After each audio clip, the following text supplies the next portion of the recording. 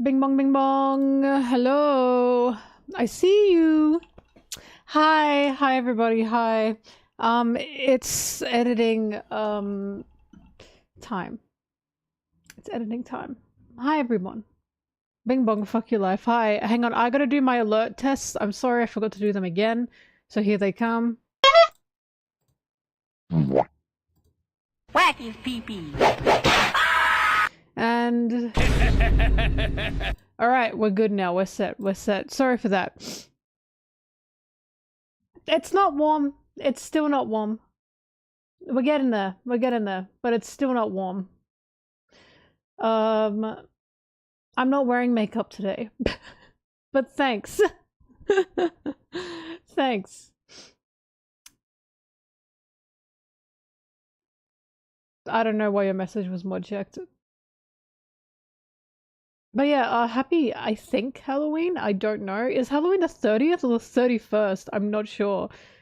Either way, hi, Halloween, ha-wee-hee-hee, you know, yippee, have fun going out, dressing up, whatever you guys... 31st? Okay, it's 31st.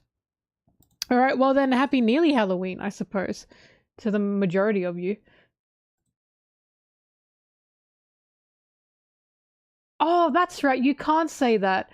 No, Red, that's not a... Don't worry, we learned that recently. Apparently that's not a good thing. Yeah, I forgot about that. My bad, my bad. Anyways, sorry. We'll move on. I'm in pain because we're back in the trenches today. Hang on, get ready for it.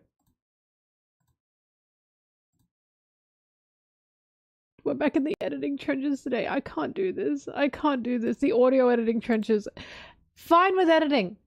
The audio editing is killer. It's killer. Sorry, I had to open that because I got to open a...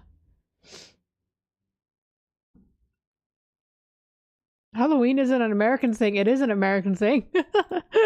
It is the most American thing. Majority of people I know don't even like we don't celebrate it. It's just for parties, and even then, not many people do them. In Australia anyways.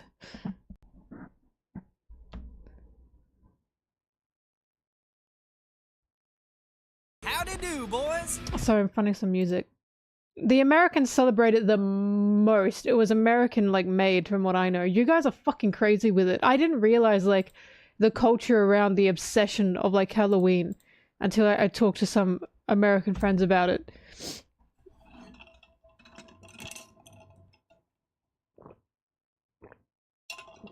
Like, you guys have your Halloween stores that pop up. I mean, it's not a bad thing to be obsessed with. Getting drunk. Yeah, getting drunk, dressing up. The kids get to go and get candy. It's not the worst thing in the world at all. I think it's very nice. Community, all that kind of stuff. But, we just don't do that. We're just not very big on it. But yeah, your Halloween stores are so funny. Because from what I heard, apparently you get Halloween stores that just pop up for the span of October and then they're gone. We don't do anything like that, so that's shocking to me. What music to put on? Let's put on Princess playlist. No, go back, go back. Good.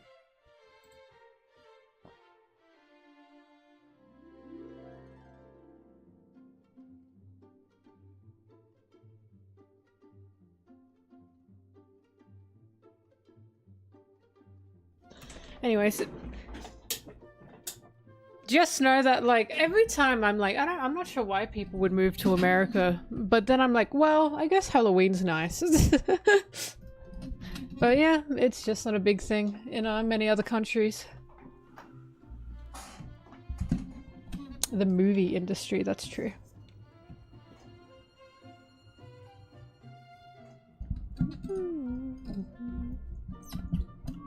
I will say that you guys have the culture in America of American Halloween of, like, the kids get to go out and get candy. Halloween in Australia, like, the kids aren't doing shit. Like, like, sometimes you'll have some kids walking around to get some candy, but it's kind of sad because, like, no one's, like, really doing it. Yeah. Oh, thank you.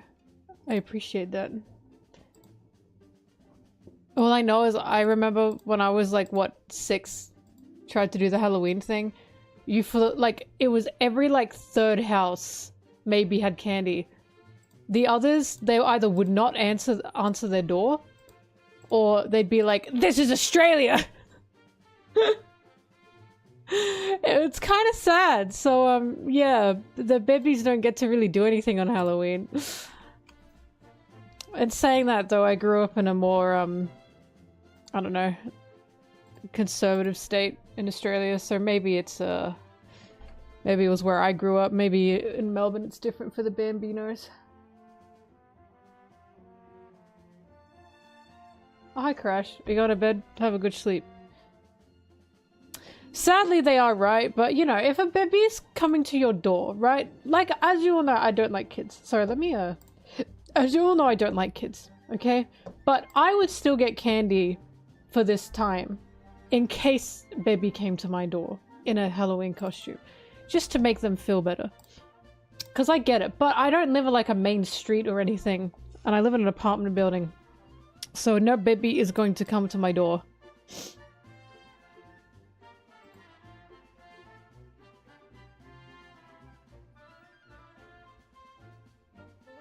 Baby in costume.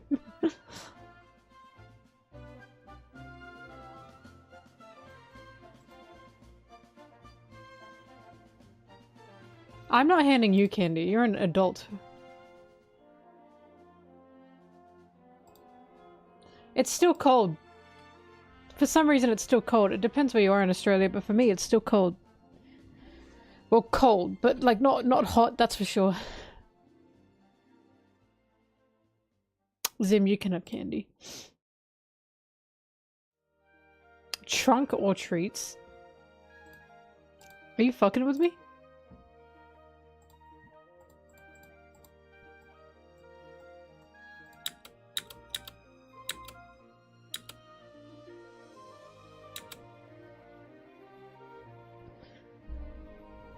Oh, sneeze.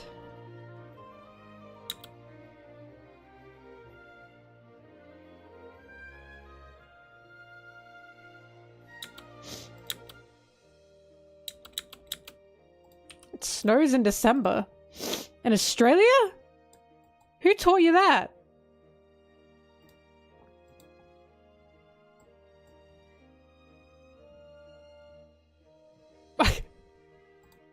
I was like, why did Bondi Vet teach you that it's snow? Yes, it's summer in December.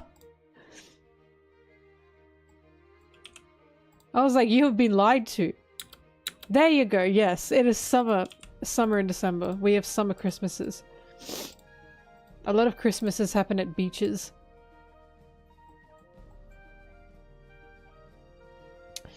But last Christmas was very cold. And when I say very cold, of course, obviously not as cold as winter Christmas, but like, it wasn't warm enough to go outside, but it wasn't cold enough to like put on a fire or anything. So it was kind of a mid-Christmas.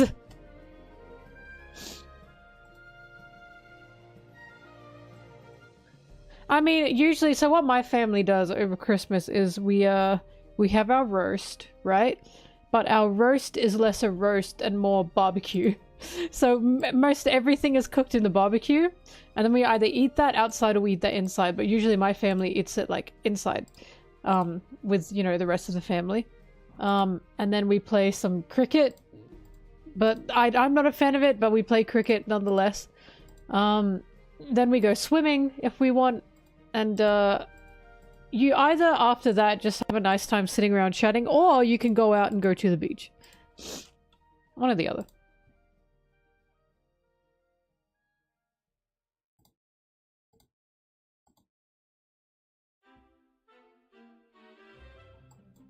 Ba ba ba ba ba ba ba. A regular summer day.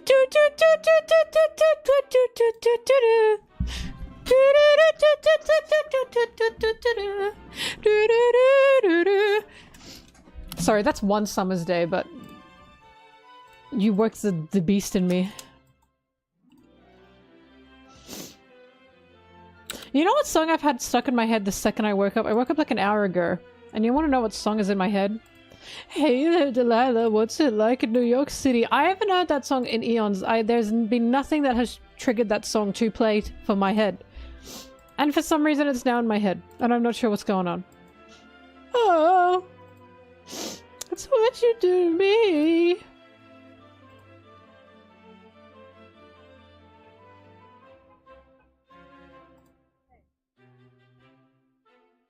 Do-do-do-do.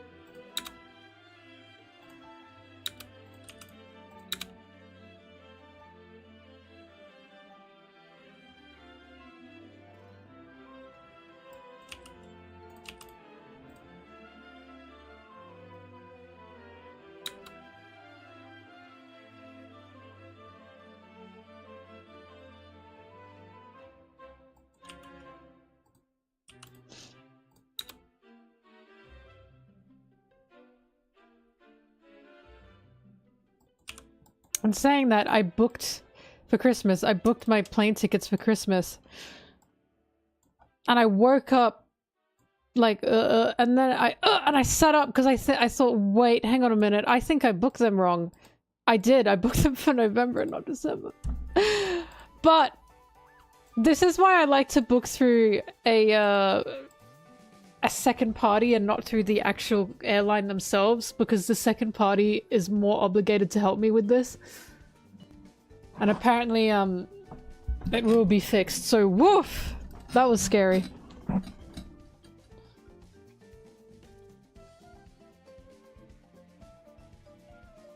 Oof. And also, I don't have to talk to the airline now. I hate talking to airlines. They upset me.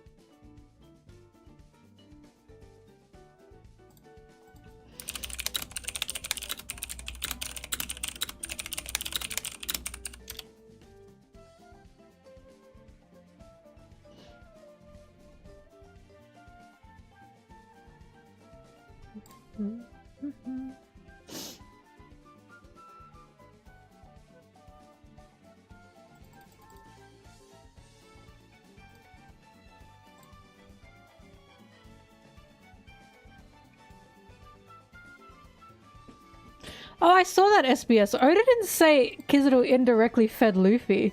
If anything, he's being a fucking troll about it. Because in my opinion, it's still between Kizaru and Sanji. And the only reason I say that is because Sanji moved faster than Kizaru in that chapter, in that same arc. And I was talking to Foily about it. How is that cope? What? That is not cope. I'm genuinely not sure. And the reason I'm not sure is because, remember, in that same arc, he's saying that you have to move fast enough to not be visible. Remember what Sanji's whole thing was? That he's moving so fast you can't see him, and he moves so fast that he stopped Kizaru's beam. So I'm not saying it's not Kizaru. I'm saying that unless the manga itself actually does expose, I'm not sure. Because feeding Luffy and then killing Vegapunk anyway, he said speed of light, but he said fast enough that it can't be seen. And the reason I'm saying, well, maybe it is still Sanji, is because, again, he moved faster than Kizaru, which is faster than apparently the speed of light.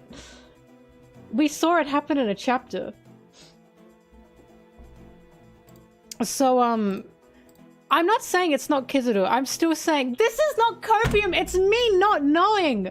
Stop calling it copium. What I'm saying is I am saying, okay, it can be Kizaru, right?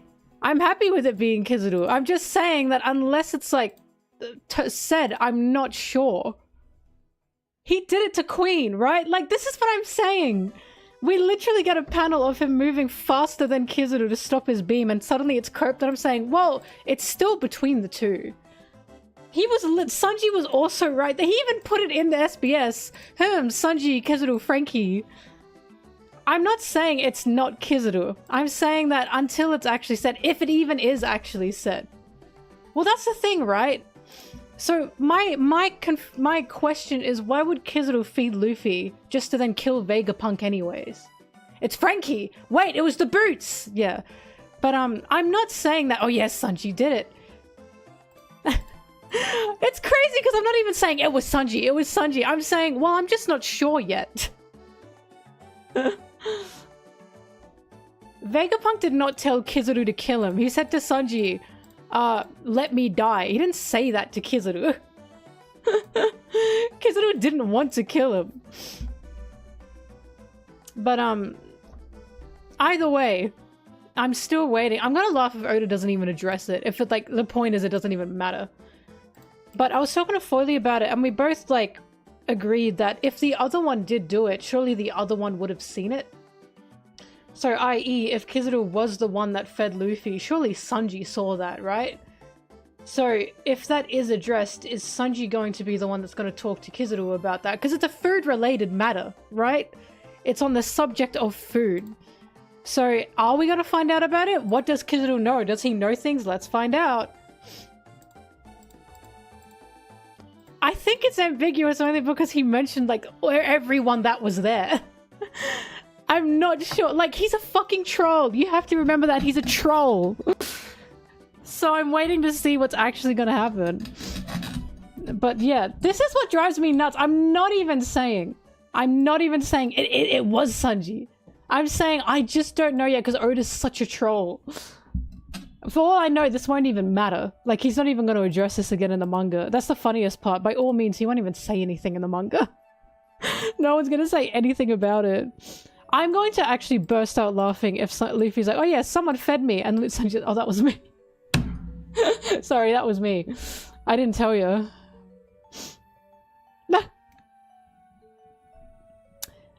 But, because the other thing as well is, how are we going to find out? Like, what will come up that will make it so we find out about this? The only thing I can think of is maybe Big News Morgan's, like, guys took a photo of when Kizaru was moving, or when someone was moving. But Oda's a troll, Brigley. He's a troll. He's such a troll. It's why I just don't trust it. I take every SBS with a grain of salt for that This is the same SBS where he was like, Gear 5 Luffy's clothes can't come off because his dick will be swangin'. Like, I'm sorry. I'm not taking this man's words as fact until it's said in the story. Dude, you believe the author? Maybe that is fact. And he's spitting facts. But yeah, look. I'd say there's a higher chance that it's Kizaru. I am saying, you know, that it is very possible. But my point is, this is the same arc that Sanji moved so fast he stopped Kizaru's beam, and Kizaru was shocked. Shocked, remember? Because no one had done that before. So what I'm trying to say is, it's not like completely crazy to say, well, it could have been Sanji. He's literally the guy who, when someone's hungry, he feeds them. But at the same time, like, why has nothing been said about that? So, I just don't know. Actually, I think the boots are what fed Luffy. It was Vegapunk's boots.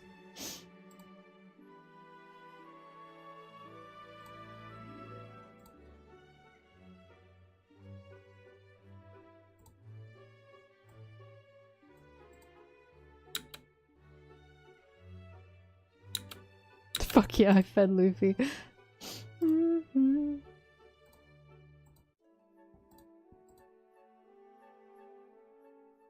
The sober guy from Wano. But yeah, it was just a moving so fast that you can't see it, is what he said. He said speed of light, and he said the speed of light that's so fast that the naked eye can't see it. And I was like, there are 2 characters here that can do that. That's why I'm like, is he fucking with us, or is it actually just going to be Kizaru? And if it is, that's going to be really funny, because I'm going to have to suffer the GARP problem of, no, he's actually a good guy! When no, he's not. He's just a fuckhead if he did do that. If he actually fed Luffy and then killed Vegapunk anyway, wow! An absolute government dog if that's the case. He's not fucking with us, he's fucking with you. He's 100% fucking with you. It's an SBS question. He's a fuckhead.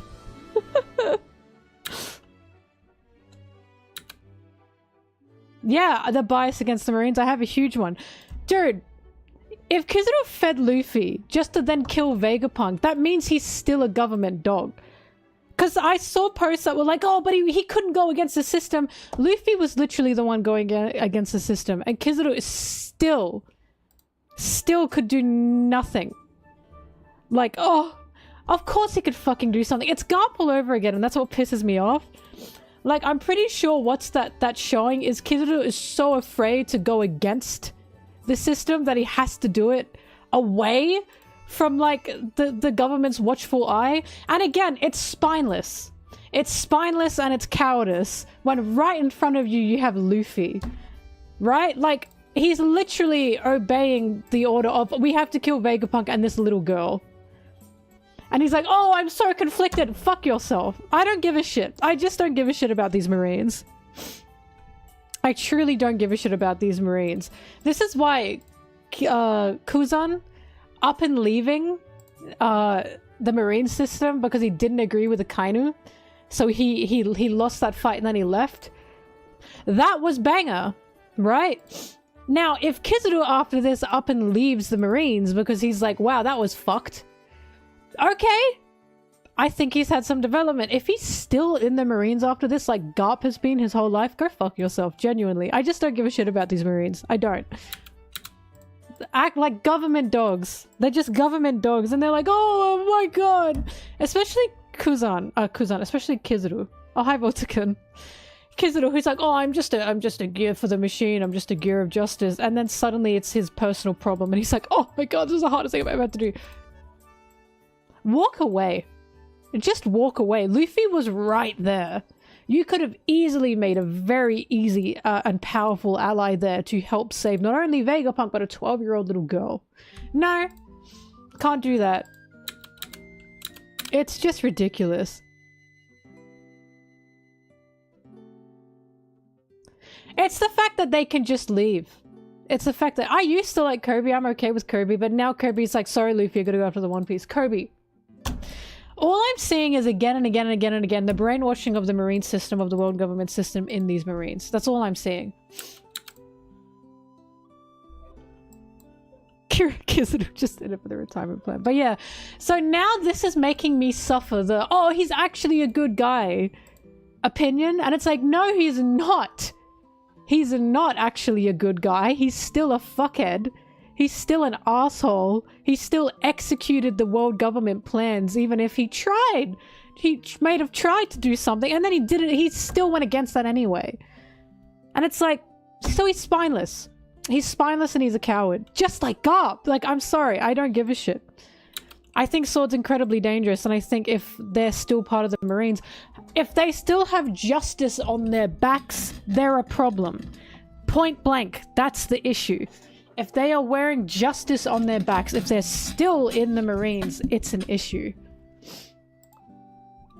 It's the idea that what I am doing is justice. And then they're just killing people, killing islands. It's ridiculous. He is a bum. He's an actual bum. I felt fantastic when Kizaru was like, oh god, he was like conflicted. I was like, yeah, this is who you're fighting for. This is your boss. This is the system you are maintaining, Kizaru. And then even after maybe helping Luffy again, let's find out if he did. He still maintains it. He still maintains it. It's cowardice. It's just total cowardice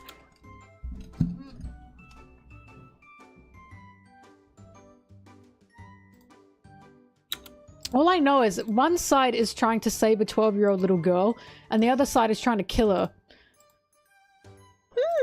I wonder which side is the side that we should be rooting for. If Vegapunk told him to, please. If Vegapunk told him to, it would have been in his flashback, dipshit.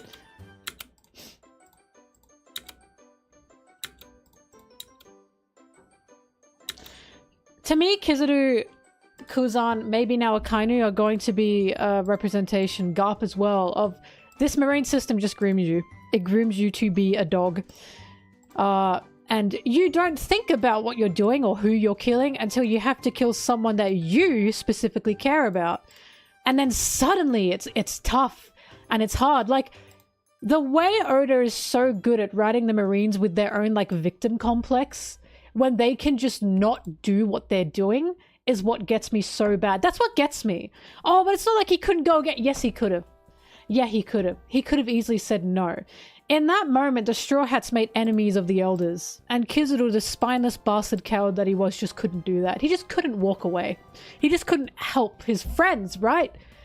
So it's like, I'm just seeing how, like, oh, boo-hoo-hoo, I just don't give a shit. This is like Garp crying to me about Ace. I don't fucking care that you're crying, Garp. I care about the fact that you are still helping to maintain this system, which is killing Ace.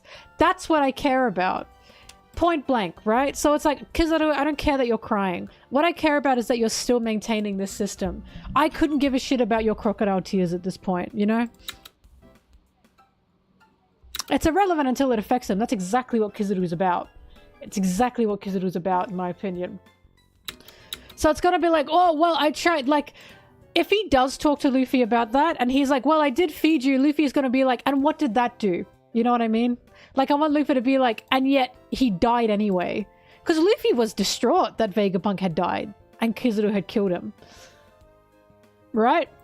So I want to see something like Luffy, like, and it still was like nothing, you know? Like, it's just cowardice.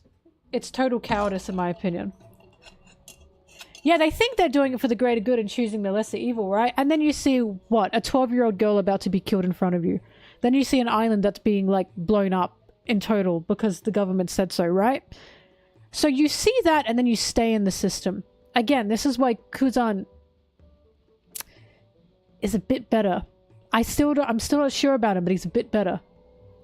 Who knows what Garp has seen? We literally have Dragon, who has said, I was in the Marines, I didn't see this justice they were speaking of. And yet still, people are debating about the Marine good and evil system here. And it's like, we have a character that in one line has spelt out the issue with the Marines. And that they're a fucking problem. And yet, people still want to be like, well, they're actually good guys. No. No. I'm pretty sure the Revolutionary Army has done 10 times more good for the people than the Marines ever have. Personally speaking. Anyways. We had Saul as well, yep. If it was Luffy in that position, Garp would do everything to save him. Would he? Now I just don't know at this point. I don't know. Because again, Bonnie was a 12-year-old little girl. And Kizaru still didn't move to actually help. Or stop anything. So, I don't know with Garp. I have no idea. We know he'd risk his life to save Koby, a fellow Marine. Luffy? I'm not sure. Would he be like, oh, Luffy, why didn't you listen to me? Oh my god, Luffy, why couldn't you just be a Marine? Shut up. The Marine victim complex is so real, it pisses me off.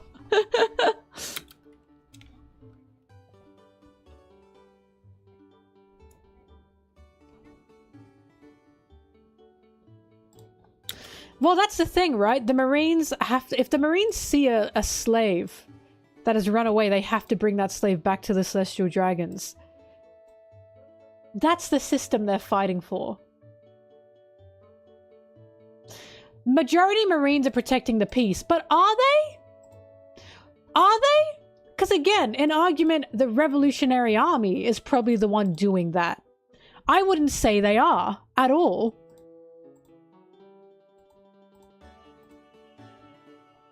Saying majority of the Marines are protecting the peace, and like when like 90% of the Marines we met are not protecting the peace is crazy. I don't think they're protecting the peace at all. Some of them, maybe. But the majority, I'd say no.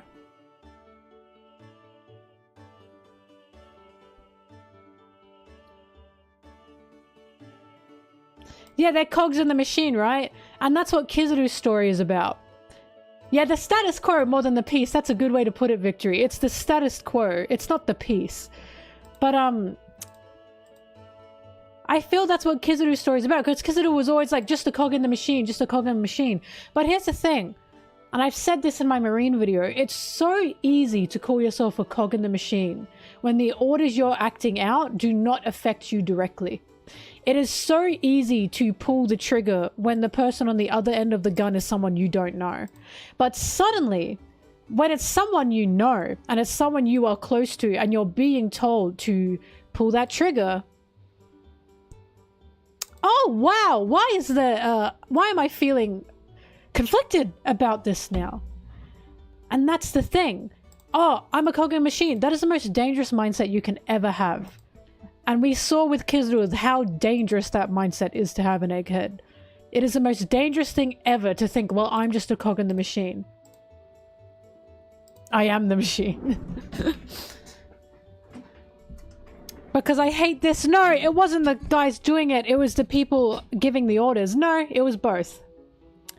It was both. And it always will be both. Hence why it's so ironic that it's like Kizaru's actually a good guy and Luffy was right there. Being the one who was actually doing the work to save these people that apparently Kizaru was close to, by the way. So it's crazy.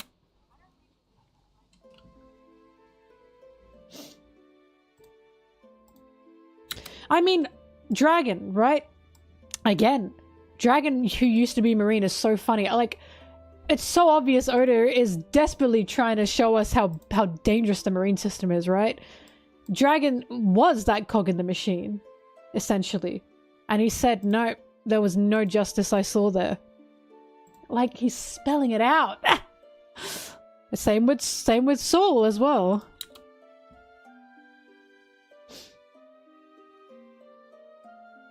I mean, in my opinion, we're watching the Marine brainwashing with Koby. That's why I'm so interested to see what's going to happen with Koby.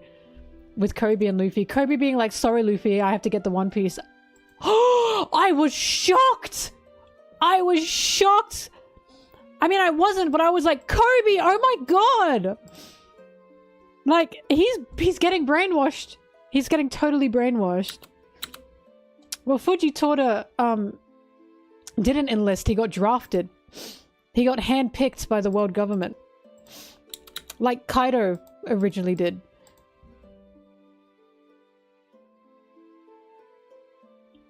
Oh, thank you, Brig. Yeah. My take on Smoker is Smoker's on thin ice. I like him. He's clearly doesn't like... It's ironic because Smoker clearly doesn't like authority, right? And Smoker has done things such as letting like the Straw Hats and pirates get away twice. Has done things in terms of helping the pirates, like actually physically helping the pirates as well. Not wanting to hide history and yet it's been hidden anyway, that kind of stuff. I like Smoker, but I need Smoker to do more. No, nothing like Kizaru. Absolutely nothing like Kizaru. I did not see Kizaru yelling to the uppers, hey, the Straw Hats saved this island. It wasn't me. I'm refusing to accept this. It was fucking nothing like Kizaru. Absolutely nothing like... And you know why? Because Smoker wasn't continuing to be on the side in Alabasta of killing a little girl. That's the fucking difference. It's nothing like Kizaru. But Smoker, I do need to see more from Smoker. But either way, watching Smoker's anger... As they were like, by the way, the world government can't let pirates know that this happened, so we're warning you. And he said, fuck them. What the hell? I didn't see Kizaru turn around and say, fuck you, to the world government. But I need Smoker to do more. I need him to get out of the Marines. Please, Smoker.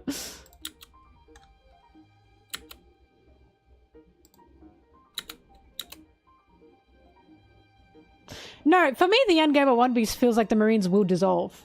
And there will be something new to put in place to actually help the people. The Marine system needs to be destroyed. I'm sorry. Like, I feel like that's exactly where it's heading. The Marine system and by extension the world government system both need to be taken down. Marines too! But the issue with the Marines is they are made specifically to protect the world government. They are not made for the good of the people. That is what the Marines are. Hence, again, why Dragon made the Revolutionary Army. The Marines are not there for the good of the people. They are there to maintain the status quo, and that's the problem.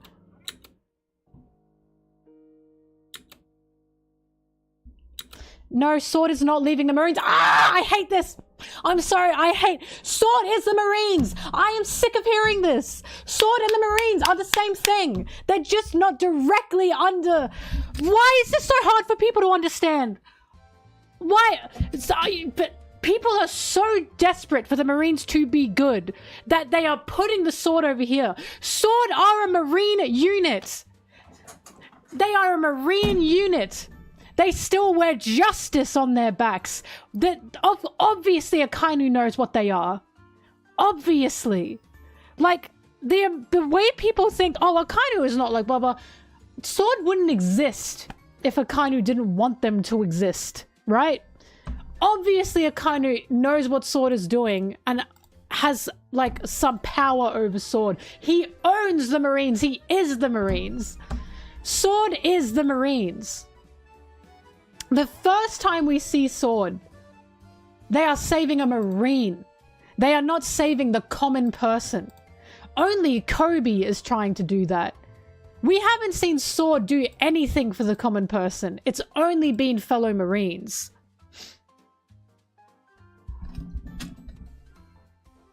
I just don't understand where this is coming from.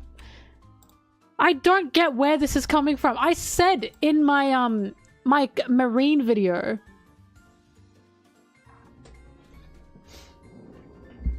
Showed sitting up. Either way, I said in my Marine video that because Sword is still under Akainu, I'm not sure about them. And the amount of comments that I got of going, how do we know Sword is under Akainu? What did it say that? Holy fuck, because they're still part of the Marines. Because they are still in the Marine system. Again, they've got justice on their backs. If they have justice on their backs, they are still part of the Marine system. Sword is essentially cops that don't have to follow the laws. Think about that. That's what they are, and that's the issue with them.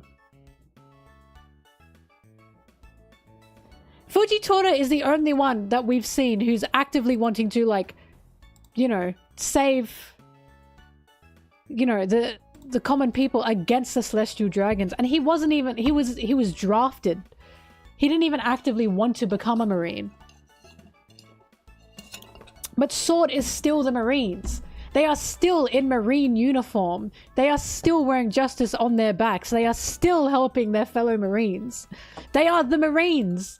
I don't understand why people think they're different things. It's just one of the Marines has to directly follow orders from above and sign all the papers. The other side are lawless. And yet, they're still doing fuck all for the people. They're dangerous. Sword is incredibly dangerous.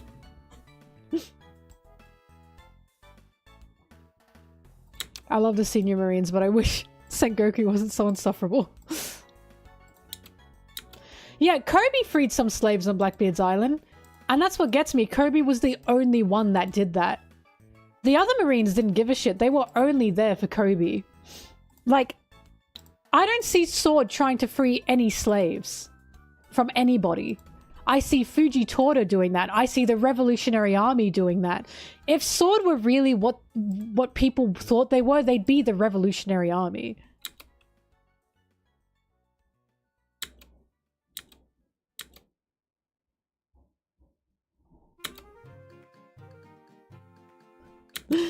I just think all I know is SWORD is a very dangerous faction. It's very dangerous. All I'm seeing is Marines that don't have to follow laws, and I'm thinking, cool. So this is a military unit that is not listening to anybody. That's terrifying.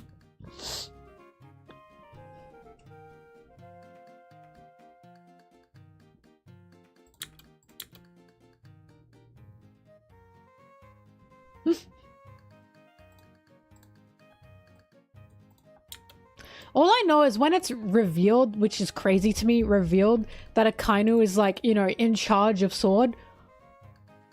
Oh my god, duh! Like, duh! Don't say I didn't tell you so. He obviously is part of, like, maintaining SWORD.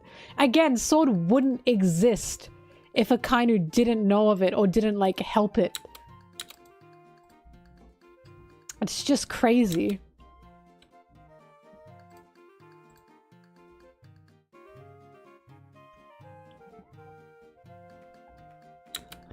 Akainu would not only know about, again, he'd have to know about SWORD. Of course he knows about SWORD. He'd be one of the people, like, approving SWORD. Because he is the Marines. He's in charge of the Marines. Like, do you seriously think SWORD would be around if Akainu didn't want them around? We watched Akainu kill his own. Because he hated that they abandoned the cause.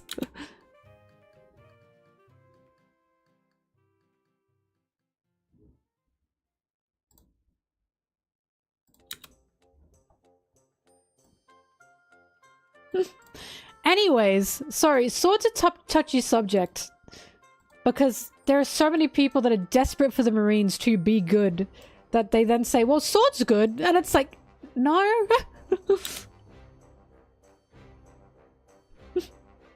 Got him. Oh my god, Akainu's been playing the long game.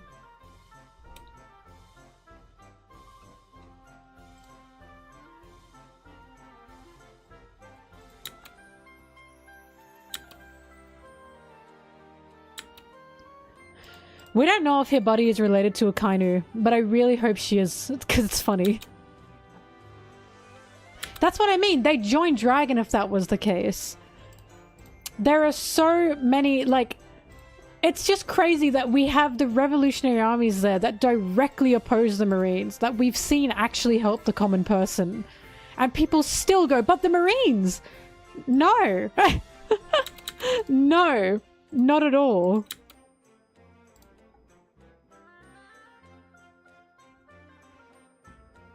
It's not like there's a sign-up sheet. Somehow I feel like there is for the Revolutionary Army.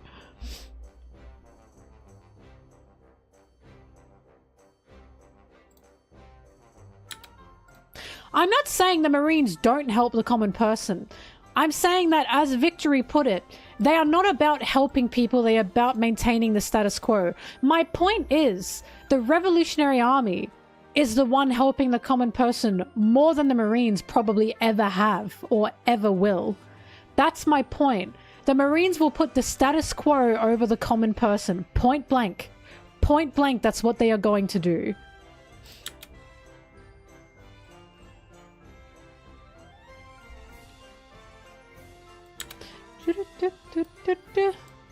Because again, the Marines were clearly built to protect the world government, not to help the common person. They're there to be government lapdogs.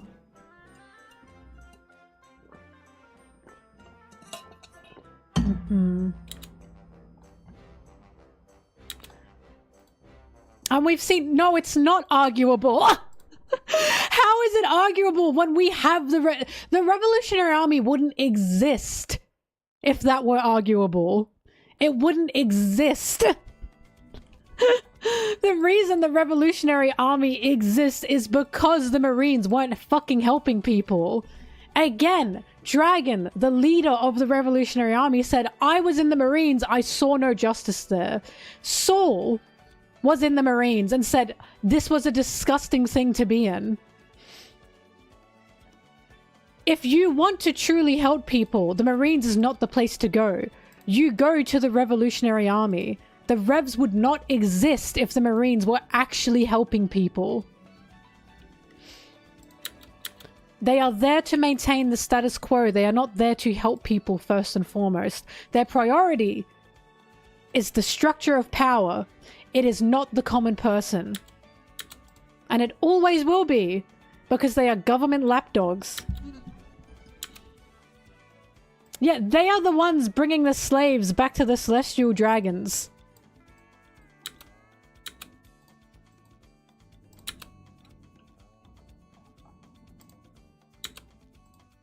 Do do do. Do do.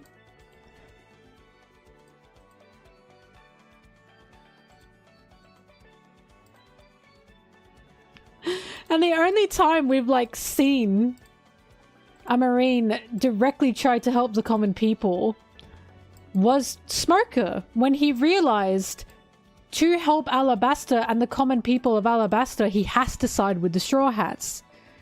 And in that moment, that's why Smoker is the first example of we are watching a Marine question this. Fujitora was drafted. That's a whole other deal. And think about, what is the system that allowed Dressrosa to be taken over? Who did that? When we first see the Marines, who are the Marines told to help in Dressrosa? Was it the common person? Or was it the warlords they enlisted? Fuji was different. Fujitora is different. But my point is, in that situation, the Marines would not be told to help the common person. They are told to do what Doffy says. The Celestial Dragon, exactly. Only after Doflamingo was beaten down did the Marines do anything. Out of fear of the world government. Right, and that's my argument here. Then join the Revs. So they're in this system and they're following orders out of fear of the world government, and they might know this is wrong. So the Revs are the ones that exist. That's my point. That's what I'm trying to say. So then they're just spineless cowards who are upholding a system. Instead of going, huh, wow, this isn't right. I think I should leave. Instead it's, this isn't right. I'll just stay and I'll keep pulling the trigger. That's the point I'm saying.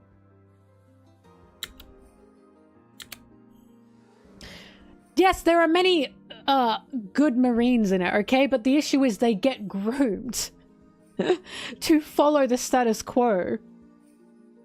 Revs are just pirates to the Marines. The Marines themselves may as well be their own pirate system, especially with SWORD now existing, right? They're outlaws, they cause casualties for their cause. Okay, the Marines help take out not only a whole island, but who knows how many towns. So when the Marines kill people, it's not casualties, it's just their job, is what I'm hearing. But when the Revs try to save people and people die, that's a casualty. It is not both. I don't understand how you're missing the point so bad. One of the sides is helping uphold slavery. The other side is trying to stop it. I need you to really think about that. Please, I'm begging you to think about that. I don't think you do get my point. Otherwise, you'd go, oh, actually, you know what? Yeah, maybe this is not a system that should be upheld. There can be good people that enter the Marines, but they get groomed to be lapdogs. Government lapdogs, because that's what the Marines are. They will always uphold the status quo first.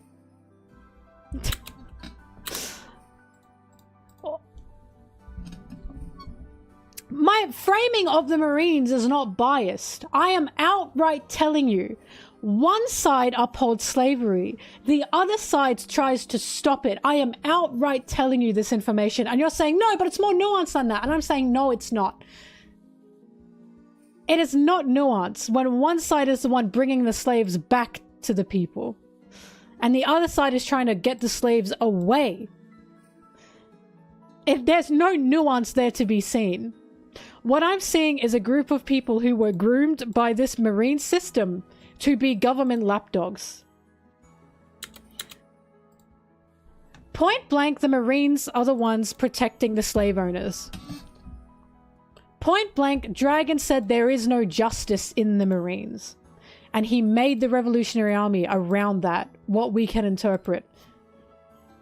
The Marines are not a good system. It is not a nuance. It's being told to us. We are seeing it how many times?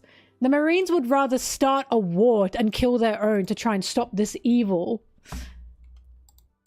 than to let, you know, one guy exist because they just think he's too evil. I didn't say they don't help the common person. I said that they will put the status quo above the common person. That's what I'm saying. And the point of pirates is pirates are not justice. That's the point. When did I ever bring pirates into this? I didn't say anything about pirates. I didn't say anything about pirates. You brought pirates into this. But the reason pirates are on the other side here is because pirates are not saying, oh yeah, we're doing good for the world. We're trying to help the world. Pirates are pirates. The Marines are going, we're justice. We're helping people. Pirates and Marines are not opposites. Never were. That us versus them narrative the Marines have is dangerous. And that's the point of Smoker. Smoker believes in the us versus them narrative at the beginning. Then he sees Luffy, sees how Luffy acts, and he thinks, this is ridiculous. This is fucked. There is no all pirates are evil. There is no us versus them narrative here. Smoker did in that moment what he decided was the right thing to do. That's nuance for pirates, mate. That's not nuance for the Marines. And when Smoker did help Luffy, what happened? They hid that history. They told him he can't tell anyone about that. And that's what the Marines are. The Marines are, you must uphold the status quo. That is not a nuance. The pirates are the nuanced ones, not the Marines. The Marines, again, are the side that upholds slavery. I don't know how many times I have to say that. Like, that's why I'm saying I like Smoker, but I need him to do something else.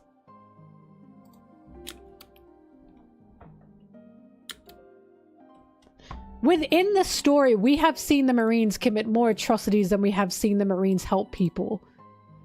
We've seen the Revs how many times? And in that moment, they are the ones that did more help than the Marines ever did.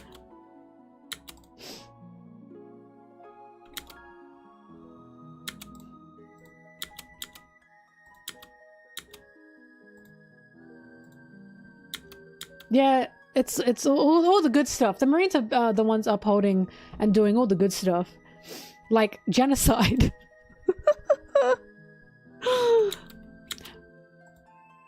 Because again, the point of pirates, and it's so important, the point of pirates is the pirates are not marching around with justice on their backs. The point of pirates is they are not the ones saying, we are the ones doing good for the world, but the Marines are. So when the Marines kill someone, they say this is for the good of the world. When pirates kill someone, well, they're just fucking pirates. You don't blink an eye at that. But then as the Marines keep killing people, more people will become targets. More people will become outlaws. More people are being abused by this system. Pirates are created due to the Marines being, like, creating this abusive system. The reason Robin even ever became a pirate, I am not blaming just the Marines. I'm literally calling them government lapdogs. My point is the Marines exist for the government. Yes, the world government is there, but that does not free the Marines of blame. Like, just because you're following orders and you didn't make those orders doesn't mean you are free of that. You are entering this system that is run by the government. Your boss is the government.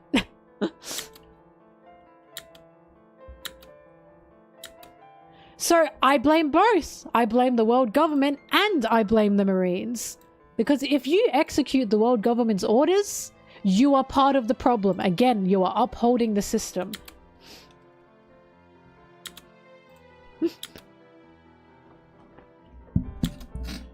Do-do-do.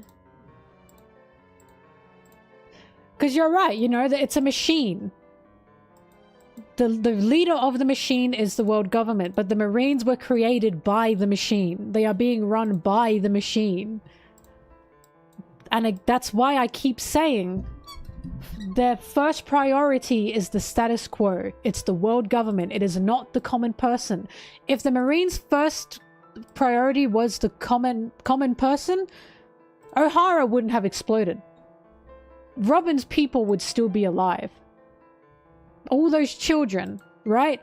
Flevance would still be around. Lord doesn't trust Marines when he was a kid.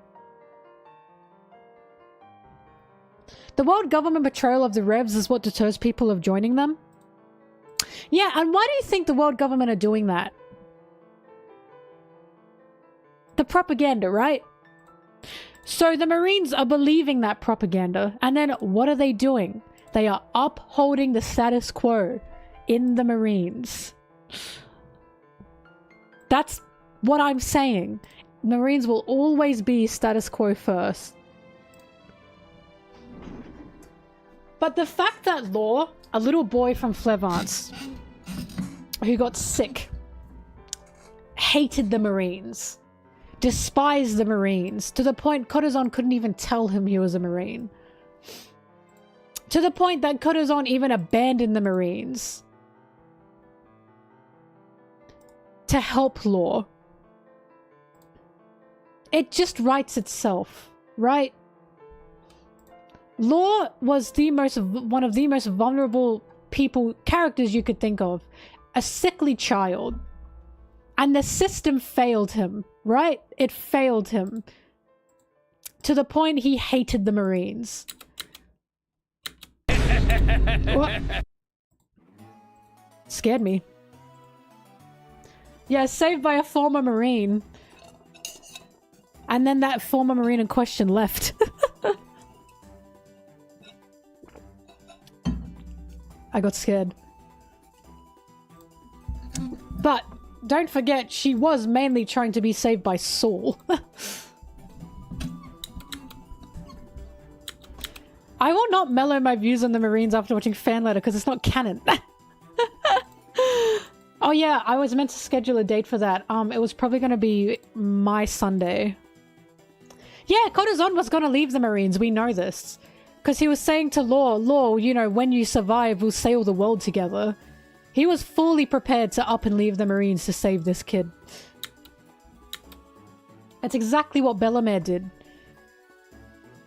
Oh yeah, you did mean Saul. But it's exactly what Bellamere did with Nami and Nojiko. She left the Marines to raise these kids.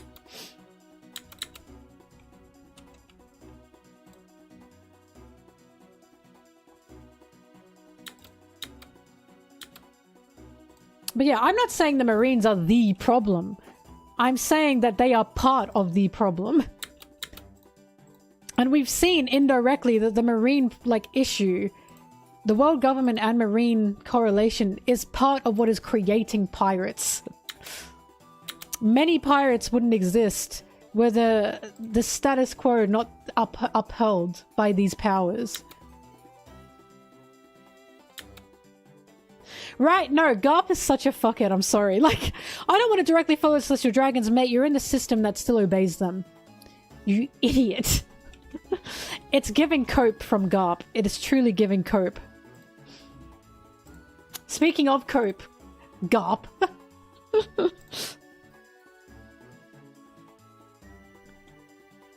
Sentomaru left. Sentomaru? He also left and he died.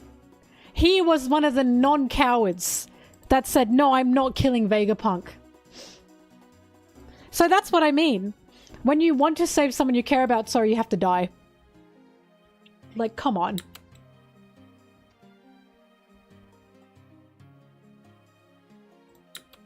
The endgame of the Celestial Dragons are removed, obviously. Just removed. Will they be killed? I don't know. I don't think Oda likes just killing people like that. But I think they'll be up and left, gone.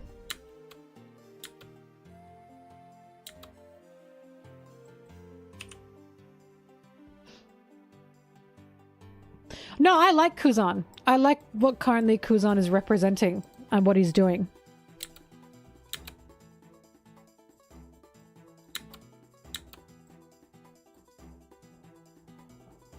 I'm excited for Kuzan.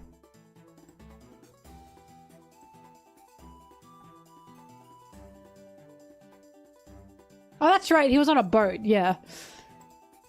But I have a feeling Sentomaru is not going back to the Marines.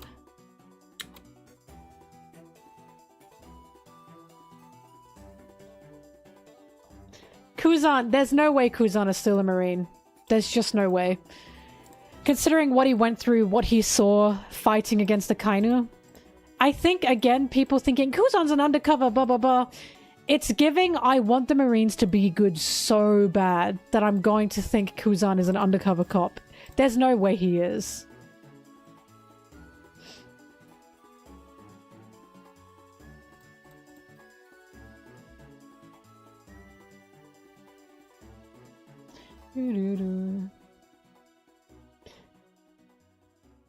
But there's just no way he is.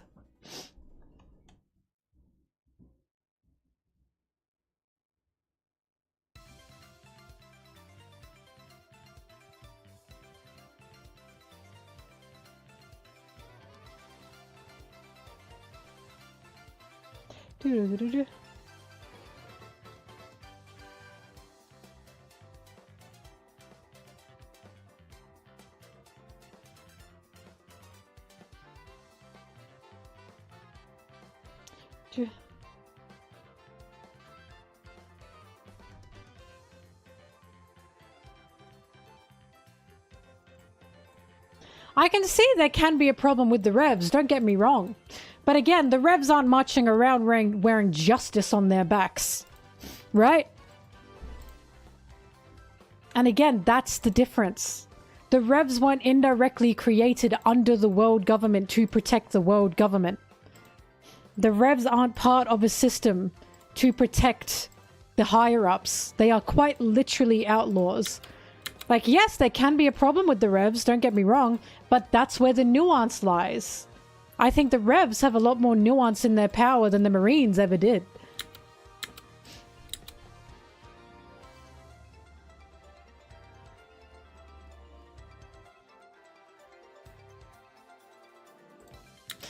I mean, I knew Kuzan wasn't undercover the second he was sobbing, crying in a bar. Well, not crying, the second he was pissed off in a bar. He had nowhere to go, nothing, no one to be. And Blackbeard said, you want something, I want something. So let's work together. Kuzan is not part of Blackbeard's crew because he's trying to undercover cop him. He's part of Blackbeard's crew because Kuzan clearly wants a change. I'm not giving Sword the benefit of the doubt, ever. I'm sorry, Sword does not deserve that. They're still wearing justice on their backs. The only time we saw Sword currently was them helping a fellow Marine. They have done nothing to earn the benefit of the doubt. Nothing. They have done nothing. They've just done nothing but save a fellow Marine. I don't see Sword trying to save people from an island that is being exploded. Removed. Right? Sword is terrifying to me. Until they take justice off their backs, they don't mean anything to me.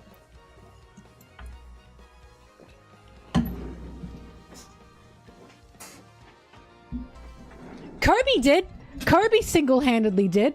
Did Sword do that? As a whole, did Sword go to this place to help save slaves? Have we seen Sword as a whole go to places to save slaves? No. Sword were not there to save slaves.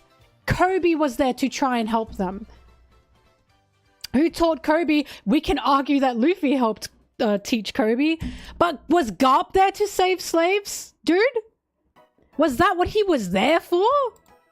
And now that we have Koby saying, sorry Luffy, I gotta stop the One Piece.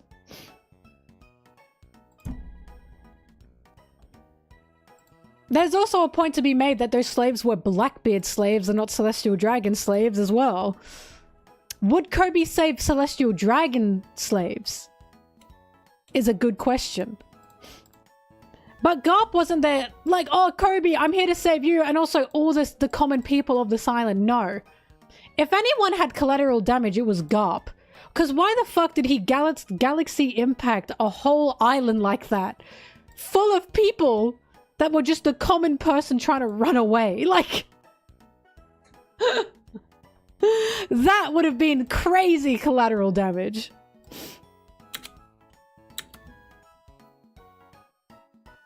Sacrifice his crew for it. What? You are missing my point. My point is Sword is not here to help the common person. We are only seeing Sword helping their own. That's what my point is. I haven't seen Sword do anything for the common person. Anything. Unless we see Sword doing something for the common person, maybe I'll think about it. I haven't seen them do anything.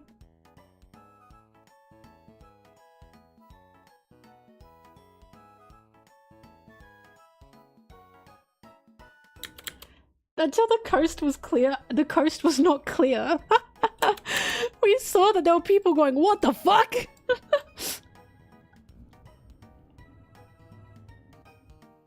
That's what I mean. They still operate under and around the Marine. So why should I give them the benefit of the doubt? I was gonna say they didn't even do anything in 1-0, right? And that wasn't even world government official, that island. And they didn't even help anybody. So no, Sword do not deserve the benefit of the doubt. They are still part of this system. Until I see Sword actually helping someone outside of Koby, because Koby's meant to be his own thing, I am not giving them the benefit of the doubt.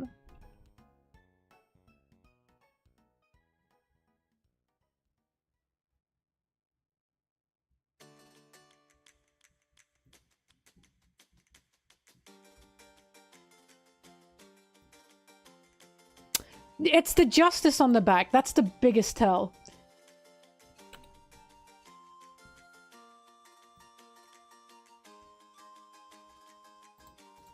Well, I'm sure they did, like, in the end, help those slaves. My point is, they were not there for that. They put saving Koby and prioritizing Koby above common people. And again, they are not, like, there for the common person. And the only reason those slaves were okay was because of Koby. It wasn't because of Sword. And they were Blackbeard slaves. They weren't Celestial Dragon slaves. My question is, if Sword were there when Fisher Tiger freed the slaves in that moment, would Sword have helped those slaves run away? Or would they have had to bring those slaves back?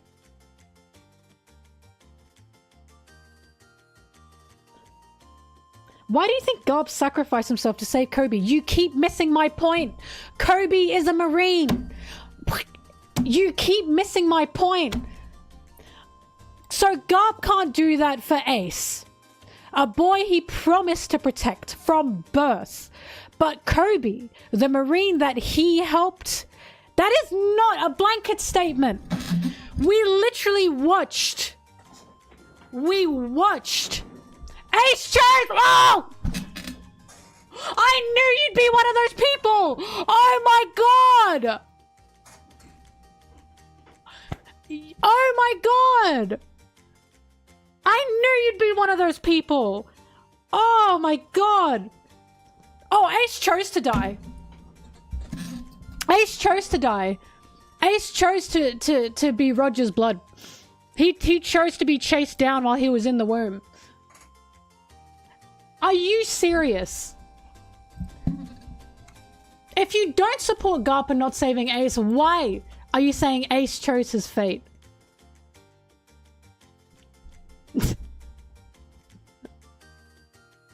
If I have to hear one more time... If I have to hear one more time that Ace chose this, I am actually going to go crazy.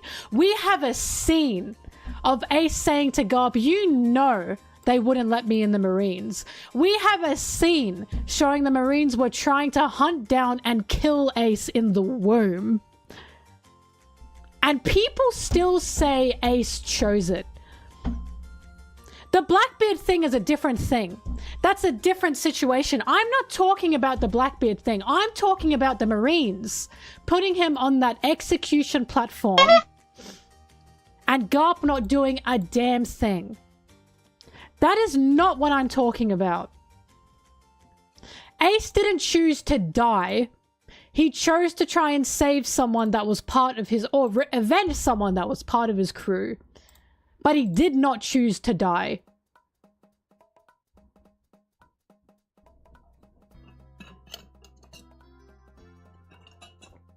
Garp saving Ace would have doomed the Marines, and that's why he should have done that. Had Garp released Ace, he could have even done it under the Marines' nose. Had Garp saved Ace, a war wouldn't have broken out. A war that Koby begged to stop, mind you. Right? They would rather incite a war than just let Ace go. Because Ace is apparently just the evil of evils because he's Roger's blood.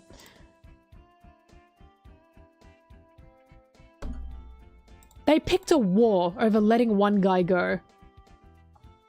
And for what? Meaningless deaths. Totally meaningless.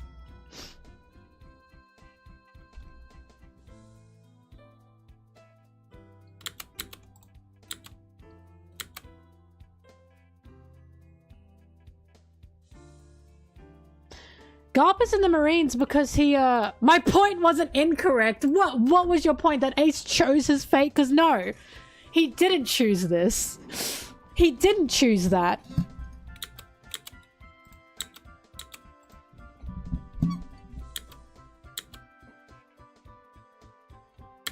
Ace didn't choose to die. Ace didn't choose to get handed over. What he chose was to try and avenge his friend. That's totally different.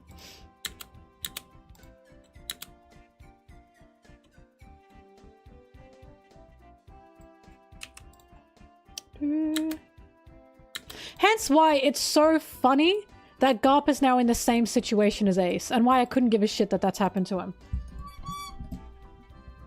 That's why I laughed. I laughed! I was Roger, I laughed when I saw Garp chained up by Blackbeard. Literally, the same situation. And I don't see anyone saying, Garp chose that. Garp chose that. They say, oh, poor Garp.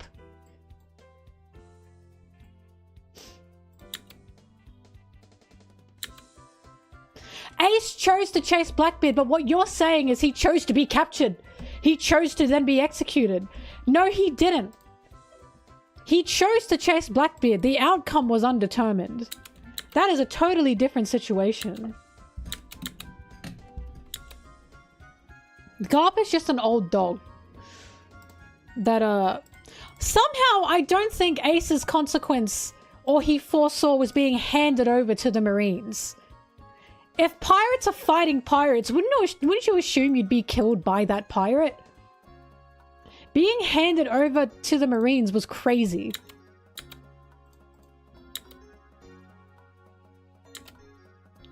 And Mel laughed. Do.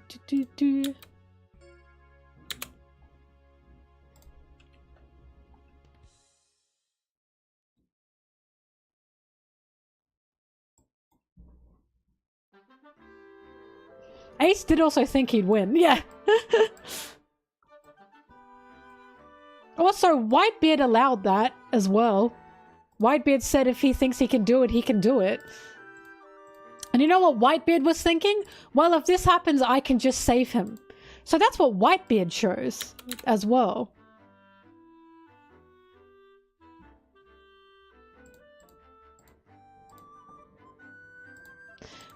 Ace's flaw was also his greatest strength, which was his love and his care for people.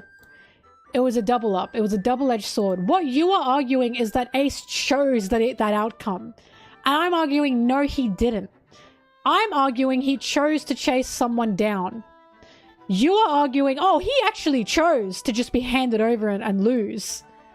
No, he didn't. He thought he could win that.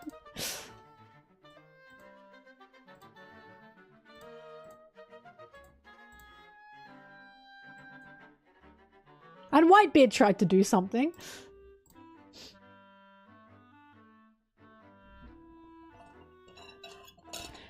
He didn't. No, why can't you understand me? Oh my god, why can't you understand me? You are saying Ace chose to lose and be handed over. That's what you're saying. Please, I'm begging you, I'm begging you. He didn't choose. He didn't choose that. He chose to chase down Blackbeard to avenge someone he loved. Yes, it's a flaw that Ace has to be that hot-headed in regards to people he loves.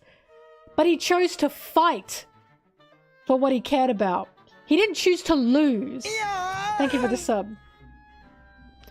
He didn't gamble because he thought he could win it. That was the whole point. He didn't go in to fight Blackbeard and go, okay, I lose and I get handed over to the Marines. That wasn't a choice he made. That was a choice Blackbeard made.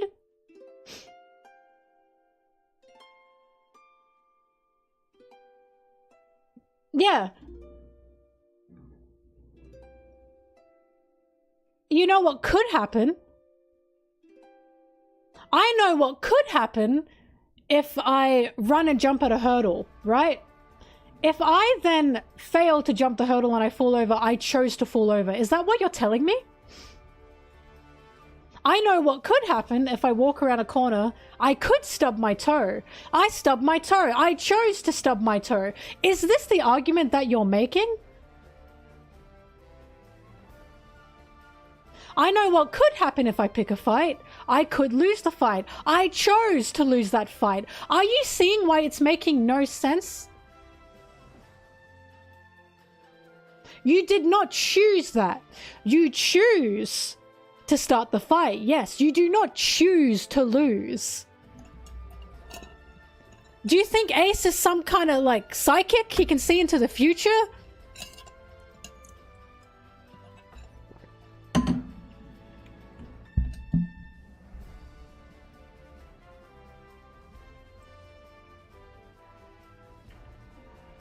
He was warned, but then he was encouraged by Whitebeard. It was Shanks that said, please bring Ace back. But he still didn't choose. So if someone walks into a shady area and they get killed, are you saying they chose to be killed? Is that what you're actually telling me right now?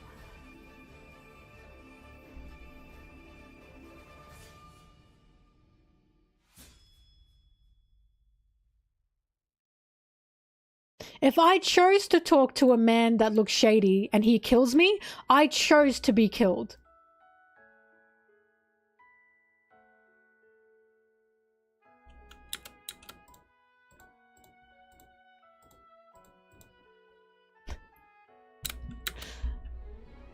But he didn't choose to lose. He didn't choose to be put on the execution platform. That's what I'm arguing with you. I'm saying, yes, Ace is hot-headed.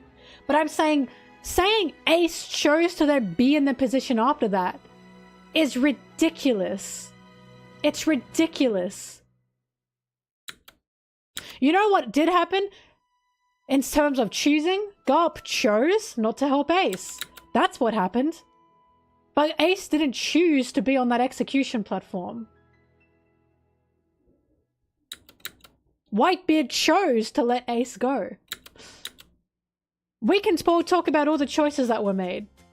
But no one chooses to be on an execution platform unless you're Gold D. Roger.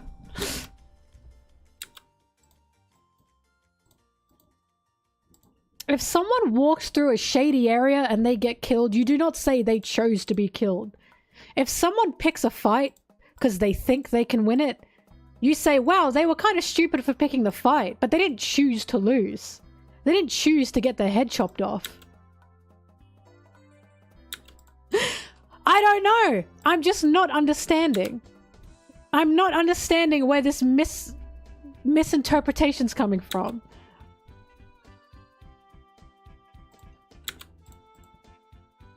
If you don't disagree on the point, then you would get the point, mate. You clearly don't get the point because you keep saying, well, Ace did choose. He chose to fight Blackbeard. He didn't choose to be on the execution platform.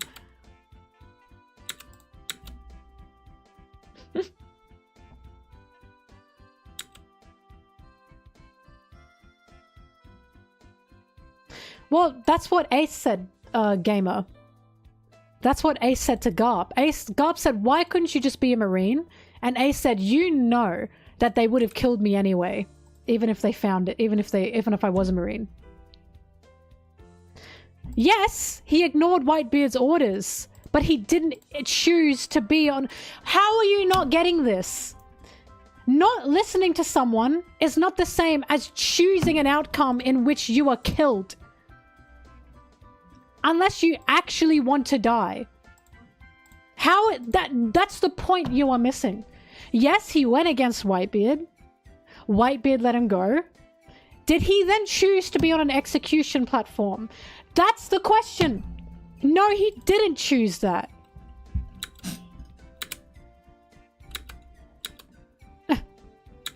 Obviously not. Okay. That's what I was trying to get. No, you did not say that. You did not say that. You kept saying Ace chose that outcome. No, that's all I needed to hear. I went into your logs, mate, and you know why? Because we were arguing that.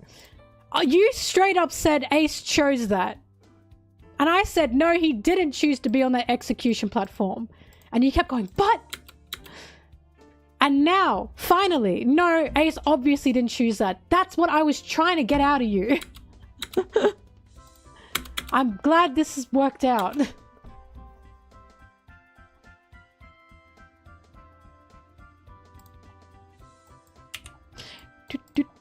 Anyways. We aren't being talked at. Oh, Ace is just, he's such a touchy subject. I always hear about Ace. He chose to do that, he chose to do this. Yeah, and he didn't choose to get killed. He chose being a pirate. No, alright, Nup, you're back. We're back at Nup. Okay, I'm done with you. We're back at the start. We're back at the start. We're back at the start. So he chose to be in the womb as Roger's blood and to be killed. To be killed in the womb as a baby, right? Hunted down by Marines. Oh, he chose that. Oh, he chose to be an outlaw. He chose to be born as Roger's blood. You have to be trolling. I'm done. I'm done. You're clearly not getting it. It's going over your head. It frustrates me. We're making fallacies.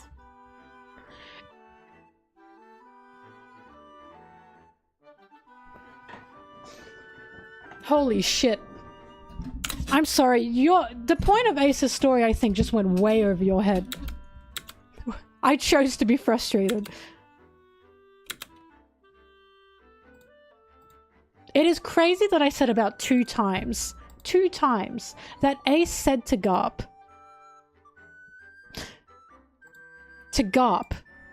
you know that if I was a Marine, they wouldn't have accepted me and they would have killed me anyways. Or he said, I would have been found anyways. This is a boy that was chased down while he was in the womb to be killed. An innocent, not even born child. And you're saying if Ace just wasn't an outlaw, this wouldn't have happened. So when he was in the womb, he was an outlaw.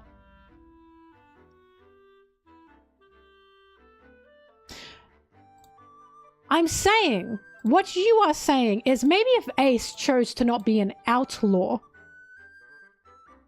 right? This wouldn't have happened. He chose that. What I'm telling you is Ace didn't choose to be an outlaw. He was born one. That's what I'm telling you. I'm not ignoring any straw man. You are clearly not understanding Ace's story, is what I'm trying to say. Ace's story is no matter what he did, no matter who he became, he was a criminal because he was of Roger's blood. And you're saying, well, maybe he just shouldn't have chosen to be an outlaw.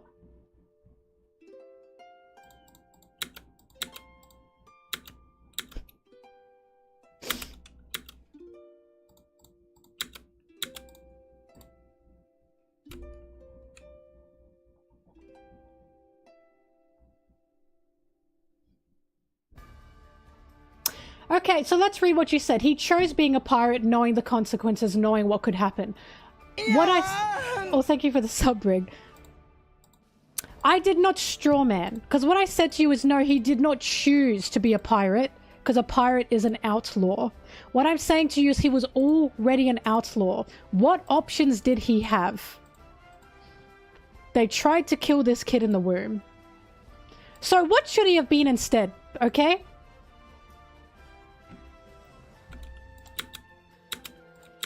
You just... Ace's story is about this kid was born, by the world government definition, evil. By the world government definition, this kid was already born an outlaw, even before he was born. He had no chance. No chance. The only place he could find any acceptance and any freedom was on the seas as a pirate. Change his identity. But he'd still have Roger's blood in him, no? It is just crazy to me that we have a saying to Garp, you know being a Marine wouldn't have made a difference. We have him saying that to Garp, and people still want to argue this point. It's just sad, I'm sorry. Because Ace is such a tragic story in how the world failed him. And it feels like it's just not understood.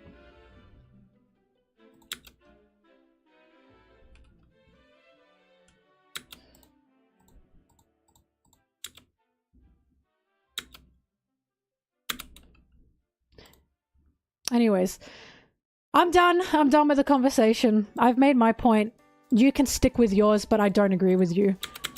I agree with the flaws Ace has. I don't agree with your interpretation of him or his story in terms of how you see it. I'm not arguing with you anymore, mate. I think you're a troll, genuinely. It just doesn't make sense.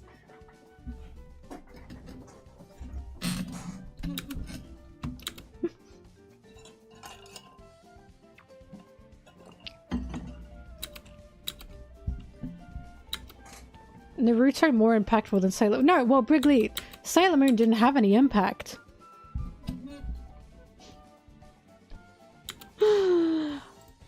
The characters I'll defend to the book. Sanji, Ace, Dragon, who else is there? Who have I argued to the books about? Sorry! That flaw was to not be impervious to a nuke. Obviously, the people of Lelucia should have been made out of titanium. Those idiots. They chose that by being born on Lelucia.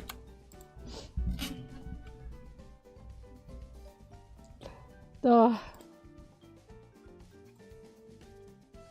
Why didn't they dodge?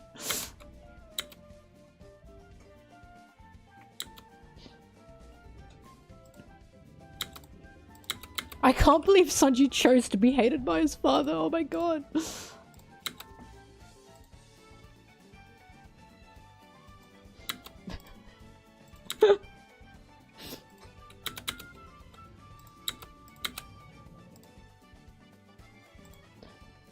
They chose not to serpentine dodge the explosion.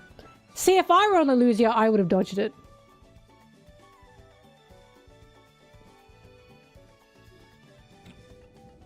Oh yeah, Vivi also gets defended.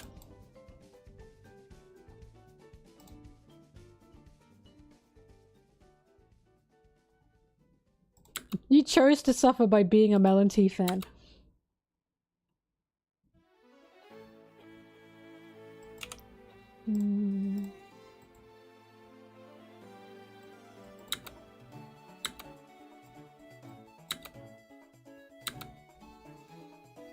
I saw 80-year-old Jinbear. Thank God we got old Jinbear, older Jinbear.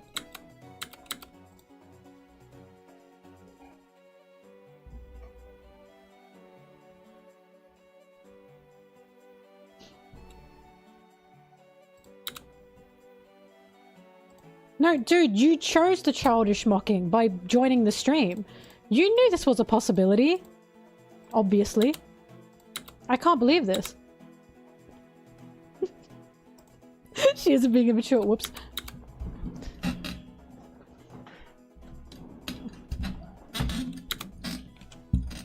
Jinbe is... he looks so good. I really liked... actually, speaking of the marine stuff, I really liked the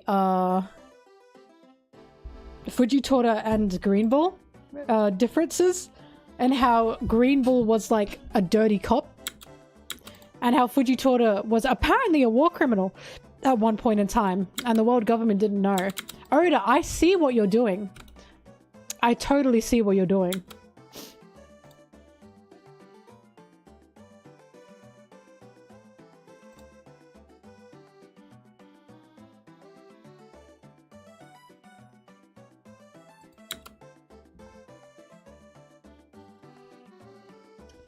What is Oda doing?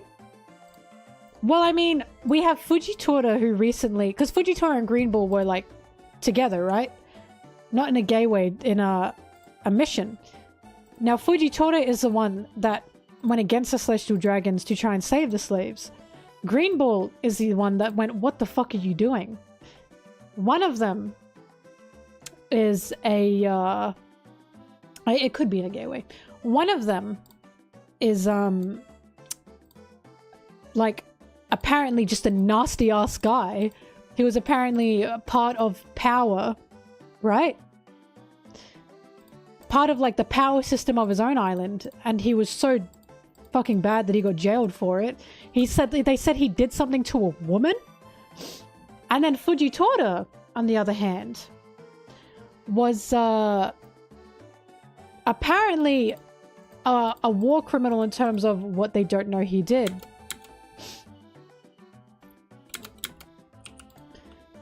So it seems to me that one of them was abusing the power they had, and the other one was going against it. I can't word it properly right now, but it feels like we're seeing the differences here with these admirals. Do.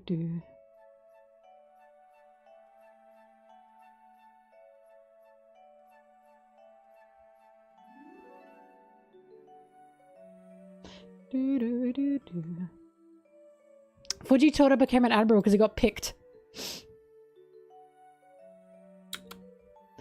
Wacky pee-pee. Who did that? Ollie!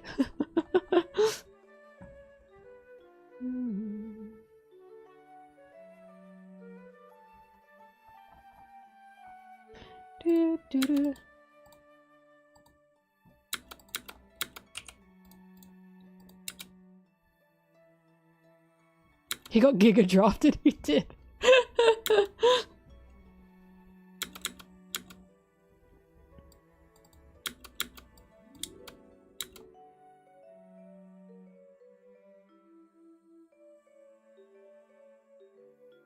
He was designated a war criminal. Apparently the world government didn't know. Also, so you can accept the position of admiral, can you?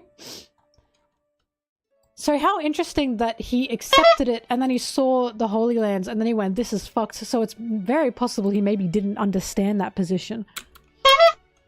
Because the fact he went against the Marines in that moment is interesting.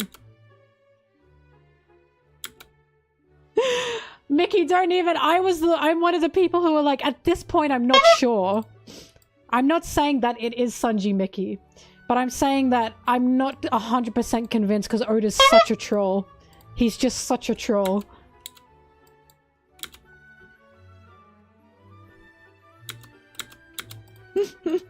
He's such a troll, I'm not sure. As I keep saying, I'm not saying Sanji did. I'm saying that I don't trust Oda until it's in the manga because he's such a fuckhead. I'm not believing something,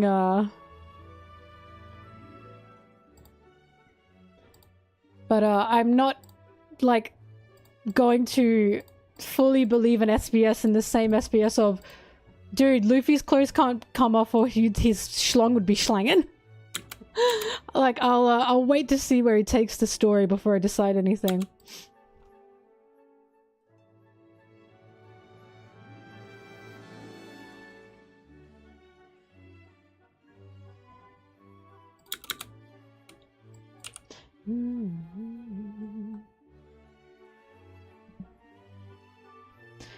Do Incredible Hulk...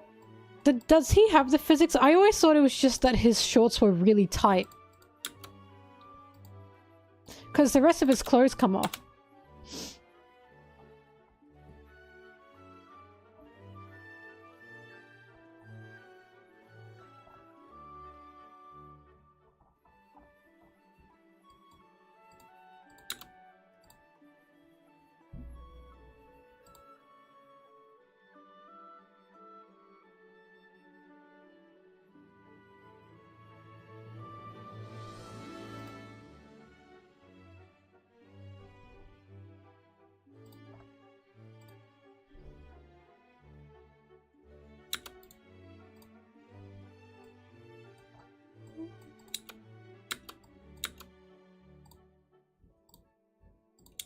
To be fair, it's really funny because Oda could have answered that with, well, his gum powers has awakened, so it's just affecting everything, including his clothes, so they stretch.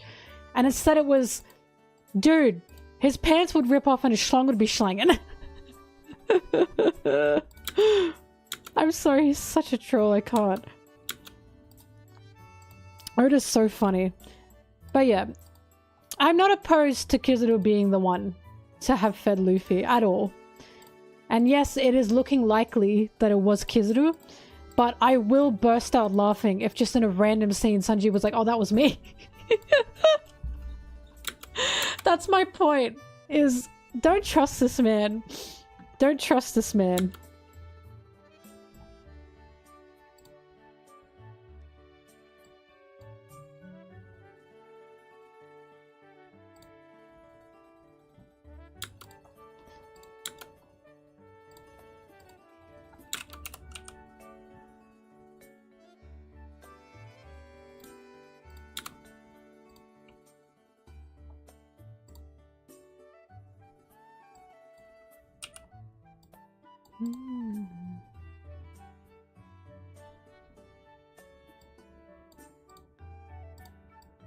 The biggest question to come from that, of course, is if Kizaru did feed Luffy, then why did he kill Vegapunk afterwards? Because people keep saying, well, Vegapunk would have told Kizaru to kill him. And no, otherwise we would have seen, like, Vegapunk's own flashback regarding that. Vegapunk and Kizaru didn't get to talk to each other once in Egghead. The only person that Sanji knew, who knew about Vegapunk wanting to die, was Sanji at that time.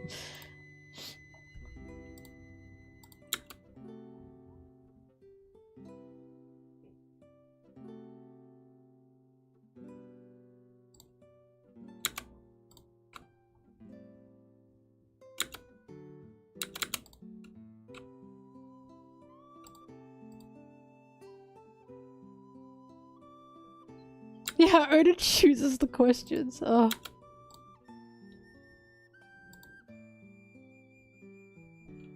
I am also going to actually burst out laughing if it's just never addressed again. Like, Oda just thought that was funny.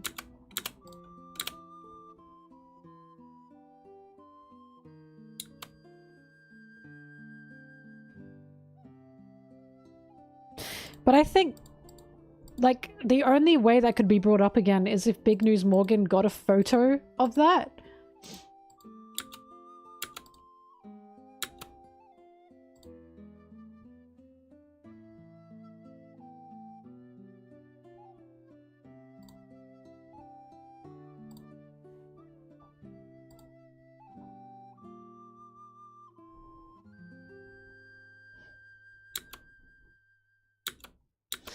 Well, that's why people are arguing that maybe it was Sanji, because we know Sanji can move so fast that A, he outpaces Kizaru, and B, he turns invisible. Hence why this answer is, like, frustrating.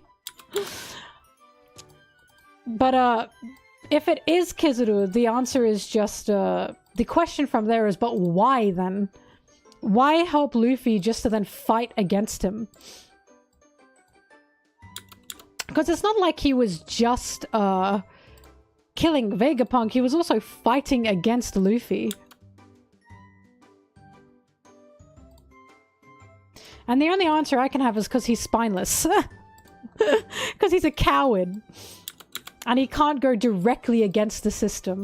He can't go directly against the elders.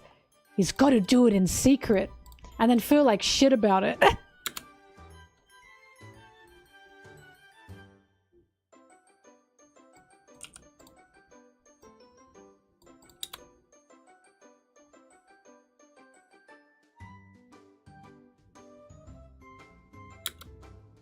Oh god, I gotta smile more.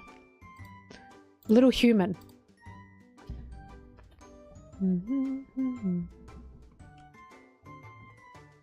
I feel like every time I get my lashes done, a cunty side of me comes out. You guys are so lucky I can't snap. I can nearly snap. Or it would be endless.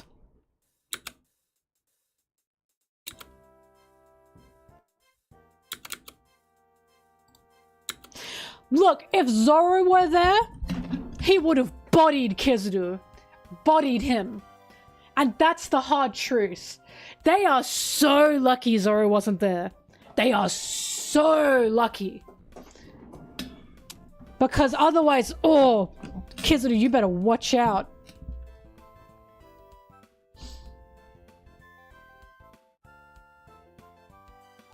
Hi, Sarah. If Zoro was at, like, the center of Egghead, he would have killed Kizaru.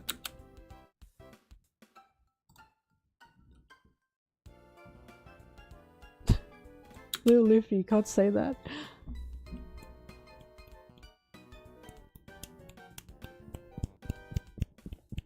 I can barely snap.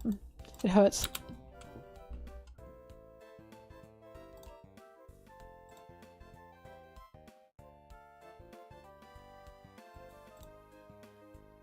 I'm telling you, the Zoro Lucci thing, the Egghead thing, Zoro's bubbling and he's gonna boil over. I can feel it. Zoro is gonna hit a slump. It just, he feels so different since seeing the Grim Reaper in Wano. Something is happening with him and I'm so excited. He's gonna earn it!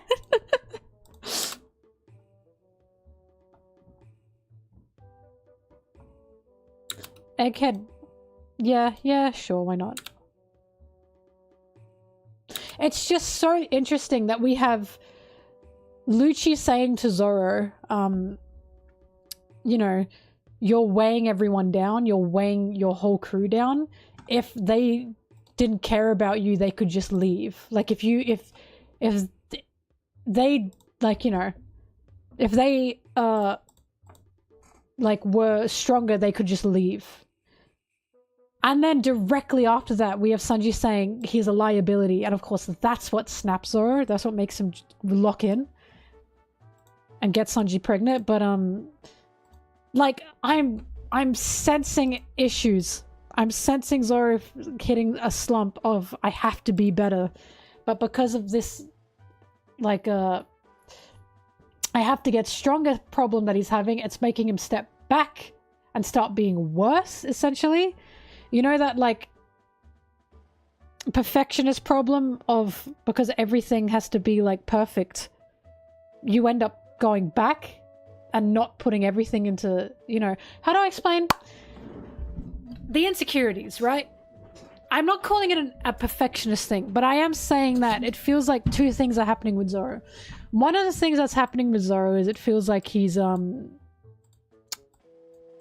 worried about his strength.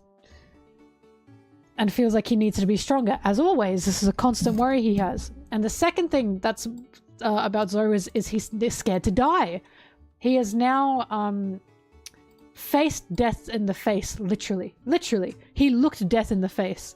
And he was scared. He was terrified. And he said, no, I'm not ready. So now that he's seen death, is he starting to walk on eggshells? Is he starting to fear being killed in battle now? So I'm so interested on where that's going to take him. Oh yeah, Lucci being a trash talker is part of him, but it seemed to get to Zoro. Because not only did Lucci say that to Zoro, Zoro was like, shut up, you don't decide that. Sanji then was frustrated and said he's a liability. Because they needed, you know, they needed Zoro there. And that locked Zoro in. So obviously that hit close to home.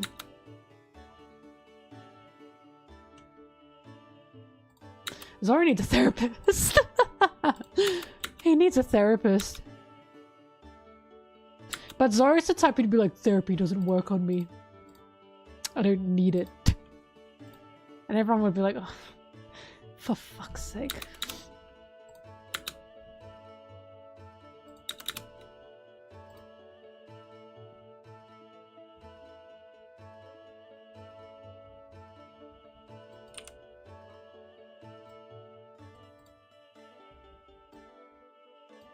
That's true, he also didn't use Enma's ability, did he? Because he has to be able to have a strong will to control that. That is true. Now, Zoro could very well have Conquerors. It's been implied, right, that he has Conquerors? And here's the thing. Why hasn't he realized that? B, why hasn't it popped out? It's similar to Usopp. Why hasn't Usopp realized he is Haki? And why hasn't it come out again? For Usopp, I feel it's because he doesn't think highly of himself.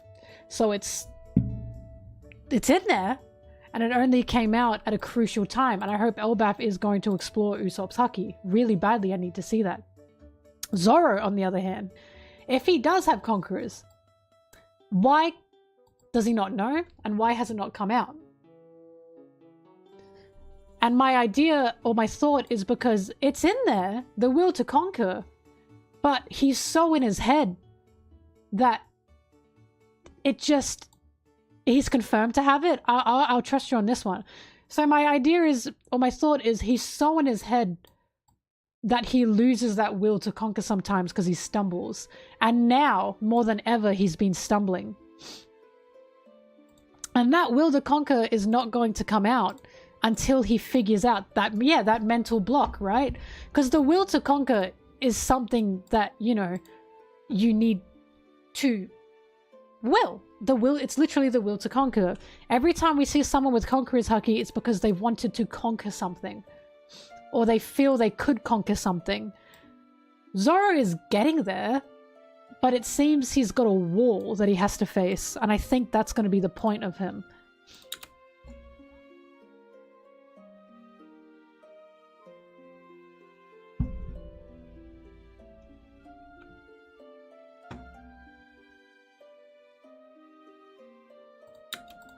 Some people think Tashigi is Kuina.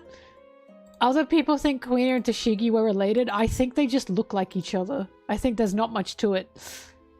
Because when Zoro first meets Tashigi, he says, God, so there are people like that. Like, as in, wow, so there are just similarities in this world. Similar people.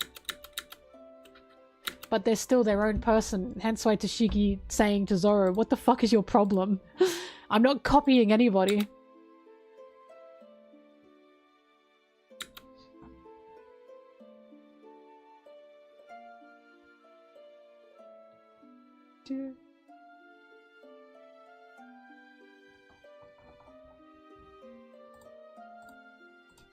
Also, real quick, I don't mean to undermine anyone's intelligence. I do apologize if I make people feel like that sometimes. I'm just very, as you can tell. Ah! I feel like, you know the Rick and Morty episode where the dog has like a helmet on its head? And he's like, Snuffles wants to be Snuffle. You understand, Snuffles? That's what I feel like. You understand? You understand, Mel?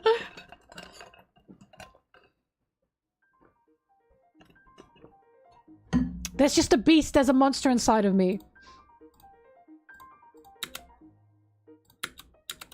But yeah, I don't think anyone is stupid for how they read One Piece, by the way. It's One Piece. It's One Piece. But also, my opinion matters more. Obviously.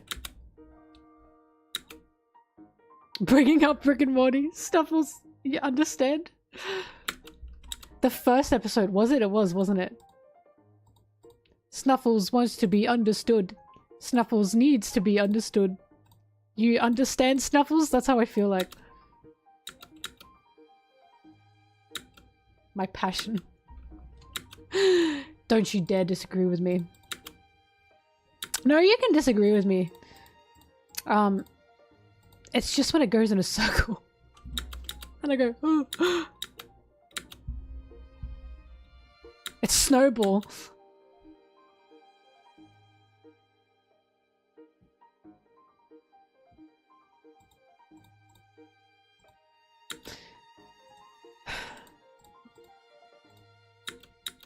Well, the funniest thing about One Piece is it's a story. It's not like that we're arguing that the Earth is round. If we're arguing that the Earth is round and you're debating that the Earth is flat, okay, you're stupid. Like, okay, you're stupid. But if we're arguing about, like, Luffy's character, this is all interpretation.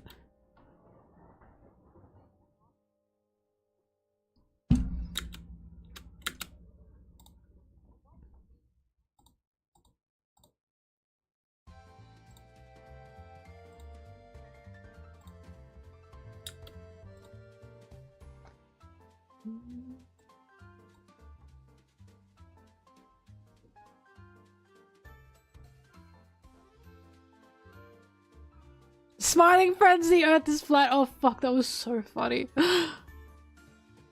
That was so funny. Yeah, I defend Boa for my life. I love her. And Shirahoshi.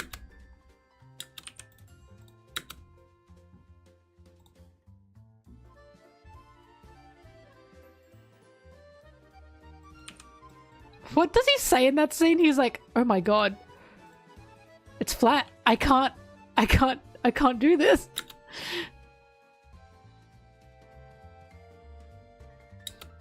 Sanji, Law, Dragon, Vivi, Hancock, Shirahoshi, Ace as well, isn't there? Buggy the Clown? I now defend Buggy to the ends of the earth.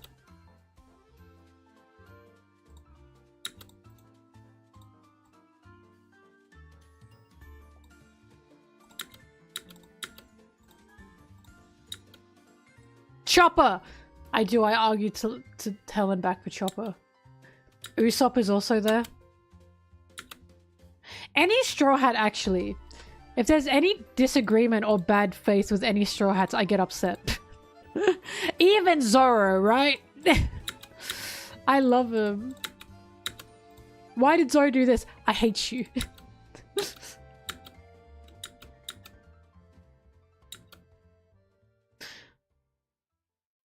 One Piece, I've said this before, but One Piece is like... I don't hate any characters in One Piece. Apart from, like, even, like, Garp, right? I don't hate Garp. I just hate the Garp defense. Right? But, Garp is a character. I really like him. I think he's interesting. I can't wait to see what his story is going to be.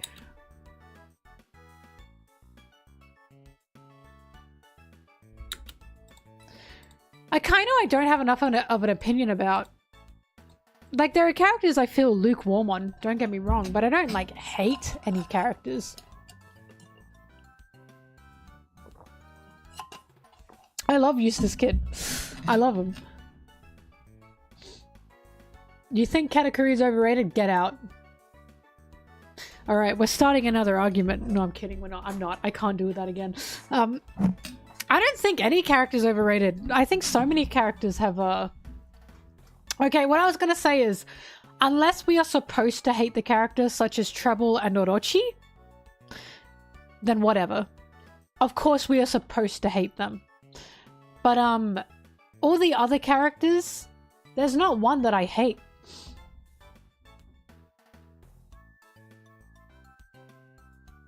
Yeah, my quota's been met. My debate bar is full. But the reason I don't think there's an overrated character in One Piece is because I get why all these characters are really liked. Like, when I see even Senor Pink, who I personally do not like. I don't hate Senor Pink. Again, it's not the character itself, it's the defense of said character sometimes. But, even Senor Pink, I get it. I understand where it comes from. Goofy.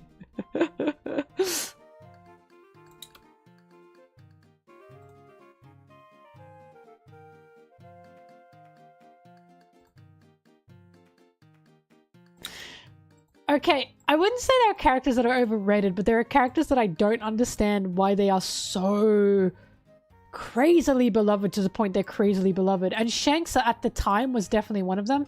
I like Shanks more now because we've gotten a bit more story with Shanks regarding the Roger Pirates, Buggy, all that kind of stuff. Back in the day, when he only had like 2 chapters or like 2 panels, I was like, what? I was like, I don't understand. Like, I didn't hate him again, but he was just kind of a plot device to me. I was like, Shanks is literally just a Luffy plot device at this point. I don't understand why he's so beloved. Now I get it. Now I get it.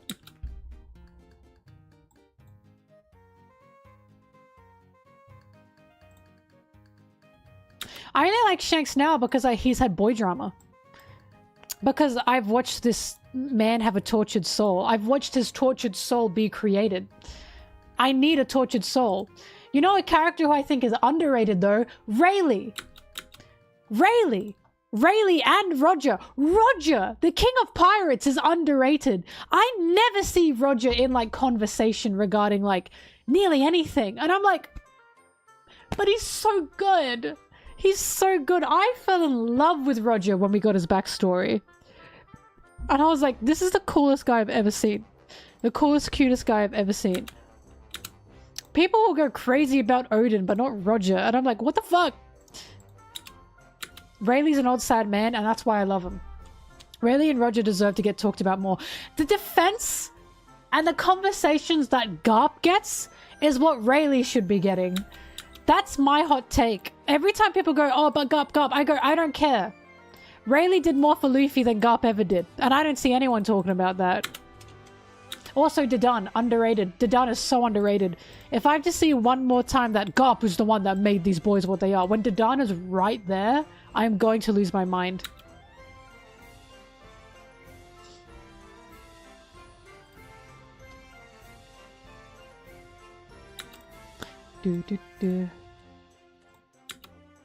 I love Fisher Tiger. Oh god, Fisher Tiger's another character I fell in love with when I got to his backstory, and I was like, oh.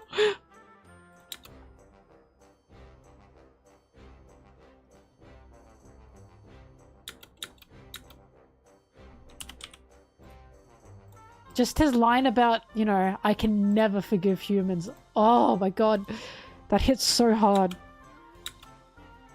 Like, the trouble Fisher Tiger has of wanting to help people and helping people.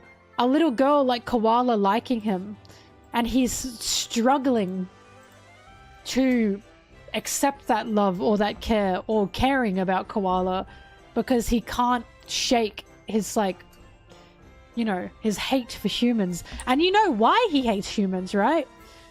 You don't blame him for it, is what gets me. I could never blame Fisher Tiger for feeling like that. But the fact that it's something that he himself doesn't like, that he's terrified of himself, it's just so painful.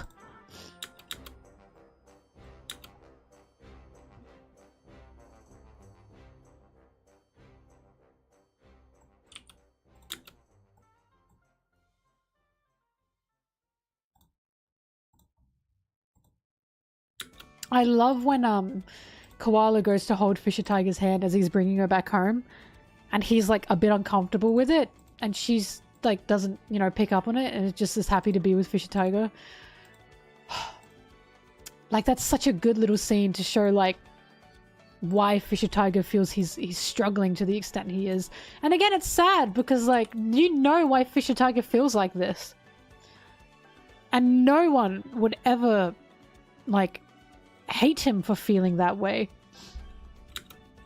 Like, I was never like, oh, Fisher Tiger, how dare you not forgive humans? It was, fuck, I can exactly see why he doesn't forgive humans.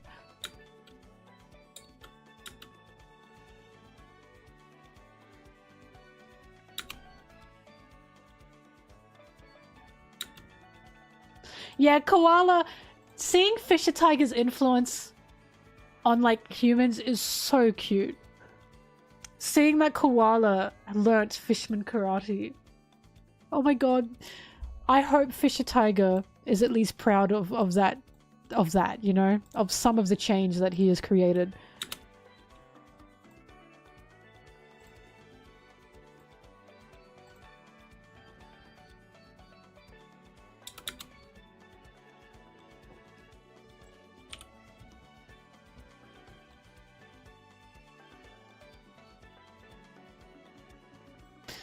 No, Fisher Tiger caused a lot more good than harm, and you know why? Because he's starting to liberate the fishmen.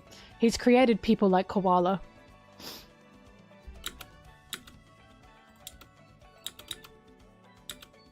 If it weren't for Fisher Tiger, Boa wouldn't exist. The people of Amazon Lily wouldn't have the protector that they have. Because I know the argument is Boa, blah, blah, blah. The reason Boa is as harsh as she is because she wants to protect her girls. She's seen how harsh and cruel the outside world is. Right? If it weren't for Fisher Tiger, Boa would still be enslaved. Jinbei wouldn't be here either, right? Fisher Tiger, yeah, actively created, like, people who wanted to rise against the world government by freeing them in that way.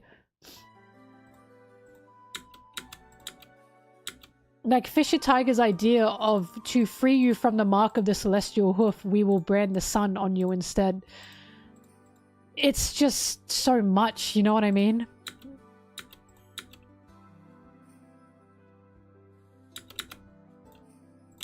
Fisher Tiger's influence is so strong that Jinbei has now joined the Straw Hat Pirates in hopes of freeing the Fishman Island, the people of Fishman Island, so they can see the surface.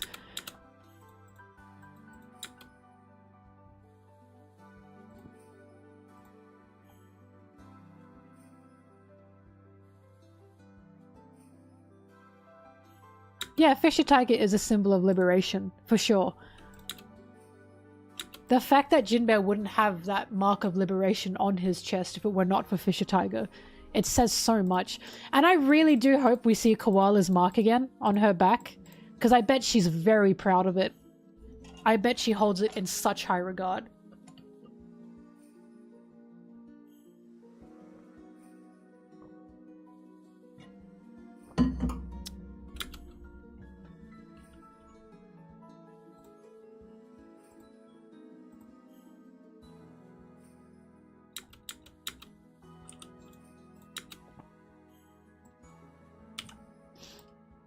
Well, Fisher Tiger also made a statement that you can rebel against this power as well. And I think that is just so important. It's like Luffy's statement of punching a celestial dragon. Luffy punching a celestial dragon was crazy for the world to witness. So Fisher Tiger going against the celestial dragons, freeing the slaves of the celestial dragons, that was a major upset to the powers that be. Like, yes, it's true that the celestial dragons and the world government may indeed double down from that, but you have now created this new area of we can rebel, we can rise against this, and that is so impactful and so important. Because the issue is, even if no one freed the slaves, right, then the celestial dragons would just keep doing what they're doing. They'd eventually overtake the whole world, right? In that mindset. So a doubling down, of course, would have happened, but what was the alternative? That this just keeps happening anyways? That there's no hope for anybody and anyone? Fisher Tiger, in, like, brought hope to many people. Boa was one of those people. Koala was one of those people.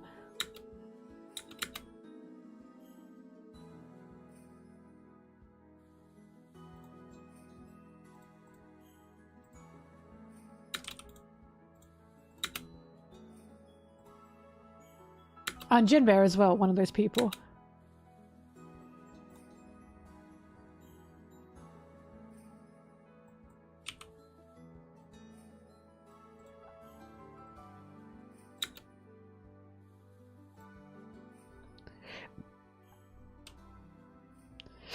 Oh god.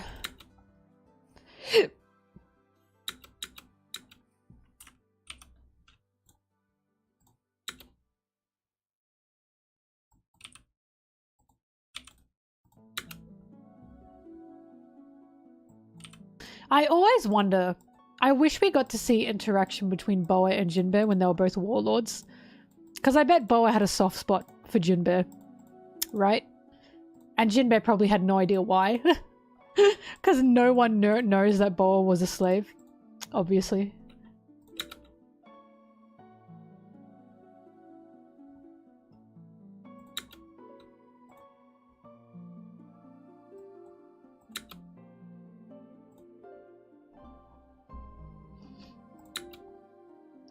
Well, Jinbei's allowed on the island, right? On Amazon Lily. And it's probably because he was part of Fisher Tiger's crew.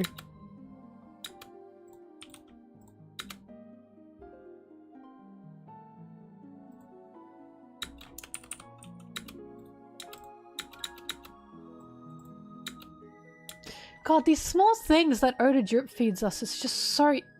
Oh. Because at the time, I didn't question, why is Jinbei allowed on Amazon Lily? Not even Law was allowed on Amazon Lily. He had to stay, like, out of bounds, right? Why is Rayleigh allowed on Amazon Lily? What's going on here? And then, of course, the answer for Jinbei is because he's part of Fisher Tiger's crew. Or was Fisher Tiger, which we knew freed Boa, who Boa, like, gives her, full respects to. And then Rayleigh is because he is quite literally with a former Amazon Lily Empress. So, oh my god, of course.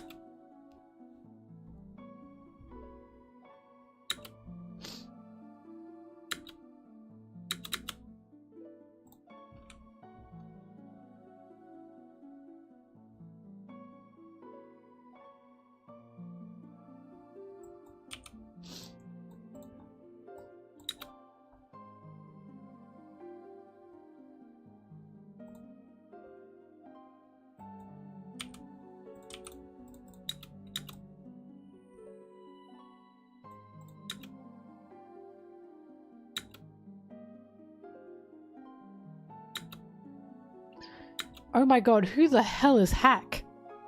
I thought you made a typo, but you said it again. Hack? Oh, the Revolutionary Army fishman. Yeah, I didn't know his name, but I like him. His name is Hack.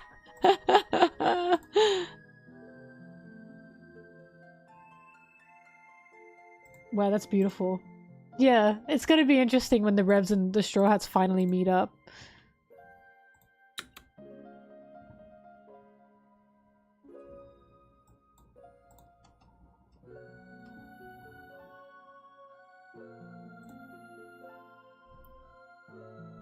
I type fast, and you don't want to know how I type? With my 2 fingers.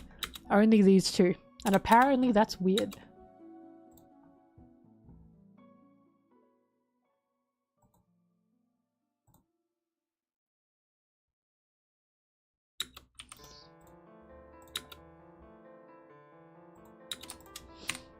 Do, do, do. Do, do, do.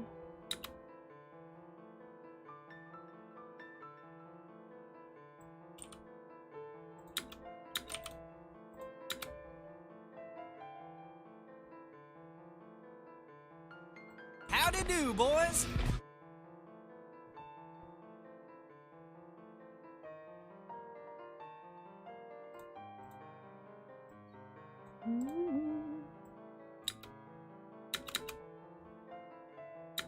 This is why I can't play Howdy do, boys. video games on keyboard.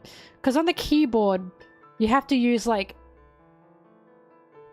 at least 3 fingers, usually 5, to like play video games. I'm not accustomed to it. My fingers don't like that. They don't want to press all these buttons. Only my index fingers want to press buttons. Nintendo upbeat music to work in the morning. Let's do that one. Bah, bah, bah. The fucking Yoshi song better be on this one. Or it sucks.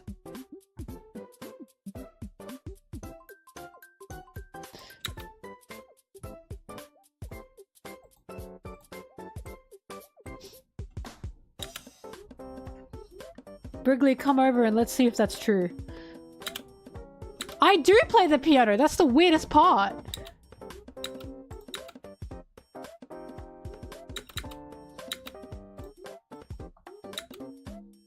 It's just when it comes to typing, I don't like it.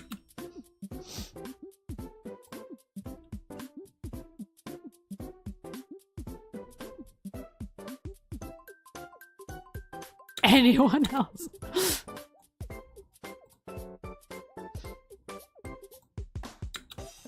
Oh, it's One Piece content. Welcome. I have a YouTube channel if you didn't know. A One Piece YouTube channel. Hello. We got 2 reds in the chat, I think.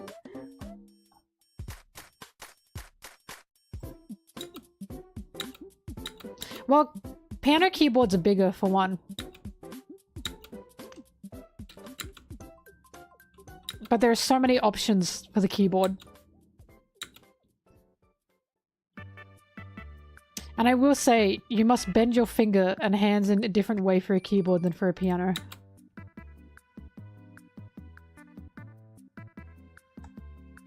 Yeah.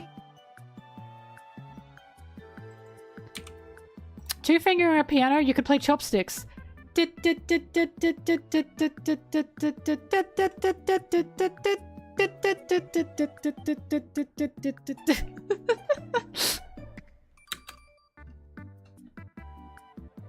Bye bye. Have fun at the Halloween concert.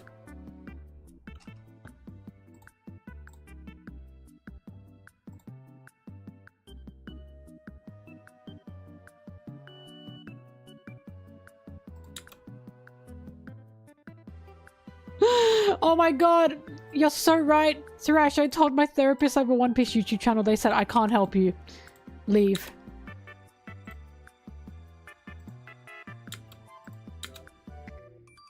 The plan today, I want to finish the audio today.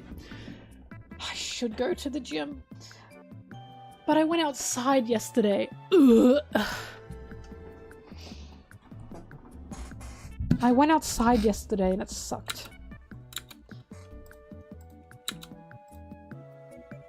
I'll see how I feel after I finish the audio for this.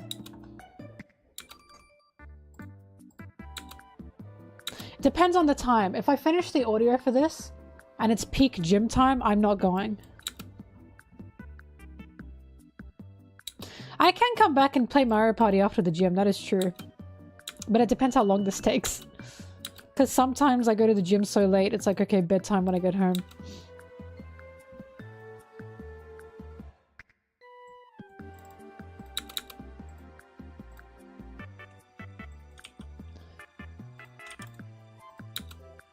Peak gym time. Ugh.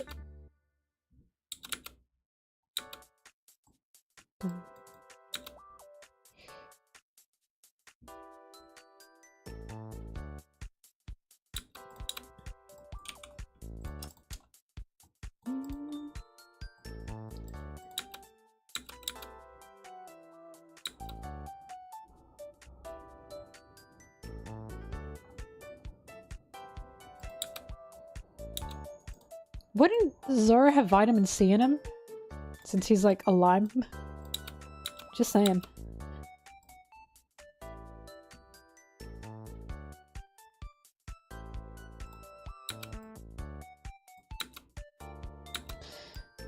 I mean, I already told my YouTube that, this is gonna come out a bit late because I was prioritizing editing other videos. But the leaks haven't come out for the first one yet, so people are still waiting. Oh, sorry, for the next chapter. As long as the leaks aren't out, it's fine. And there's a break, yeah. Episode.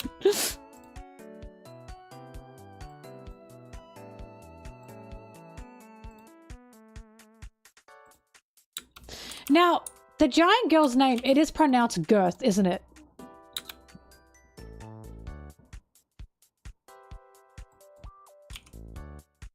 It was a sad week.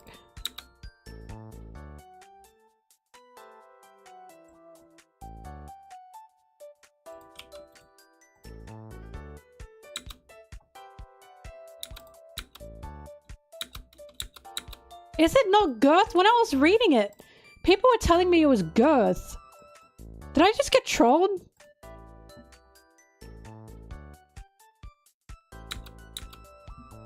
Because I originally said Gird, and then people in the chat said Girth.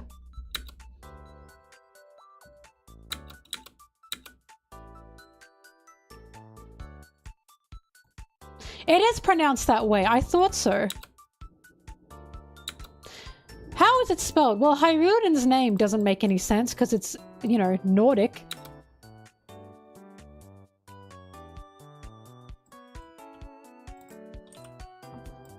This is why English is a stupid language. Well, it's not even English, right? But this is why we're, like, stupid. Yeah, it's meant to be Icelandic Nordic. Something controversial. Oh god. You can ask, but I've depleted my debate bar for today, so we'll see what happens.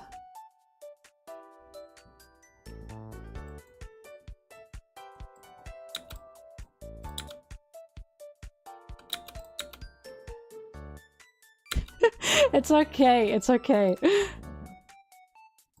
I'm not serious. It's good, we got it out of the way early. Now I can be calm and edit.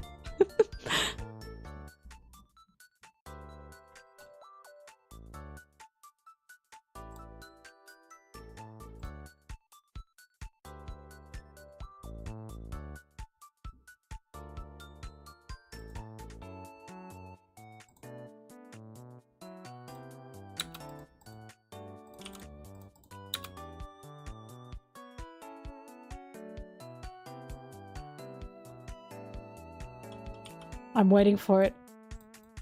I'm waiting for their dissertation on controversial One Piece topics. Oh god, I like Yamato. That's it. That's it. I mean, I've talked about Yamato many times. Just watch my queer video, you'll know how I feel about Yamato.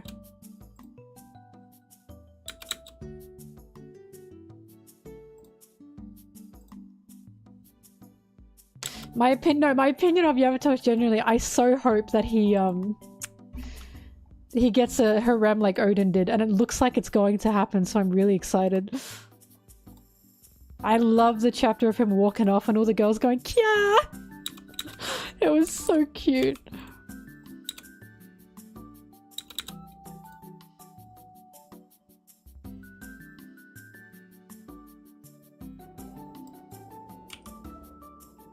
My queer- shut up.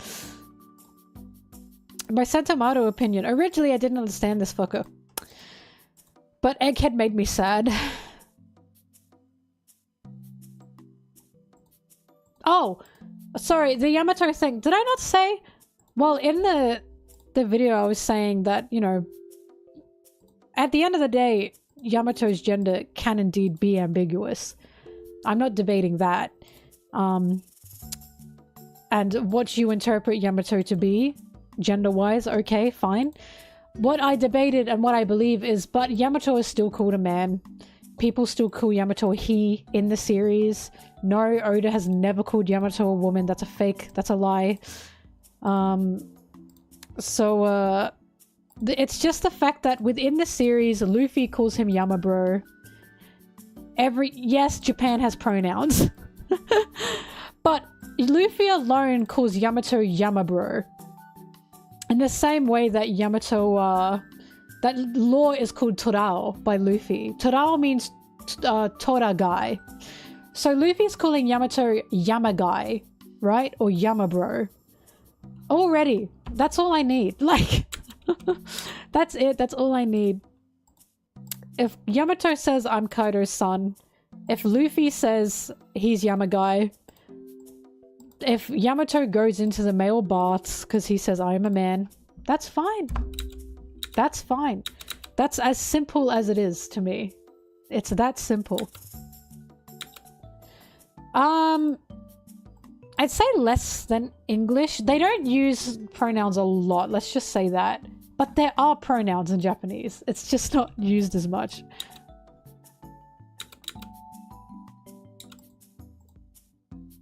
It's why it's so frustrating when people talk about Yamato and they go she, and it's like, look, I understand that Yamato's gender, it is up to debate, right? I get it. But everyone in the series, in the canon story, will call Yamato a man. They will call Yamato Yamabro. They will say he over there. Yamato says I'm Kaido's son. That's why it's like, goon to Yamato all you want, but why is this so hard?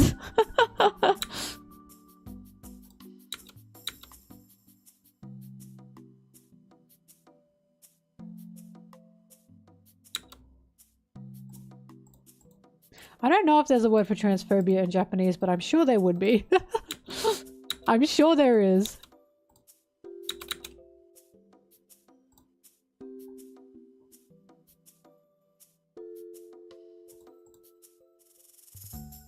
The most frustrating thing is just when people say, well, Oda called Yamato a woman. No, he has not. This is the same as the Zoro-Luffy fight. It was the editors. People are just saying shit. People are just saying shit. And Oda has never called Yamato a woman. What Oda said is Yamato was born a woman and is now like the Kaido's son and the Oni prince. That's what a trans person is. Right? So it's like, hang on, Oda kind of went against your point there. But Oda mostly just calls Yamato by name. Oda just says Yamato. In all the SBSs Oda addresses Yamato, he just says Yamato. Yeah, the Vivre cards. How many times? God, the Vivre cards that Oda doesn't write.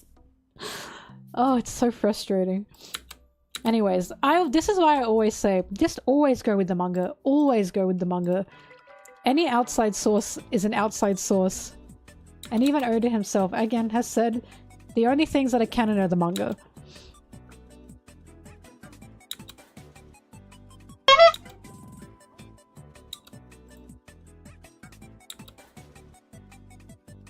Then I think the funniest thing I see is with Law. The amount of guys I see gooning to femlaw, and it's like, this is just being attracted to Law with extra steps. Oh god. Oda has not mentioned the Vivre cards at all in an SBS to my knowledge. And we know Oda doesn't write them because a different company writes the Vivre cards, like we know this. At the end of the day, just use the manga, right? The Vivre cards are fun. They're on the side, don't get me wrong, but they are packed full of misinformation that the manga totally depletes.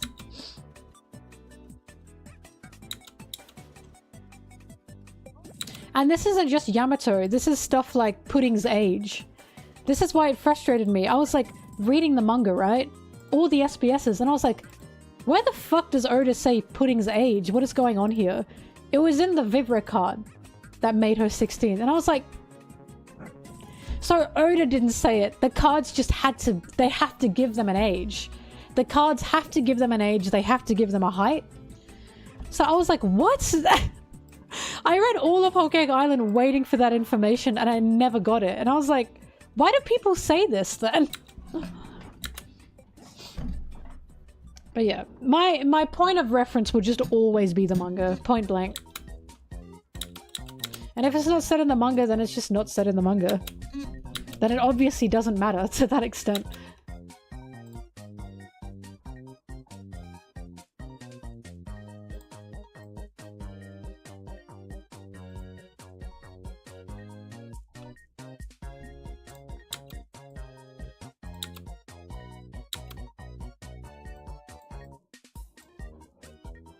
No, Pudding is not Big Mom's youngest child.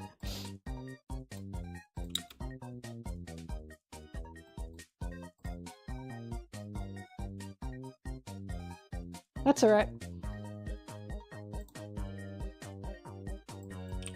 It was just such a weird dissociation of reading Whole Cake Island and thinking, oh god, when are they going to say Pudding is 16? Right? Because in my head, I was like, well, obviously Oda or the manga had to say it for people to keep bringing it up.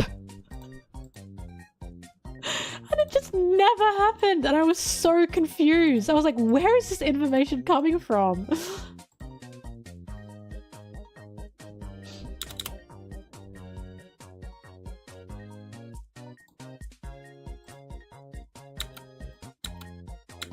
Look, case in point, and I think the thing that is most important here is if you are reading One Piece casually and you're not looking outside for sources or anything and you read like Wano, right? And you get to Yamato's story and Yamato's like, you know, person, what he talks about, who he is, you are gonna come out of that going, okay, so he's a man. Because he said he is, his whole story was about wanting to be Odin, emulating Odin to the point he's like, yeah, I'm a man. Luffy calls him a man. Everyone calls him a man. He calls himself Kaido's son. You will come out of that story going, all right, so Yamato's a guy? Like, that's like the most important point to me. If you have to go outside and find separate sources to make your point, I feel like it's kind of a mute point, especially when it's not even directly from the author's mouth. But, whatever.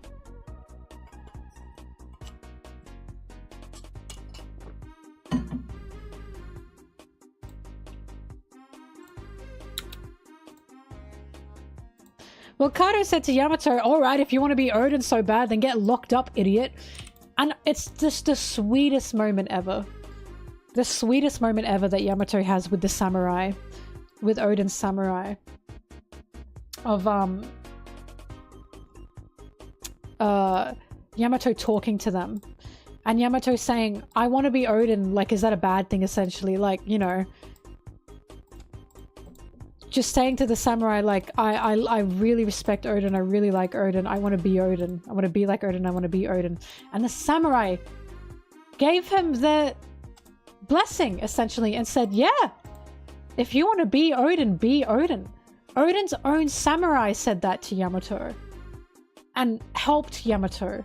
And that is what sealed the deal with Yamato, like, wanting to be just like Odin. And I thought that was the sweetest thing ever. Of Odin's own samurai saying to Yamato, if you want to be Odin, be Odin. Like, how can you possibly go against that? You know what I mean? I think it's so sweet. That was a be who you want to be moment. Don't let someone else dictate who you want to be. If this is who you want to be, then be who you want to be. From Odin's own samurai. Oh, it was so good. Hence that scene on the rooftop of Yamato saying to Kaido, what's so bad about admiring someone? What's so bad about wanting to be like someone that you admire? Oh my god, it was so good. It was so good.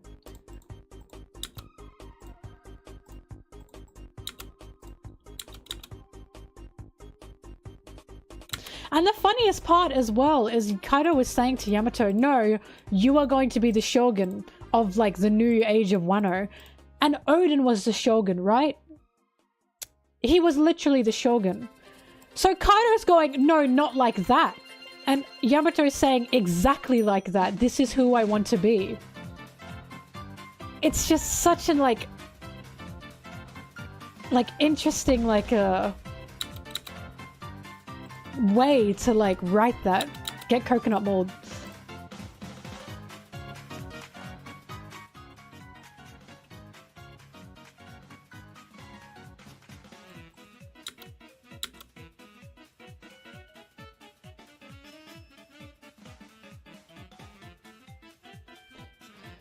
Does Kaido hate that Yamato admires someone because he has been negatively affected by admiring someone a similar way? Are you talking about rocks? Because I'm not sure.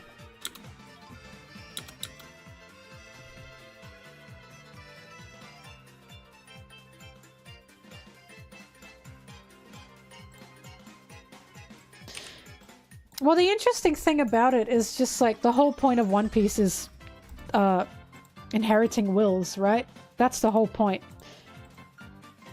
And Yamato was clearly a child that didn't want to, you know, exactly be in the position that they were in. And they saw Odin and they said, that's who I want to be. And I thought, again, I just thought it was beautiful. And the fact that Yamato still says, I am Kaido's son. Yamato. So, like, Odin isn't the only reason for Yamato's feelings. He still says he is Kaido's son.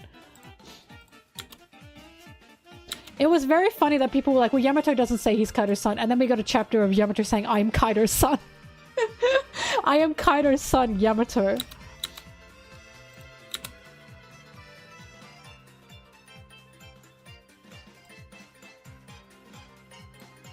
I like that Kaido's like, I'm evil, but I'm not that evil. But no, I really liked Yamato's story. It was very touching. And it's why when anyone who is trans-mask relates to Yamato's story, I think that's a beautiful thing. I don't think Oda would hate that at all. I think Yoda, lol. I think Oda would love that he's touched a community in that way with Yamato. Even if it was a bit bumpy along the way, why would Oda hate that he's touched and, like, been, like shown an area of a community in that way? Whack his pee-pee.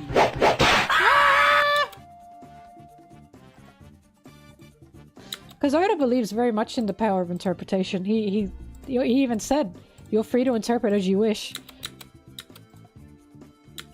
It was just very funny, in my opinion, watching how you can tell who has and who hasn't talked to a trans person with those arguments, because people are going like, well, like he's saying he wants to be Odin and blah blah blah, and it's like, if you talk to any trans person, a lot of the times the reason, I'm not trans, so correct me if I'm wrong, but a lot of the times the reason a trans person realizes they are trans is because they've like found someone or seen someone that they like, that they admire, and they want to emulate. And they don't understand what that is at first, and then it comes to the realization of, oh, it's to the point of I want to be a man. A lot of the time, a lot of people realizing they're trans comes from having that person that they admire of the opposite gender at the time. And that's exactly what happened to Yamato.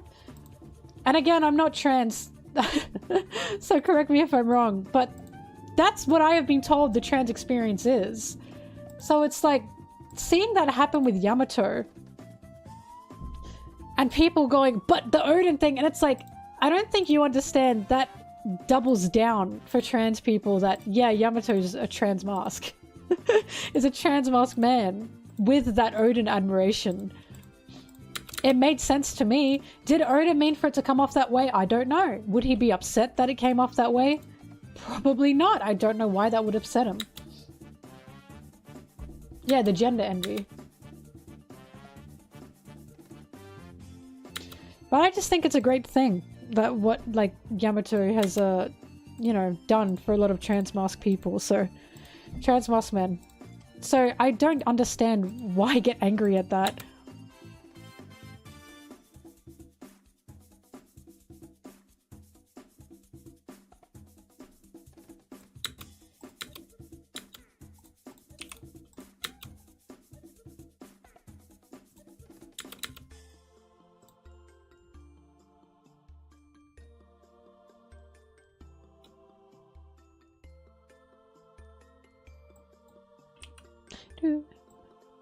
Do.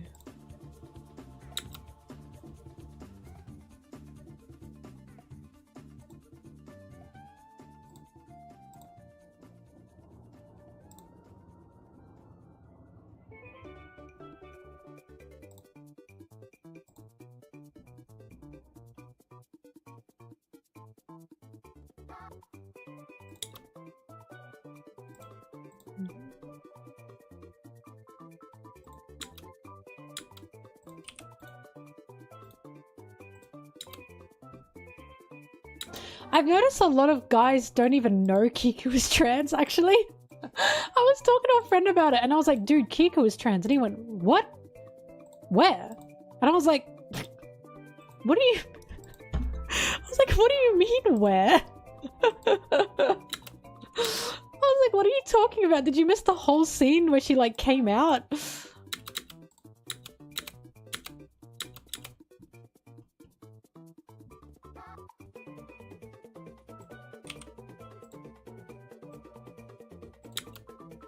The answer was, yeah, he did. He missed it completely. And he was shocked. He was shocked. And I was like, okay.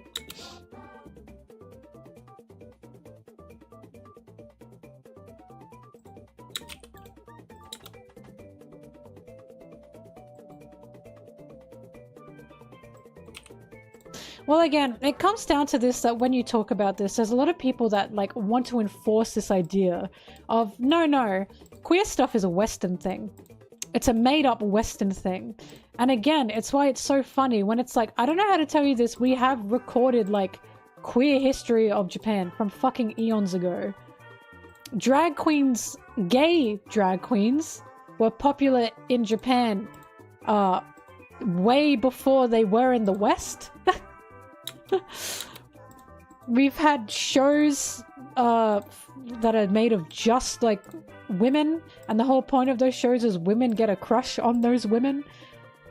And it's like this absolute bizarre idea that queerness is a Western made up thing and it doesn't exist everywhere else, when we have records from other cultures years and years ago of queerness. It's just so bizarre.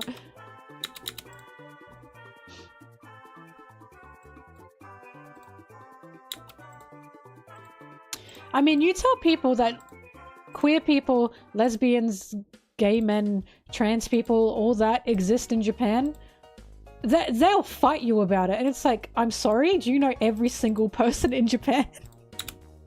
It's so bizarre. You tell them there's like gay bars and lesbian bars in Japan, and they will just not believe you, and it's crazy.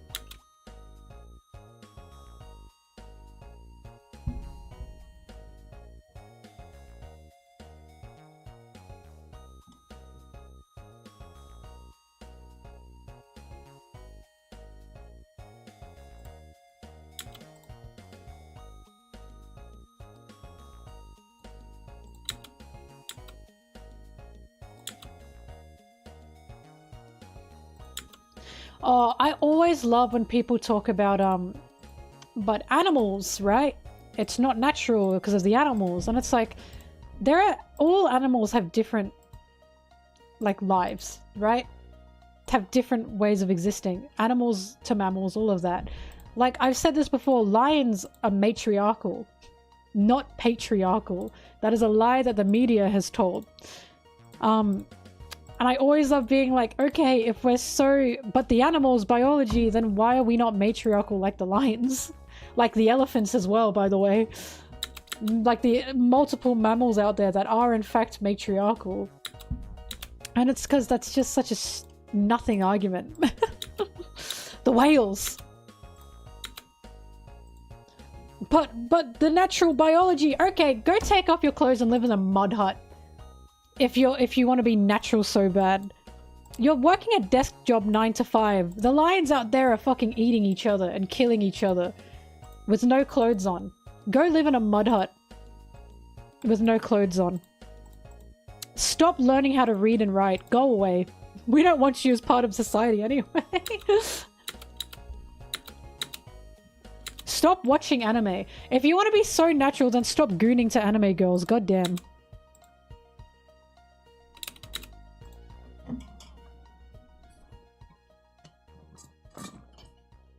Go back, I want to be monkey!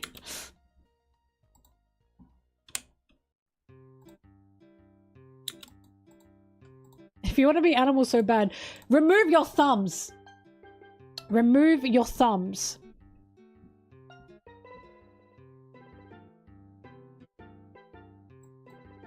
You don't deserve those thumbs anymore. De-evolve yourself. We have to remove the monkey's thumbs as well. They will soon learn. Well, here's the thing. Like orangutans, they know how to speak. They just don't want to. And it's because they've seen how we're living and they don't like it. They're smarter than us. I used to live in the tropics. I lived in the rainforest. And I wrangled a snake in my house. That was fun. It was a little snake, but I still had to do that. It's really funny because in the tropics where I grew up, we had like snake removal like businesses. Because it was so common that snakes would just get into your house.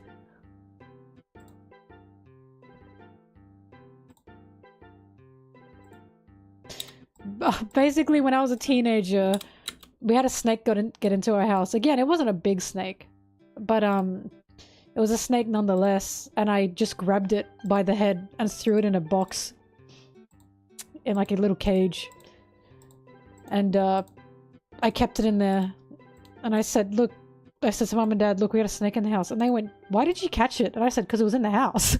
What else was I meant to do? It was like nighttime. It was like midnight. We couldn't call the snake removal people.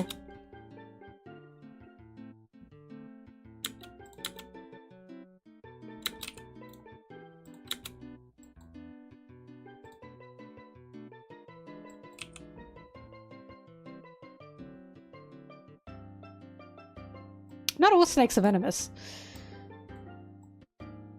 I don't think this one was, because I think it was a baby tree snake.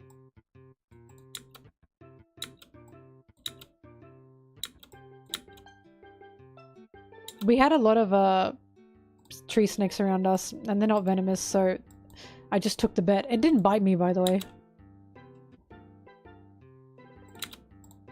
I think they wanted me to wake them up and say, hey, there's a snake in the house. But what were they gonna do? Catch it!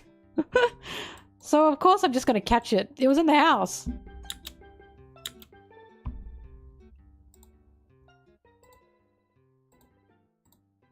If you think that's something, my mum, was it a 7-foot or 6-foot python? I think it was a 7-foot python. We had a 7-foot python around the house. And my mum, it was pissing my mum off because this python had been, like, causing problems with, like, our cats. Animals in general. Pets in general. And it was trying to target our bird we had in our cage. And my mum just somehow managed to grab it and chuck it in an esky.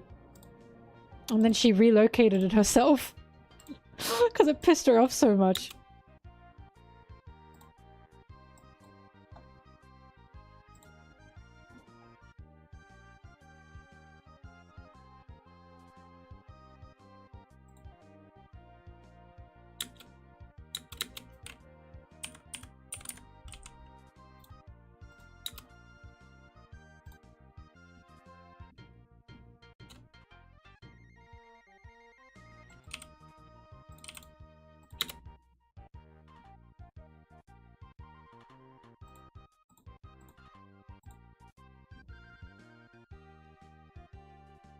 It's a python we had around our house for a while, and we knew it was there. We could just never find it. And then when it was finally revealed, because it was around the bird cage, my mum went, "That's it! Get out!"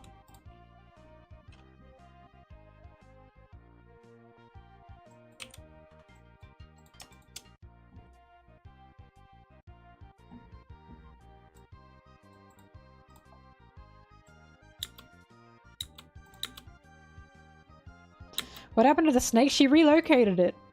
So she drove out to a much more forest-dense area with like no houses around. Like just the Daintree. And just put it there.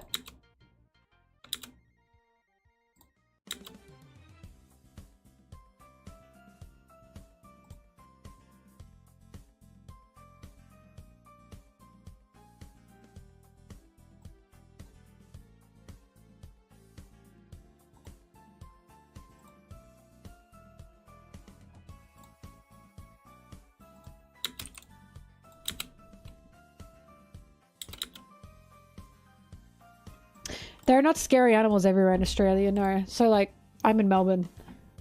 and I'm like in and around the city, we don't get anything. It depends where you go. The further out you go from a city, the scarier the animals will be. Oh.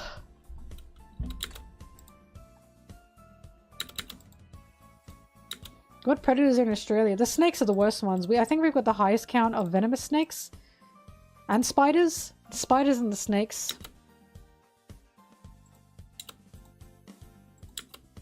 Cassowaries count as a predator. They're fucking terrifying.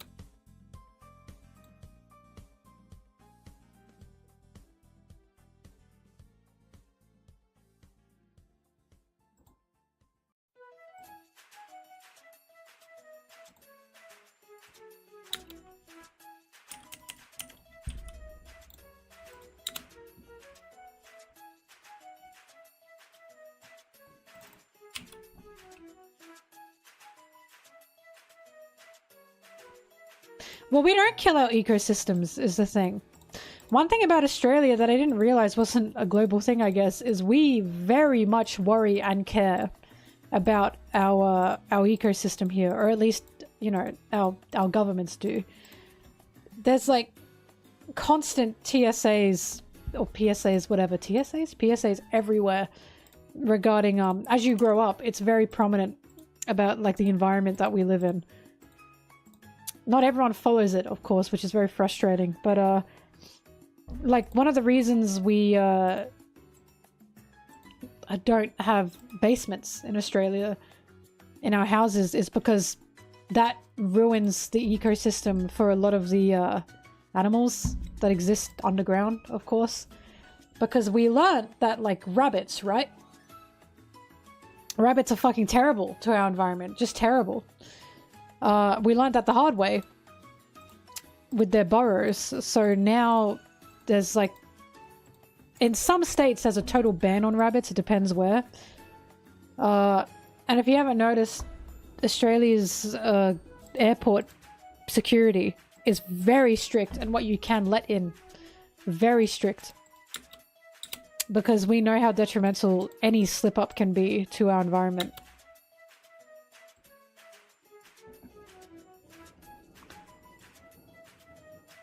The state I grew up in, you weren't allowed to have rabbits. There are no rabbits in that state because of how dangerous they are to the environment.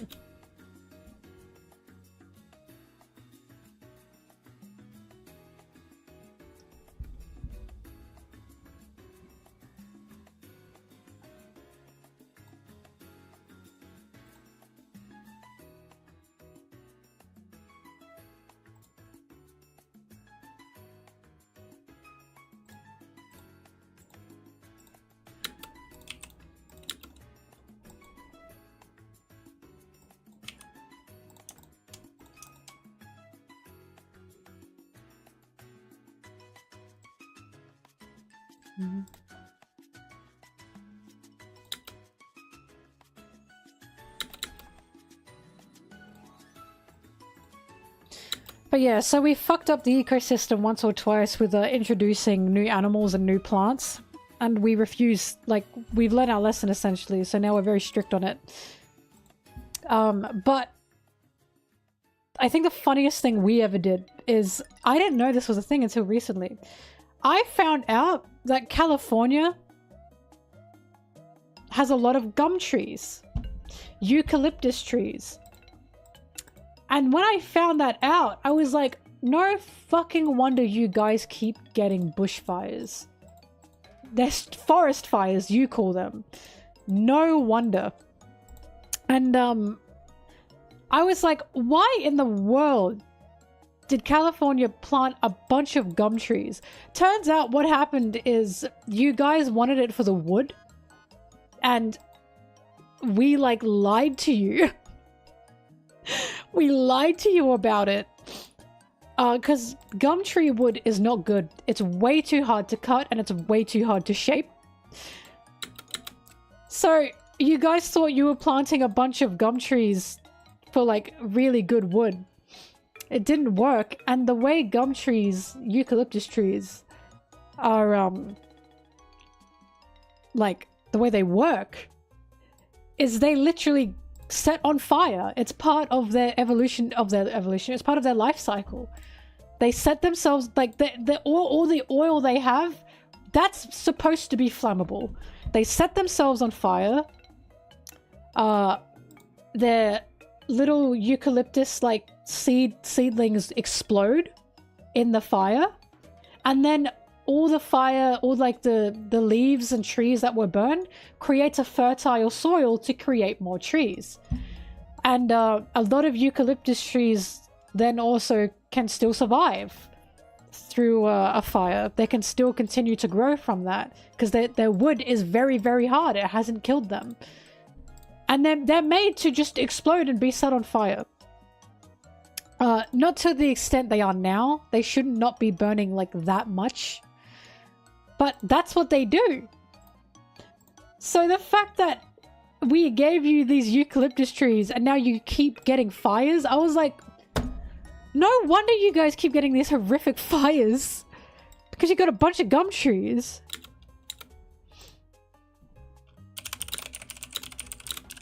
You should see the gum tree seed pod.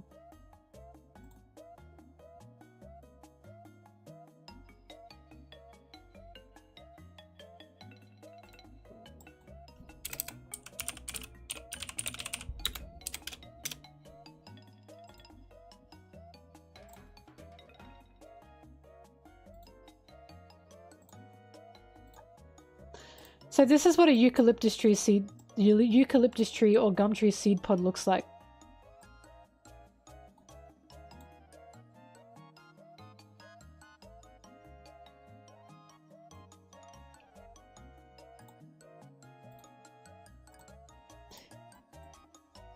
And then here's what they look like on the inside. Right? So when it catches fire, this just explodes. They explode. They explode to plant into the fertile soil.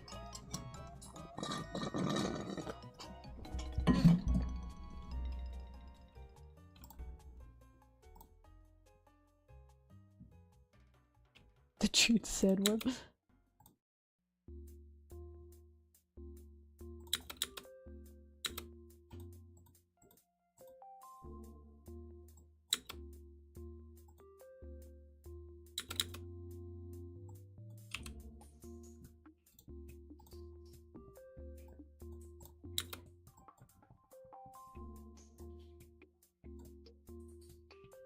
It's so funny when I see like exotic scent eucalyptus, because that just smells like you know, the street I grew up on.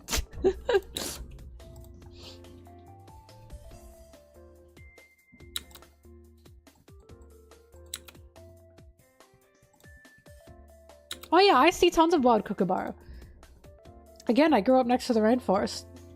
I not only saw them, I'd hear them. There was like a whole little family of kookaburras. And Sarah, for the first time, came to Australia and she heard the kookaburras go off and she was like, what in the world is that? And I said, that's a kookaburra!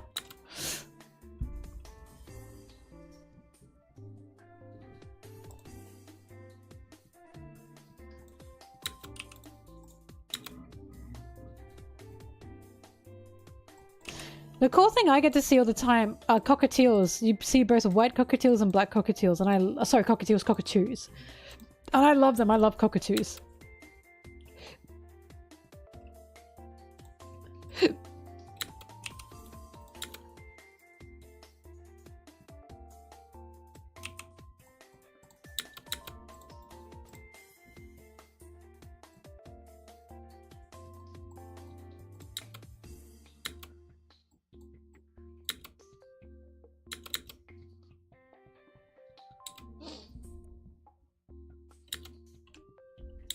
We have curlews. Well, I grew up with curlews. And their cry is crazy. They sound like a baby crying. They go, "Ooh! Ah!"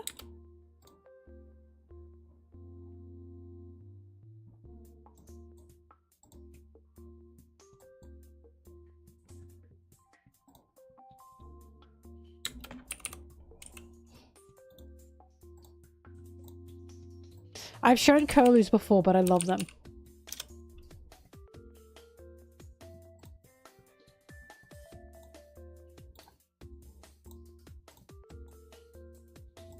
Check out this fellow.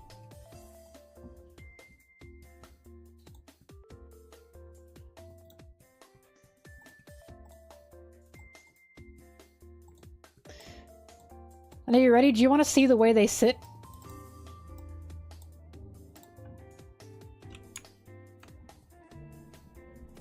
That's pretty good, right?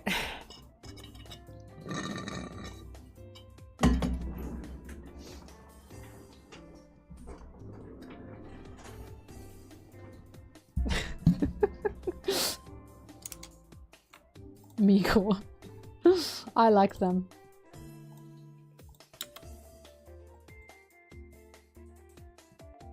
A desk ornament.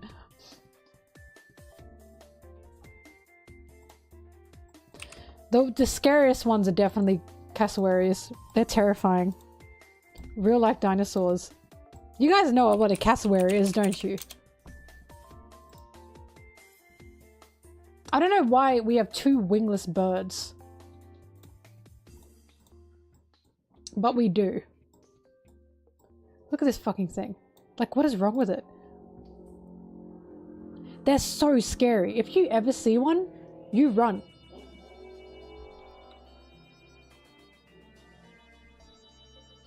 That's like a guy. His legs?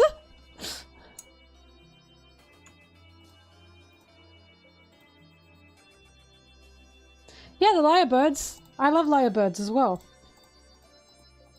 Are you Aussie? Mythology?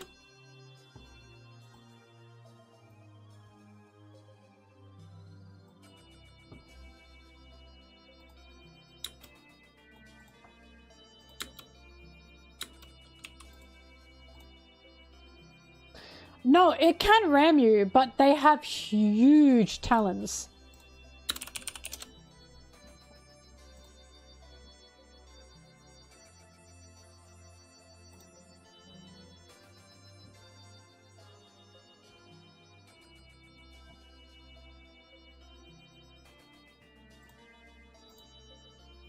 This woman is crazy. I don't know why she's doing this, but first of all, they're this big.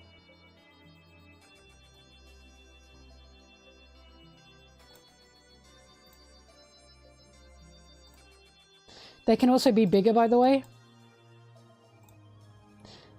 Second of all, this is what their talons look like.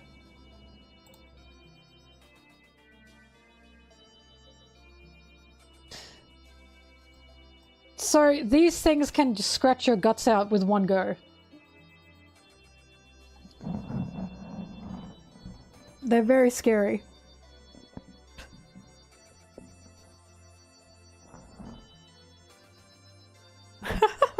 Kikubo with a rat in its mouth.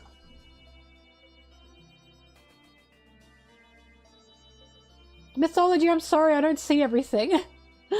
I apologize.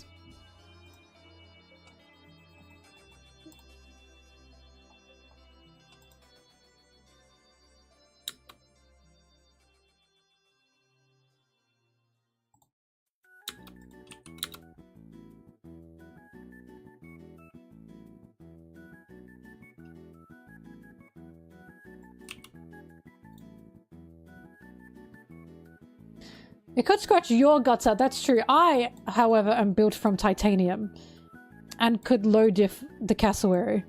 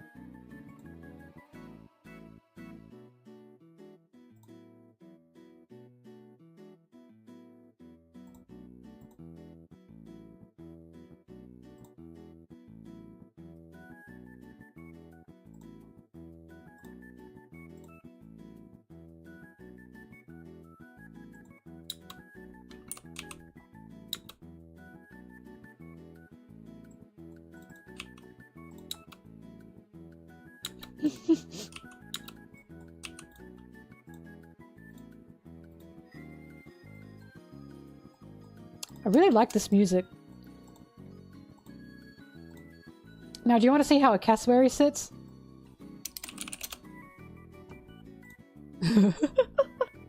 This music is perfect for this.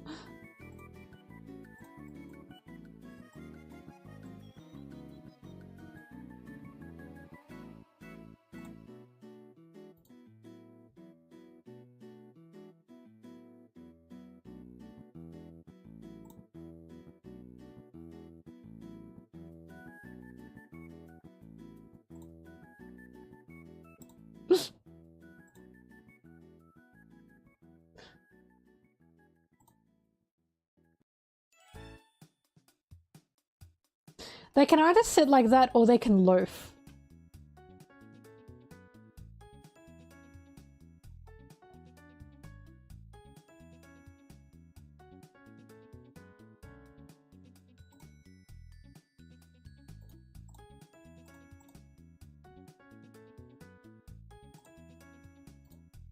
Oh my god, I'm sorry, I love... What do you mean we're sorry? Screw off.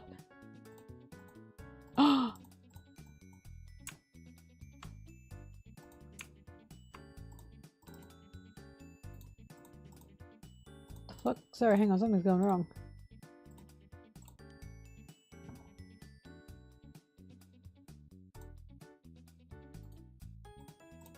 Oh my god, I'm such a fan. Okay. Okay. Do you know what I mean? She kind of sits like she just got a manicure. Pretty good. Pretty good.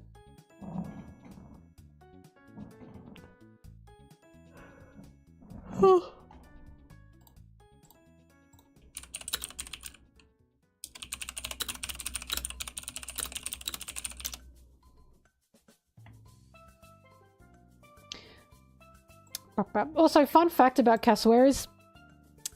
The girls are bigger than the boys. Did you know that? Fun fact about cassowaries is male cassowaries are total housewives.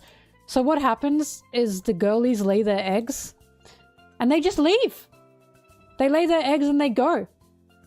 And then the guy has to hatch them and raise them. It's beautiful. The red thing hanging from its neck, it's gobbledygook. Bush turkeys do the same thing, if you know what a bush turkey is.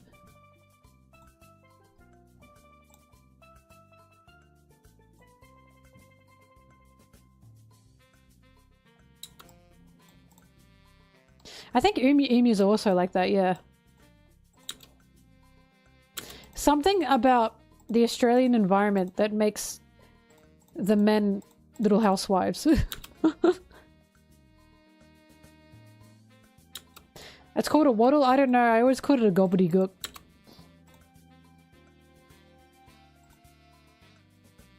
No, bush turkeys are so cute. I love them. And they're so important. I love these little things. Look at it.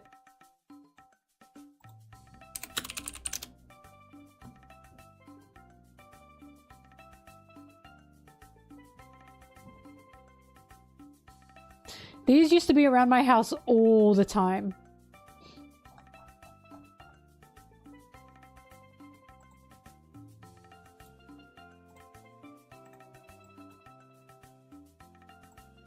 And then for scale, that's how big they are. Where's the bush? Good question. I don't know why it's on the lawn. It should be in the rainforest. Wait, this one's good. This one looks like it just got, like, caught doing something it shouldn't.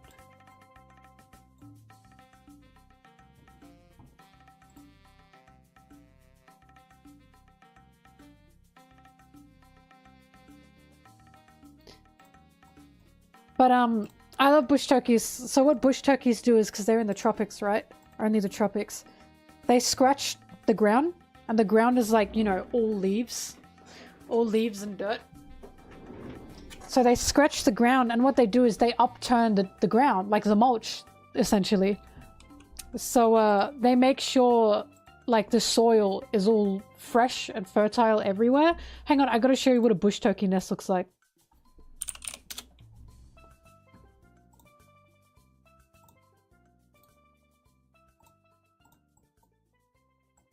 This is a bush turkey nest. That whole thing.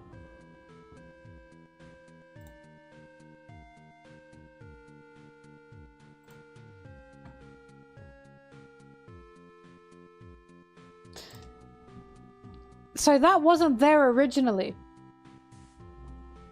They make the mounds. They make the hills. They spend like days and days just kicking up the leaves. And again, that's the boy. That's the boyo. So the men make the nests. The women come along and lay their eggs in the nest and they leave. And the boyos raise the babies on their nest.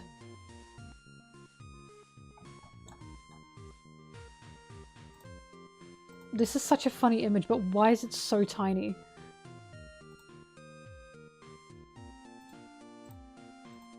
Why is it so small? Oh my god, what is going on? I wanted to show you this one, but it's like 2 pixels. Look at that.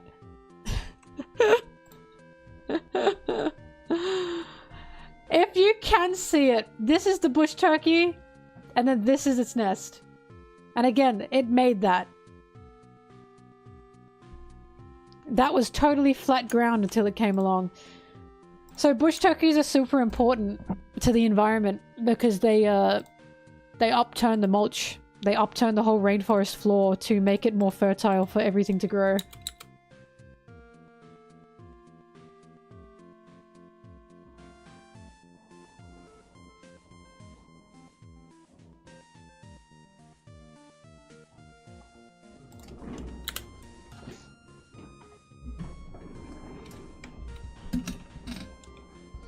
It ain't much, but it's honest work.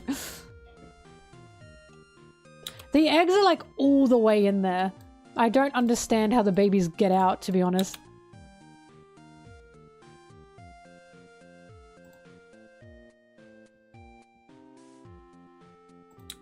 Secretary birds, because they're fucking bad bitches. Like a secretary.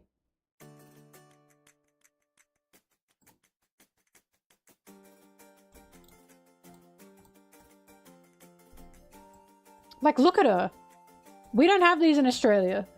But yeah, that's a bad bitch.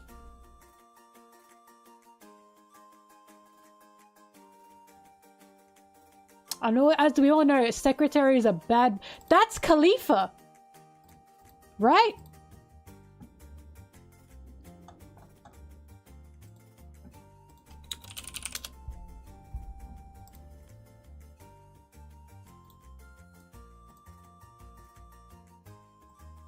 Literally Khalifa.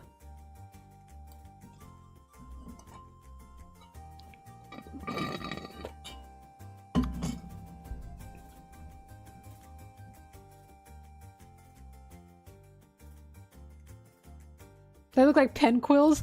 Wrong! It's because they look like a bad bitch.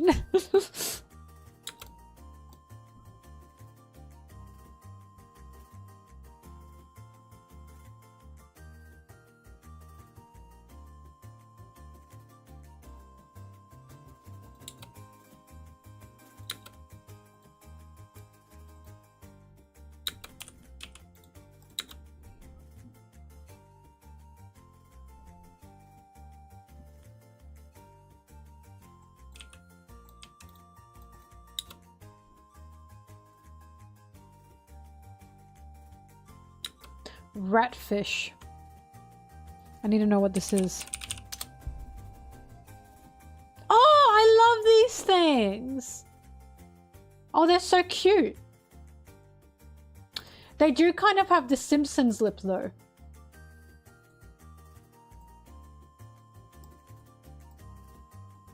They have the Simpsons upper lip. But they're cute, I like them. Whoa! Ah! Oh! Sorry, I just found the most disgusting image ever. Ah!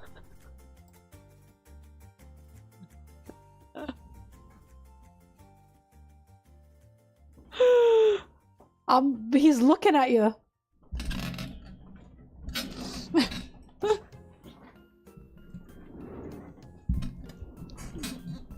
He is seeing. Not this music with this fish. I'm looking at you. Oh god. Light Yagami. When his plans have been detected.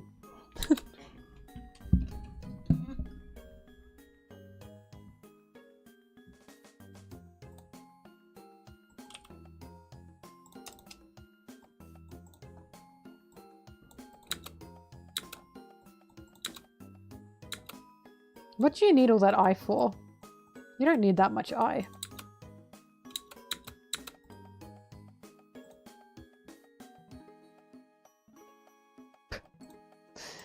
Sorry, Zim just sent me this.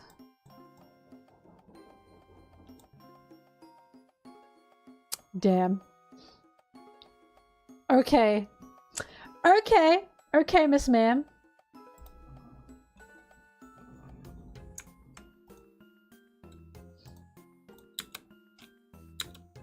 Yeah, from a Agretzko. It is, right? I love Agretzko. I didn't watch the last season because I heard it wasn't very good, and it made me sad to hear that.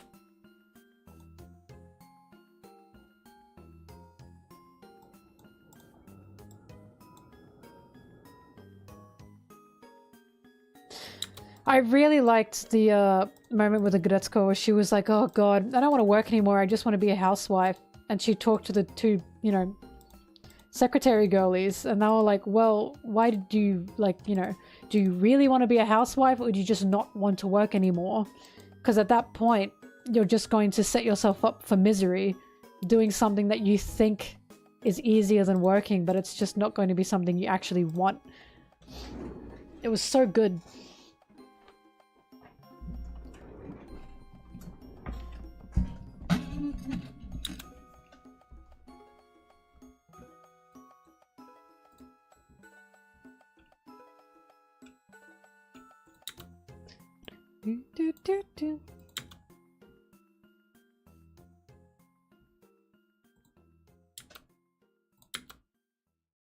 I just love that conversation that they had in terms of that, because the conversation, of course, wasn't, it is not easier to be a housewife. You're setting yourself up for misery by thinking this is how you escape work, when it's just another form of work, but you're not even getting paid.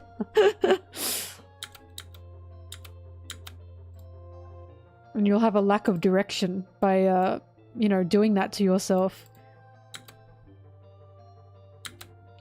Quokka? Oh yeah. Oh yeah. Oh yeah. Oh yeah! Japan love quokkas. Did you know that? I saw them everywhere on ads over there for some reason. Look at these things.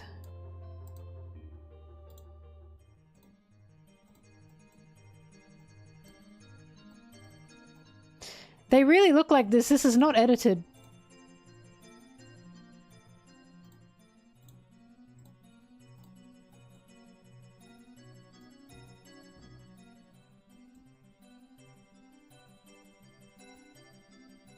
These are real images. They just look like that.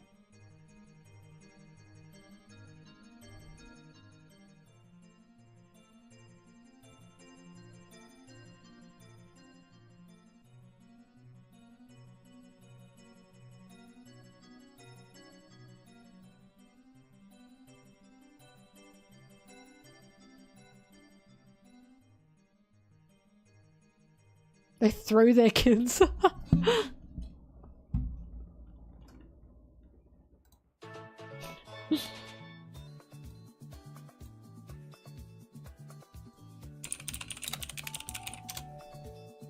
Oh, I love these!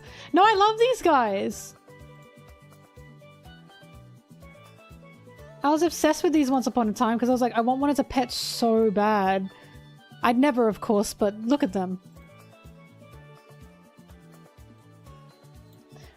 Speaking of, you know what else I'm obsessed with? So I said if I were a monkey, I'd be a proboscis monkey. I think that's how you say it, with the really big nose, right? Or if I were a monkey, I'd be this guy.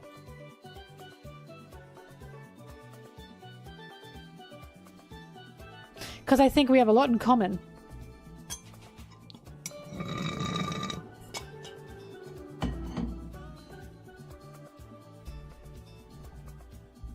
They're monkeys. What do you mean?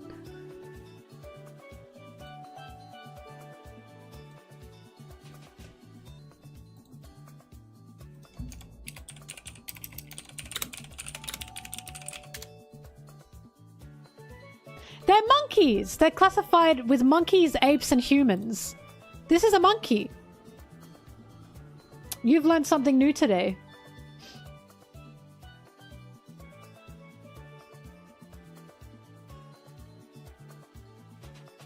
Well, the funniest thing... The what and the what? The funniest thing when I was in London with Sarah, London, England, whatever, is, they're monkeys! Look them up! They're classified with monkeys!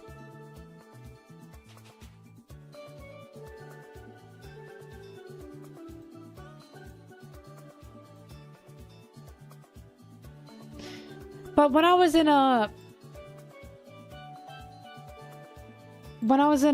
England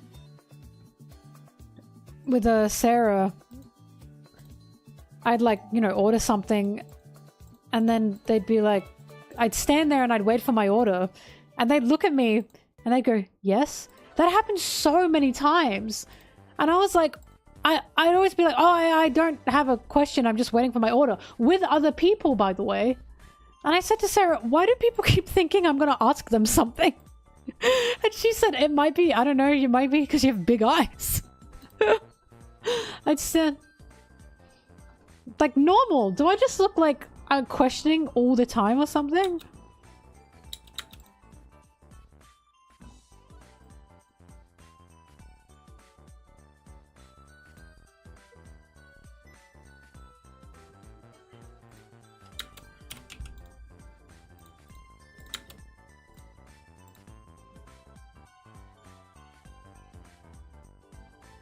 No, it was majority people my age. And I was like, I don't have a question.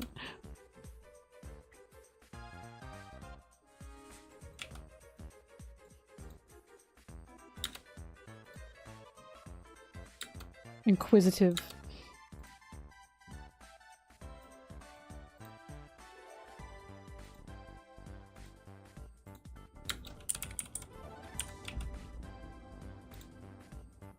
I?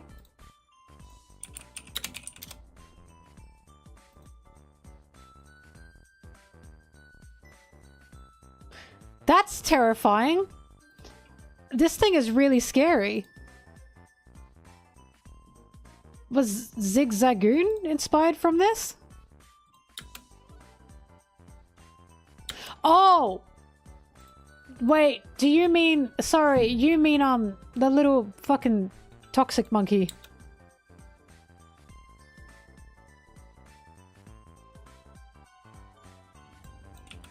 I don't know, it had big yellow eyes. I thought Zigzagoon did, but it didn't.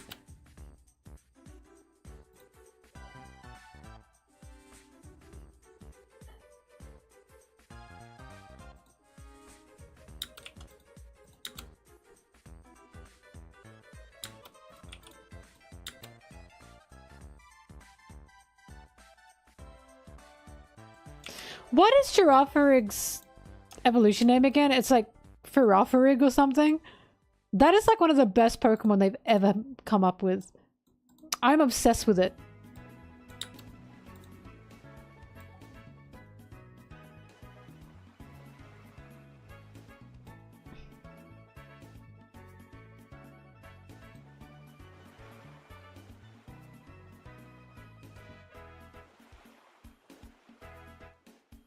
Farigiraf, that's it.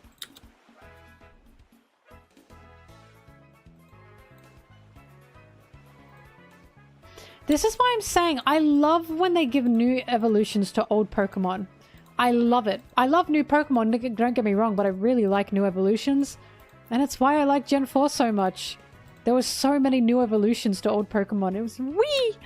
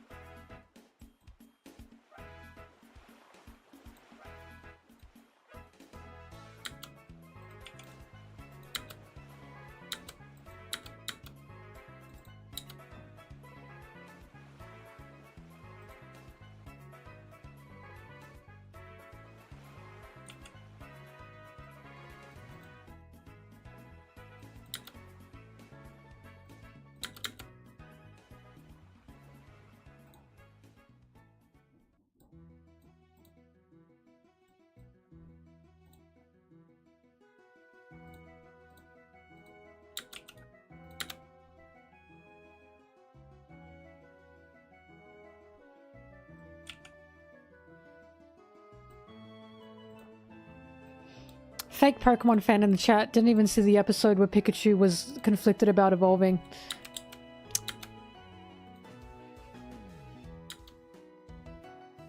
Oh my god, Zim didn't see that episode either. Oh!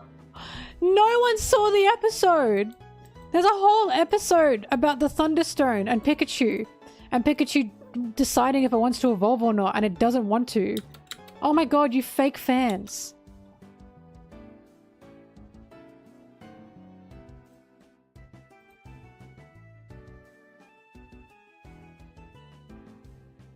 It's happened like 3 times, right?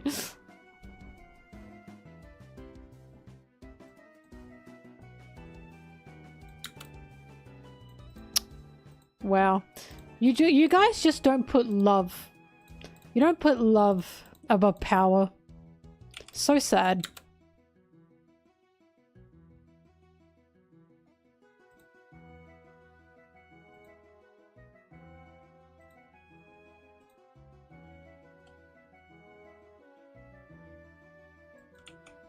But he did give him the Thunderstone. Pikachu just rejected it. Zim.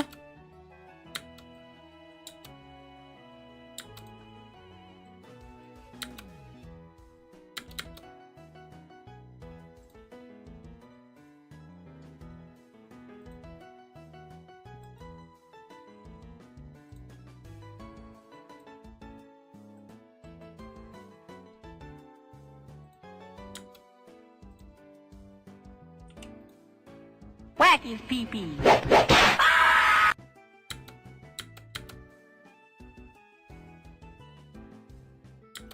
It's because... It's because... That was so lost in translation, unfortunately. Because it's sweet. Because the voice actor for Pikachu, Chopper, by the way, same voice actor, had been voicing Pikachu for years. And she never got to say anything other than Pikachu. So they wanted to give her one line to commemorate that. But of course, it doesn't work the same in English because we don't have that law. Yeah, the woman who voices Chopper also voices Pikachu. She must be rolling in bank.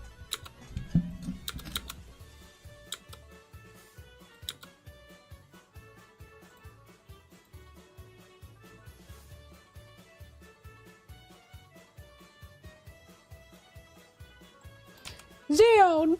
Who else will I have ice cream with?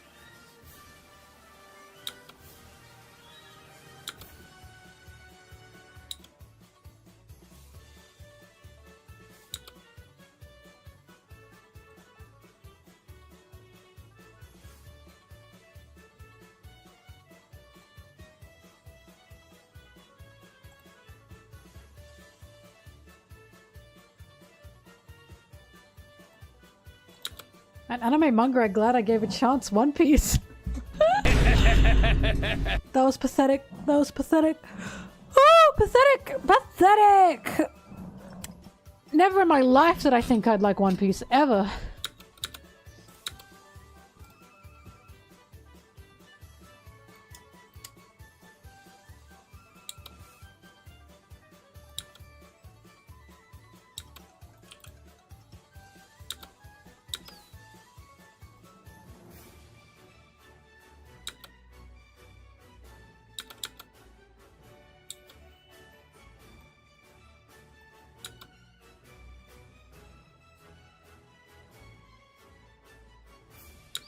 Well, Red, Zoro's locked in, so...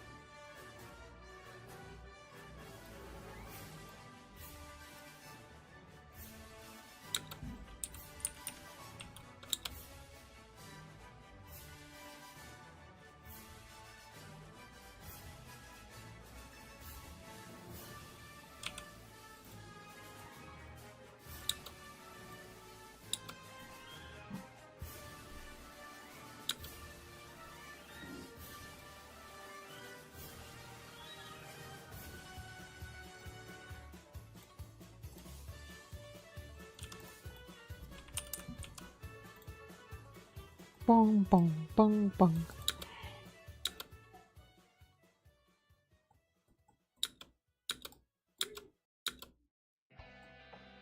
Zoro does not have a... Well, yeah, Zoro has a better chance than me.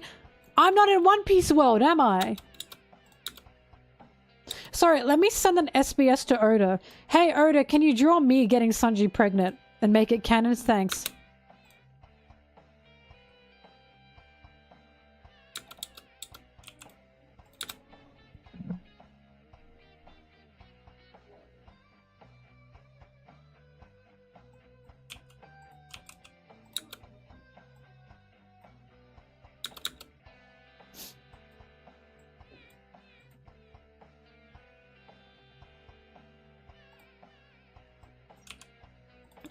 From what I know, Oda doesn't speak English, so I highly doubt he knows of my existence.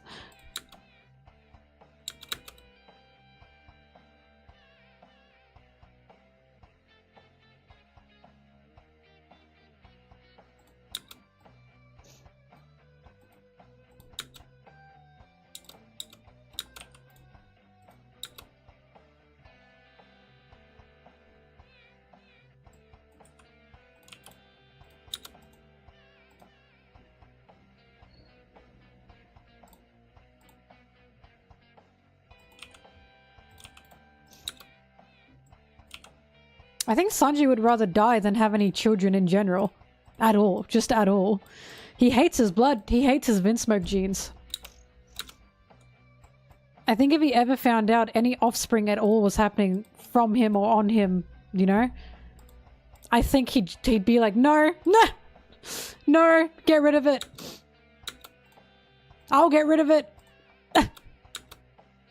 Trust me, you don't want this. You don't want this. Mutated baby.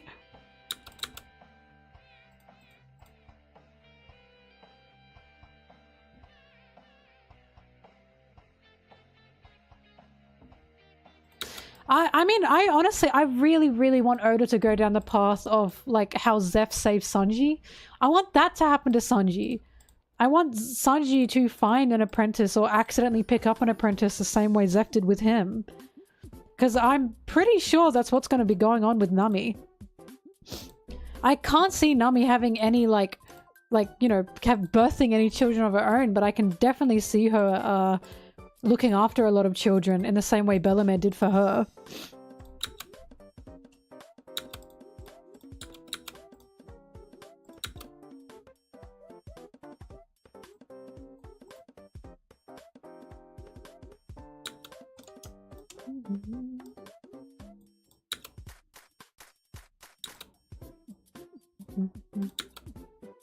But yeah, I really, really, really want Sanji by the end to like have a little apprentice.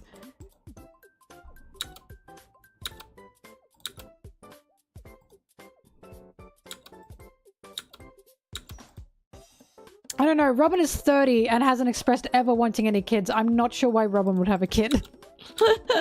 I can't see that happening.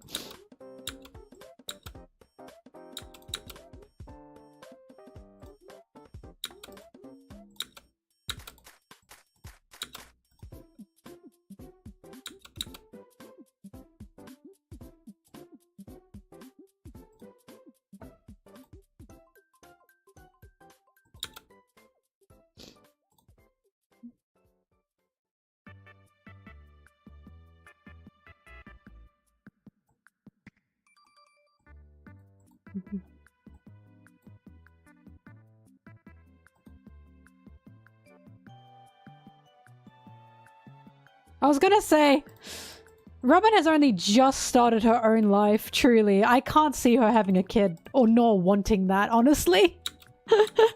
At all. Although I'm biased, as you all know, I can't see any of the Straw Hats wanting any kids. They're not like Roger, who was like, I'm gonna have a son! Absolutely none of them have said anything like that.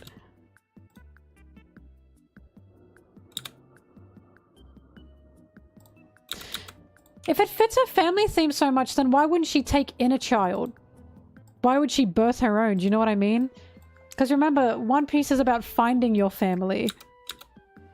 It's very possible Robin will come across a little girl that has, you know, faced the same struggles that she feels she had as well.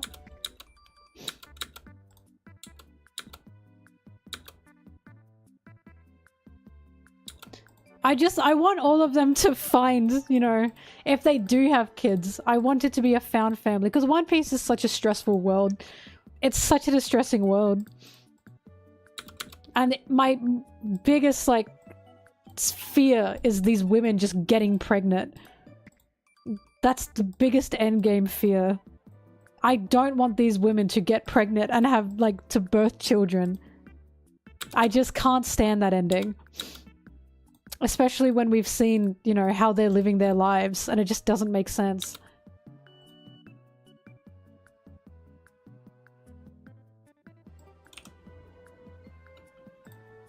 Well, it would fit both of them, wouldn't it?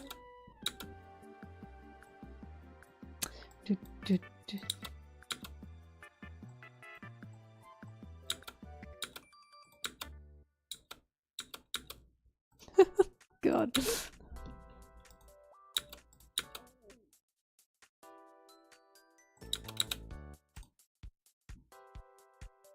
Brooke has a little skeletal child.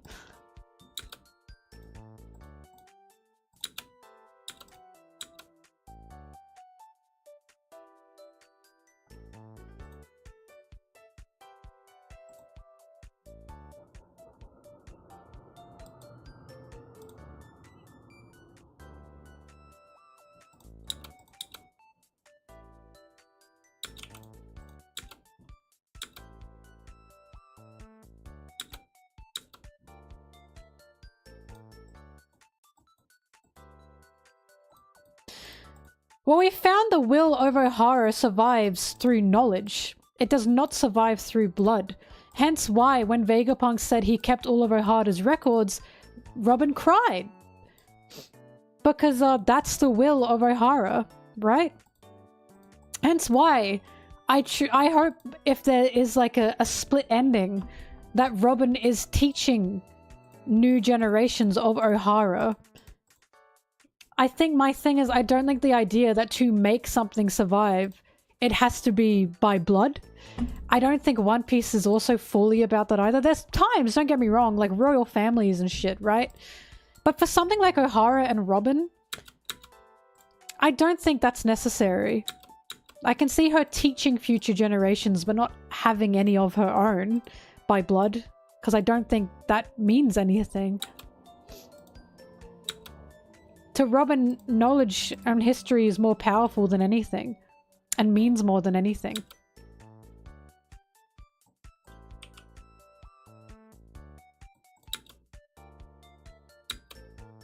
She gives birth to a book.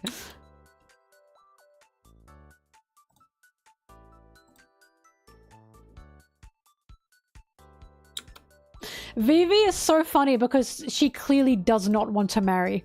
She clearly doesn't want to be with, like, anybody, not a man anyways. And this is why I'm like, is the royal system in One Piece going to be upended by the end of this? Are we gonna find out that the will of the D isn't something you're born with, but something you are given? Do you know what I mean? So it's like, even with Vivi, it's like Vivi has expressed she wants nothing to do with marriage at all. And by extent, nothing to do with, like, a nuclear family. So what's gonna happen with Vivi?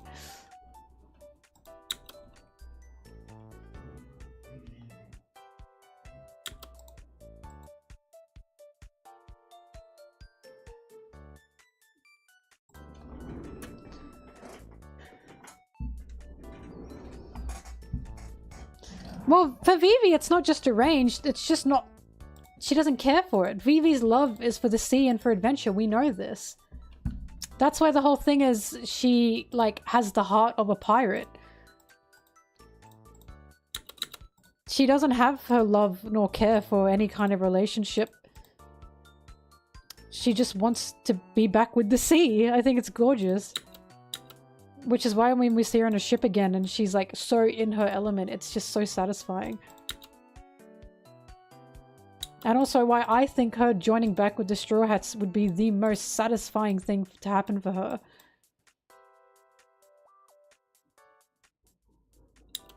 I mean, again, she can't go back to Alabasta. She'd be a sitting duck.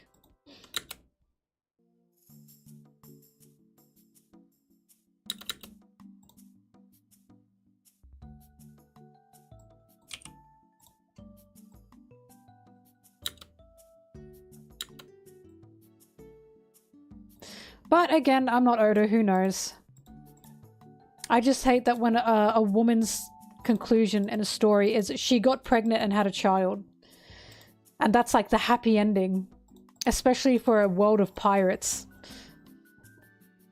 It's frustrating. And that's why Big Mom was so funny to me. Big Mom's whole, just keep having kids. Keep having kids. And she's like, you know, a villain. She's a terrible mother. Whack his pee-pee.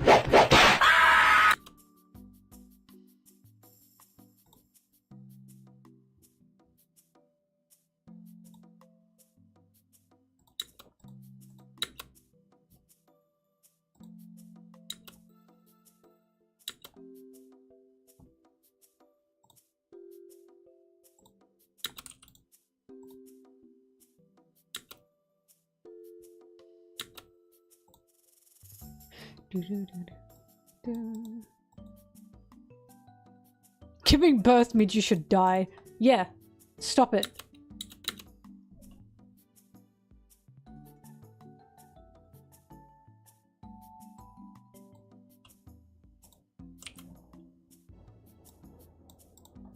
Well, it's like Shucky and Rayleigh. People are convinced Shucky and Rayleigh must have a kid out there somewhere. Some people have said it's Mihawk. I'm not sure, but so far, no kid. Absolutely no kid between them. And that makes me very happy.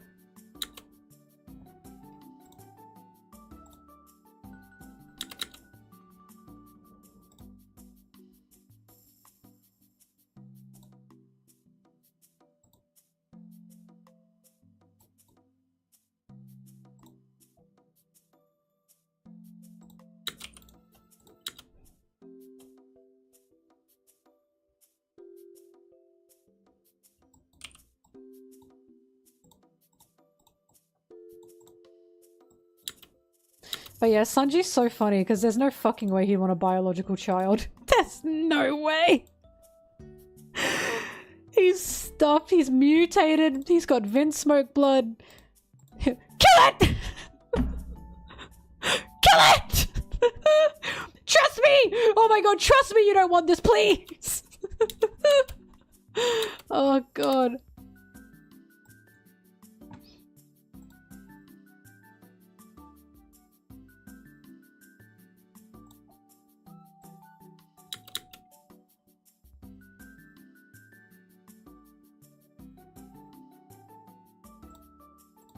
Oh my god, Shaki and Rayleigh got married for the tax benefits. Bro, Rayleigh married Shaki for the Amazon Lily visa.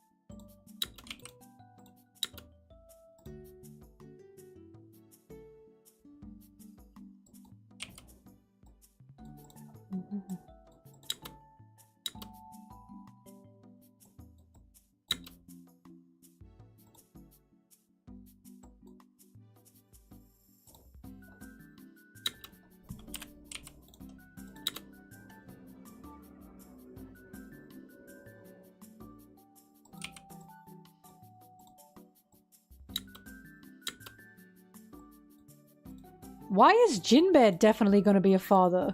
He's like 50. Do you mean biologically? I don't think so.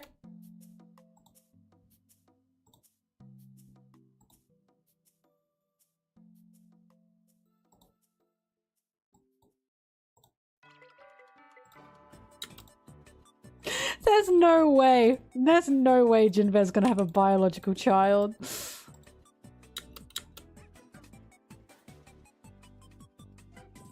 Family man? What? I don't know what you're reading, but okay.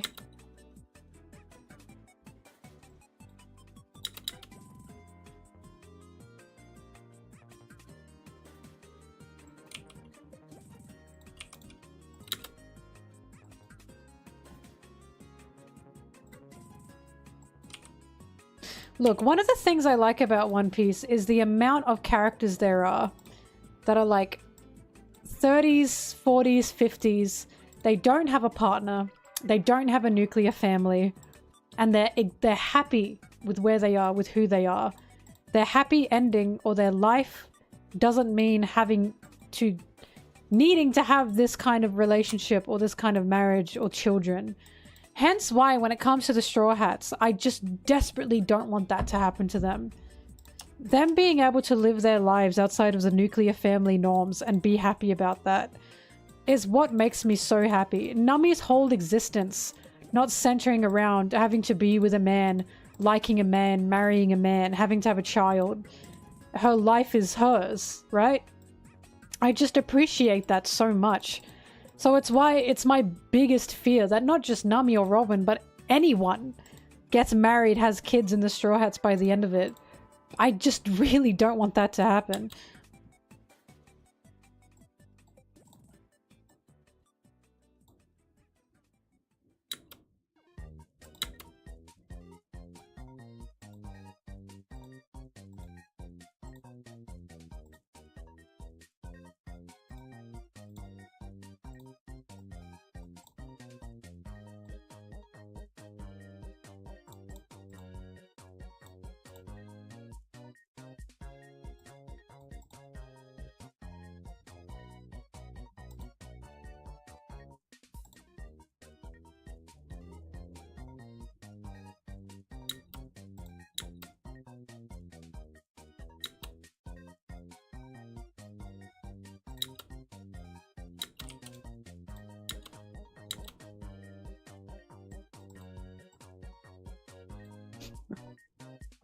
I think Doffy would be too scared to have a child of his own, because he'd be like, what if he tries to kill me? Like I did with my dad.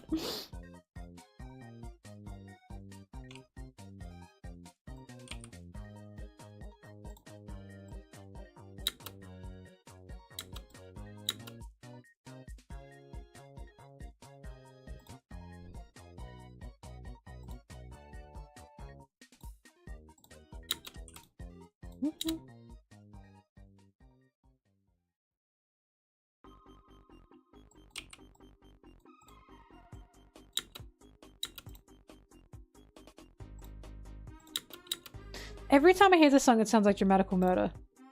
I don't know what it's actually from.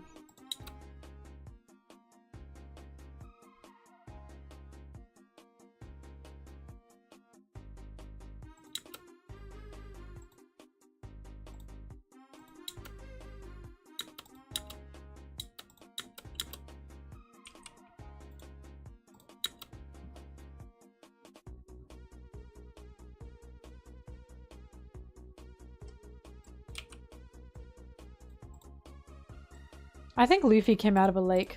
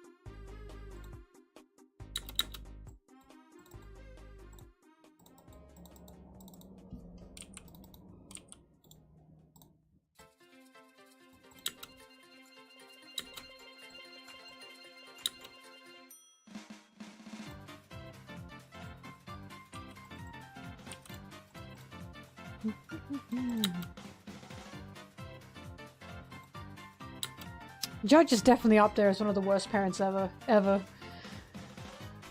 Big Mom's bad, but mutating your own children and basically calling them Project 1, Project 0, Project 1, Project 2, like they didn't even have proper names. That's pretty bad.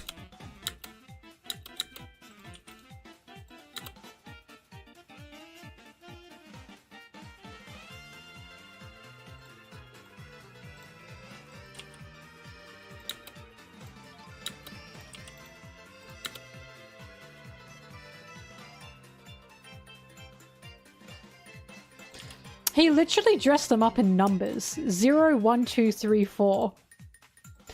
They were experiments to him. It's terrible.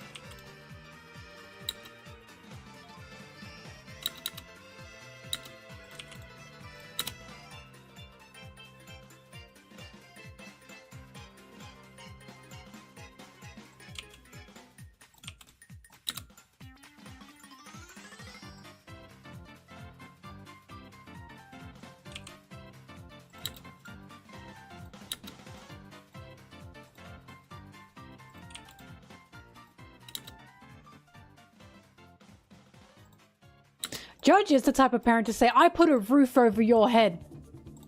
I feed you and put a roof over your head. He's totally one of those parents.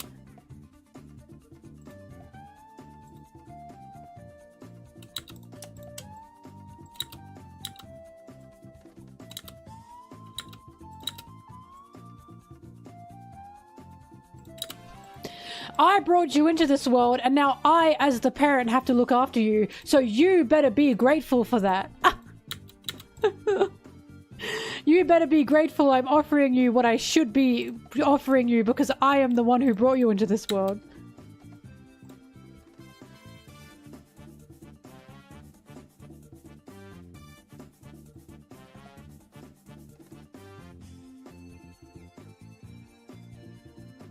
I haven't watched it, no, but I think I'm gonna watch it on this upcoming Sunday. Actually, when is Sunday? Oh fuck, never mind. Okay, I'm gonna do it Saturday.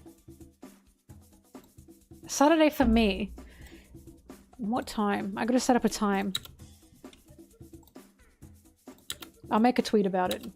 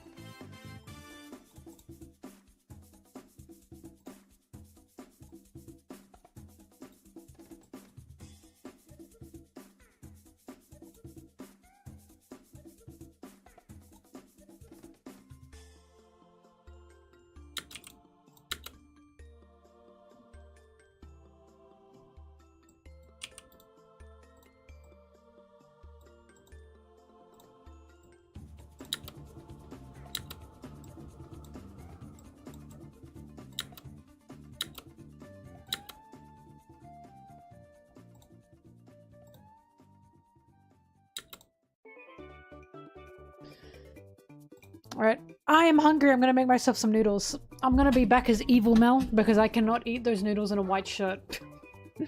So I'll be back soon. Maybe like 5-6 minutes. Farewell for now.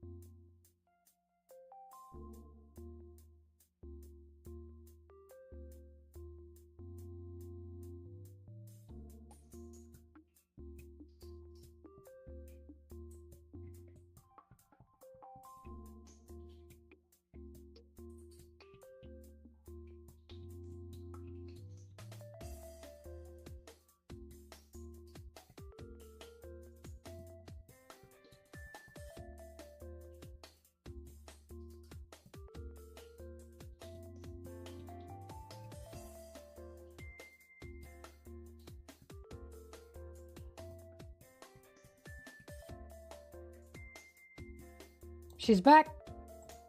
You best have been behaving. Sorry, hang on, I think there's a cat in my room. What? What are you doing in here? You scared me. She snuck in. You snuck in. I didn't see you. Hmm? An intruder! An intruder! A very cute intruder. Hmm? Come on.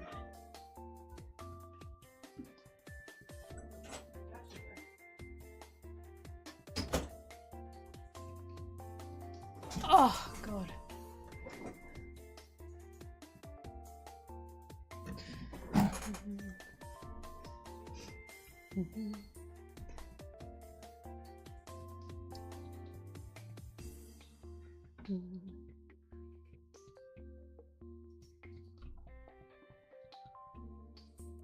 That scared me a little bit.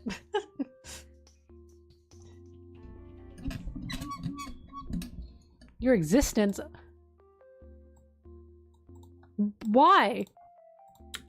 Sometimes I'm like, am I bringing a negative energy and an angry energy to the chat? And then I leave and you guys are like, huh. God damn.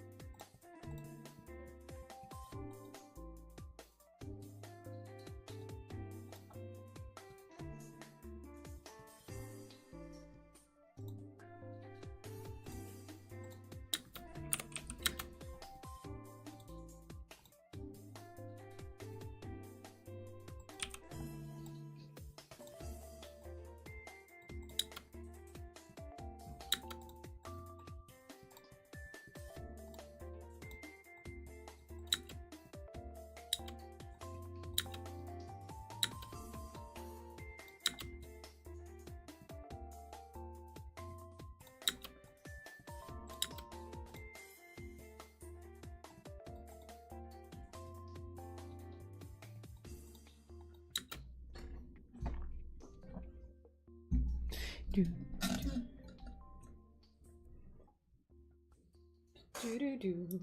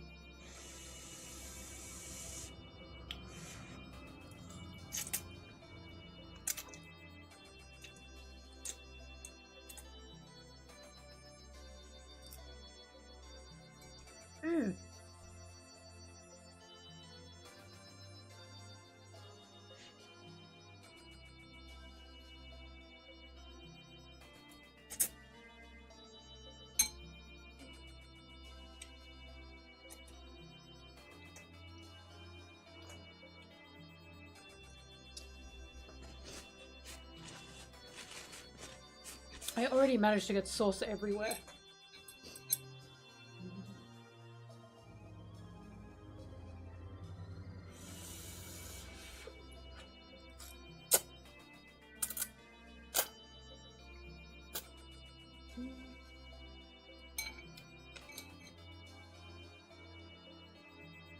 Welcome to the mukbang stream.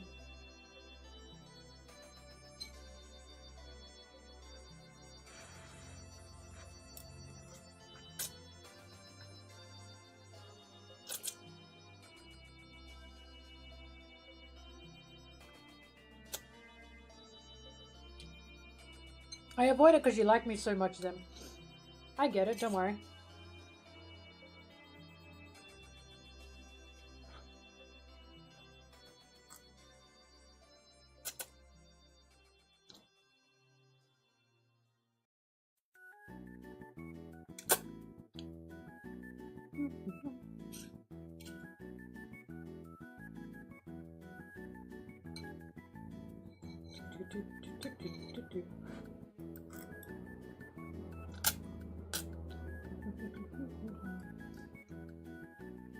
Oh my god, so yummy.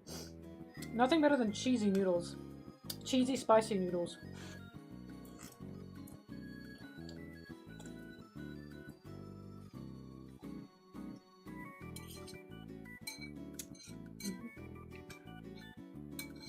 South Korea was so right when they put cheese on all their spicy food.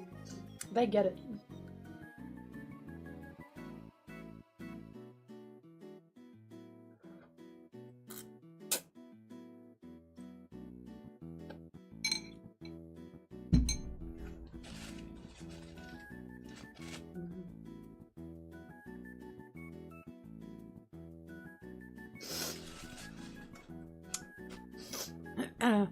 Sorry, you can't have any.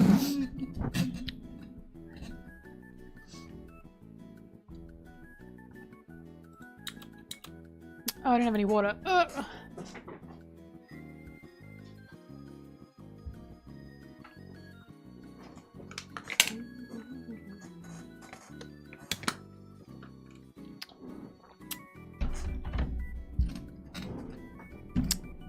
Dude, if Sanji made this, it would be sublime.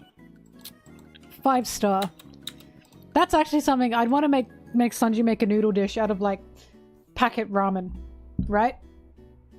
And see if he can make it, like, exemplary.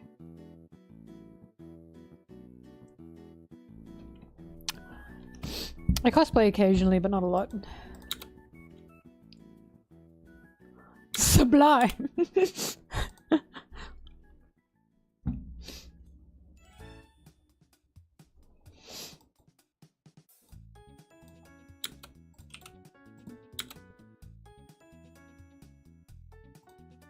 I'd make Sanji perform point blank for my entertainment. Just point blank.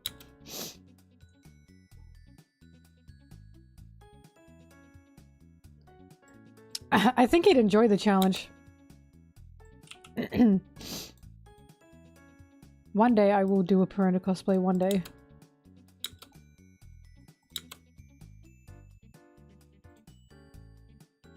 I have a Sakura Miku cosplay that I haven't worn yet.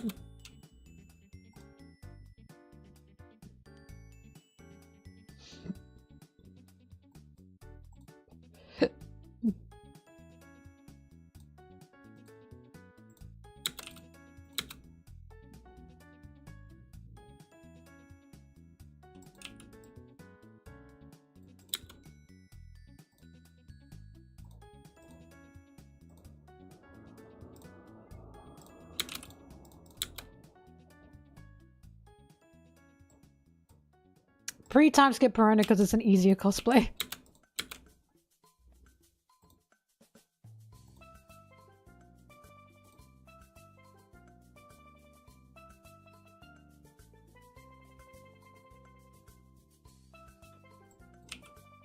She wealth on my fame till I power.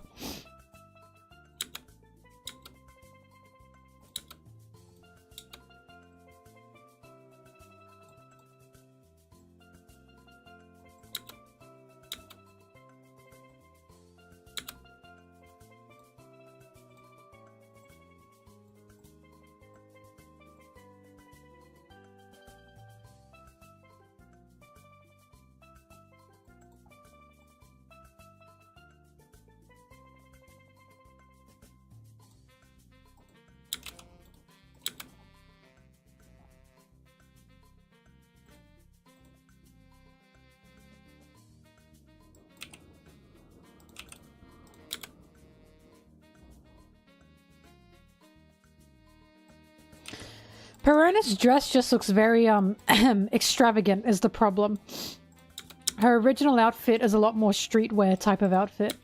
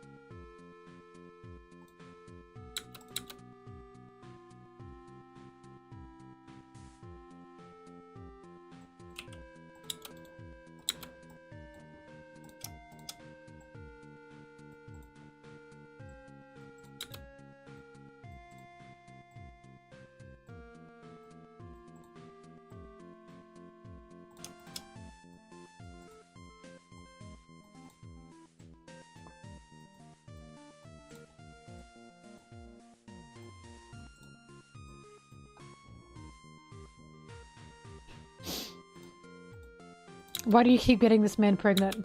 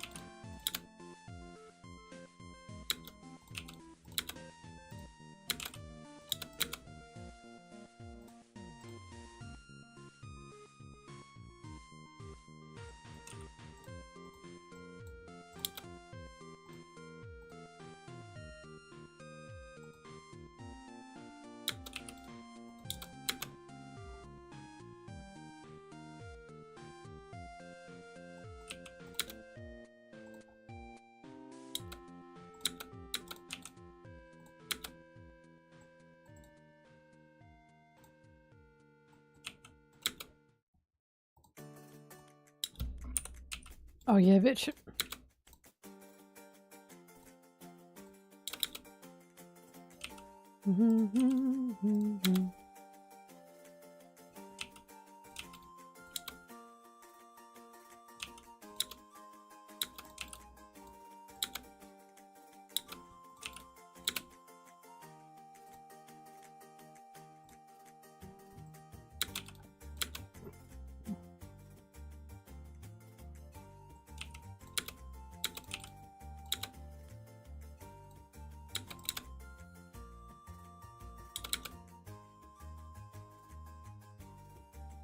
My Goofy video?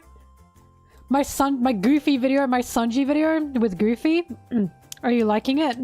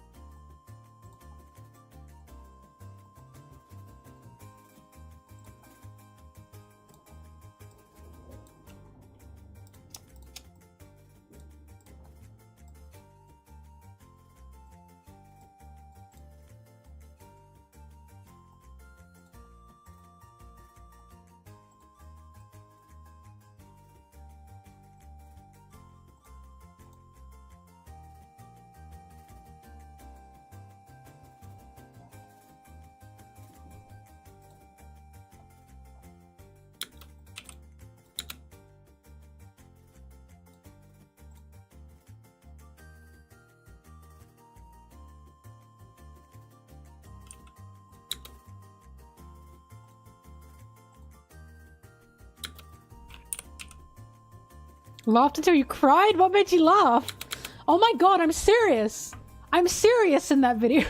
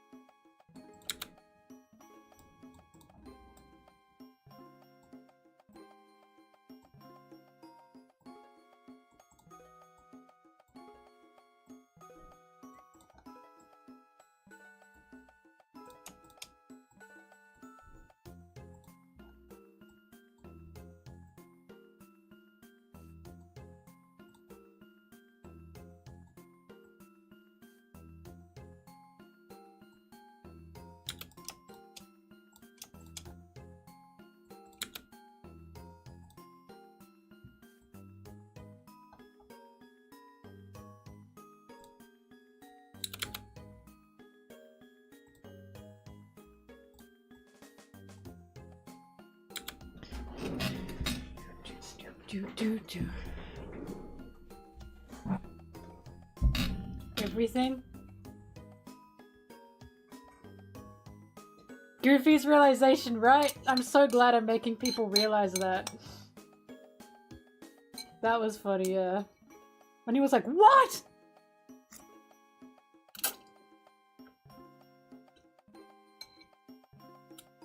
I will be doing another video with Goofy, by the way.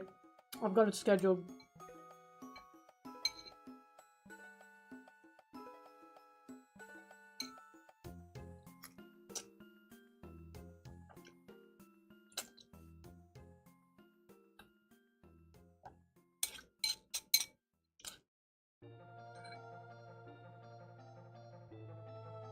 My cheese!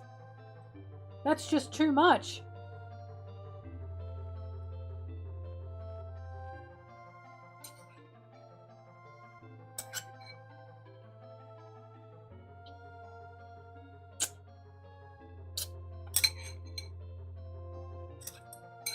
That's too much cheese.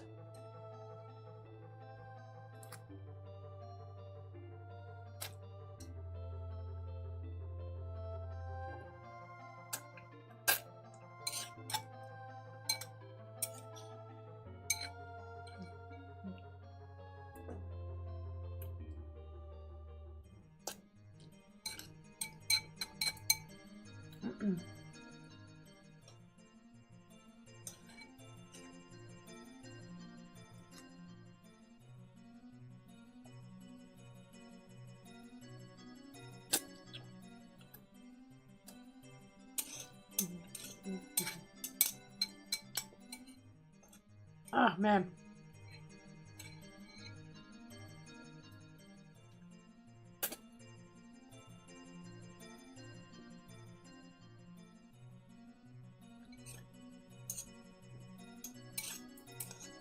Have any of you had mystery meat?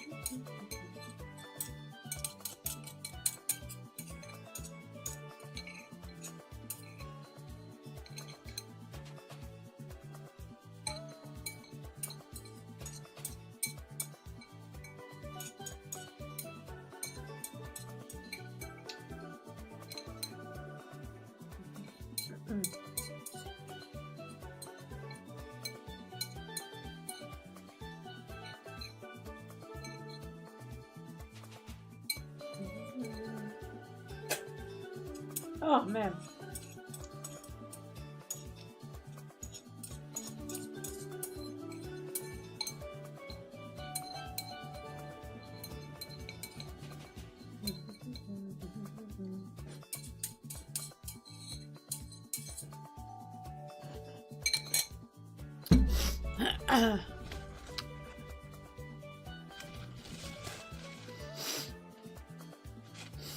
Here's a secret for your spicy noodles. Put cheese in them. And the two types of cheese you should put in, mozzarella and cream cheese, right? After that, on top of it, put some corn. Melt the cheese and the corn on top of your noodles. You have an A+ dish right there.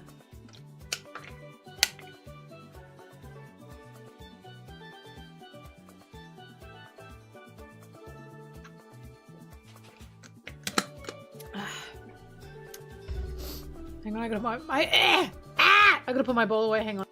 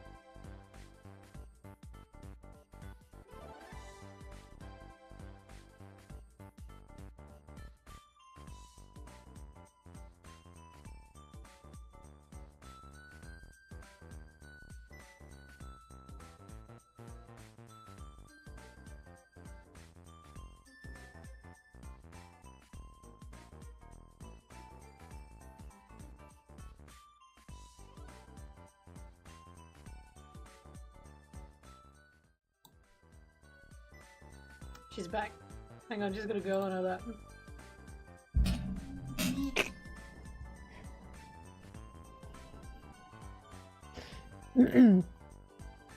But South Korea, they totally hit the mark with the corn and cheese. They totally hit the mark. When I saw that, like, they eat their bulldog with the corn and cheese, I said, I have to do it. And they're right. They're so right. It's so good. Is that nice, bobbing? Your butt itch?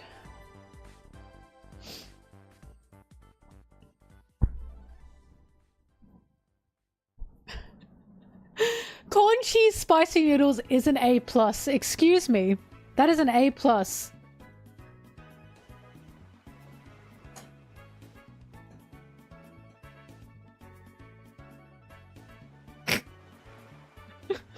What are you doing? You silly girl, what are you doing? Hmm?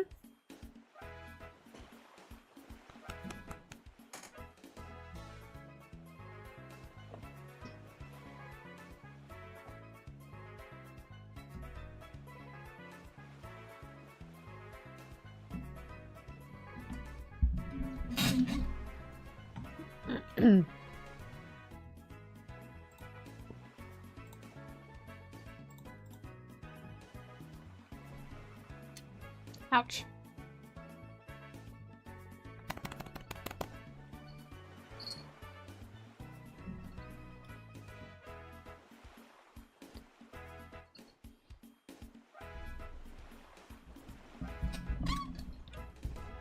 Who hates corn? Like, who the hell hates corn? That has got to be one of the most stupidest things to hate in the world ever. There are things that are stupid to hate. Corn is one of them. If you hate corn, grow up. Genuinely, grow up. That's like a crazy thing to hate.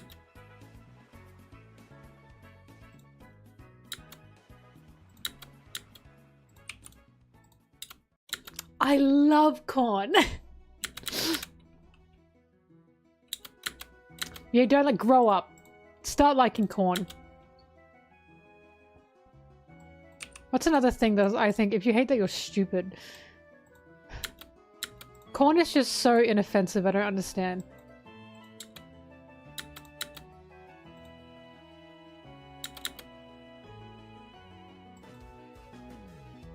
Hmm.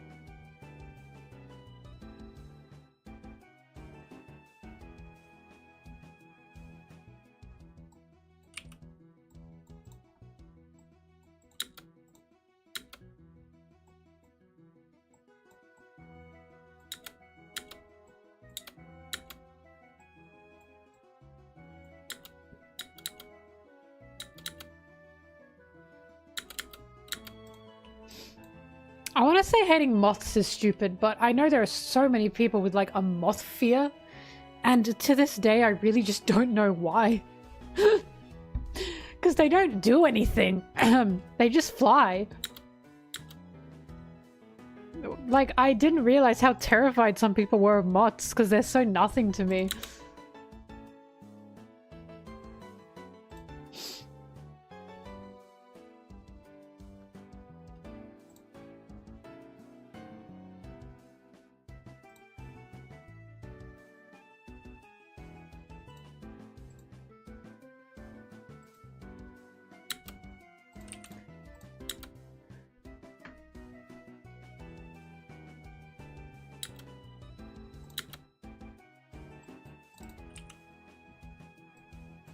I've had tons of moths in my house, in my closets, cupboards, everything.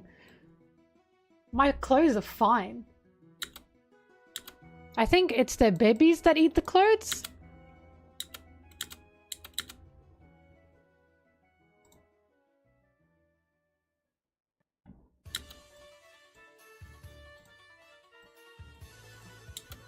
But my favorite thing to do, I've said this before, I will catch a moth, I'll do this, and I'll be like, hey, look what I got, and I'll get really close and then I open it and the moth flies out, and they go, ah!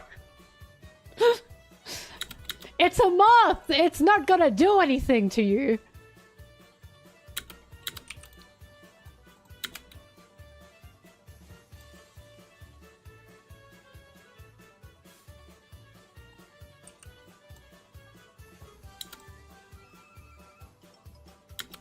I'll cry at you. It's so funny that Sanji is canonically scared of moths. That made me laugh my fucking ass off because of the thing I do. And I was like, I'd totally do that to him and make him go, ah! When I found out he was canonically afraid of bugs and moths. I was like, you're actually kidding me. I could torture this poor boy.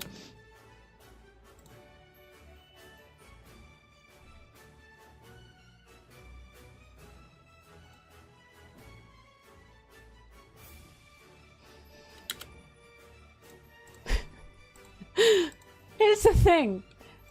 I am scaring an innocent person, yes, and they're usually my friend, right? I don't go up to random people on the street and go, hey, check this out. But the thing is, it's over. In 10 seconds, it's over. Not even. It's just gone. And then they go, Mel! Oh! It's not like I traumatized them for life. Whatever, go my moth. Like, you are going to have a moth fly at you in life anyways.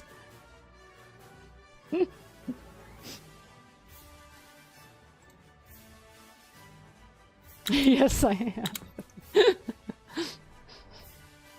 am. I haven't done that in a while, by the way, because I haven't seen any moths around, so... Grr. You will feel a fool if I do that to you. My new favorite thing to do is when someone's taller than me. Like, this can be my dad, my friend, anyone. And I'll be like, hang on, let me see how tall you are. And I do this, and then I whack them, like, in the forehead, which is usually how taller they are than me. Hang on a minute. And it always makes them go, oh! My dad got a good chuckle out of that.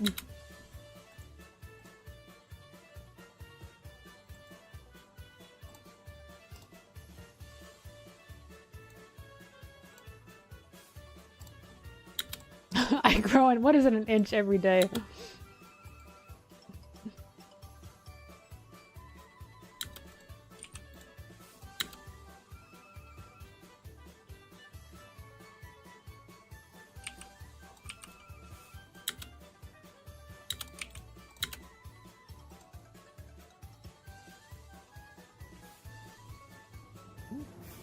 It's just so funny because moths are just, they just don't do anything. They're the most harmless creatures on this earth. They don't fly around your food. They don't, like, go all over your garbage and lay their eggs all over, like, your shit, you know what I mean? They are so harmless. Don't get me wrong, there are some poisonous moths, but not, like, anywhere I live.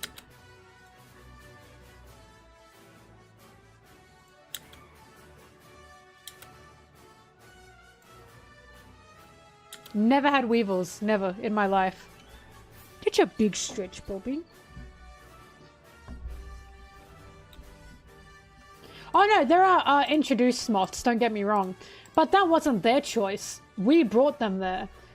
So, like, the native moth, right? The native moth. What the fuck does it do? What does it even do? It's just so harmless. I did not say get your boobs scratched. I said that's a big stretch, Bobby.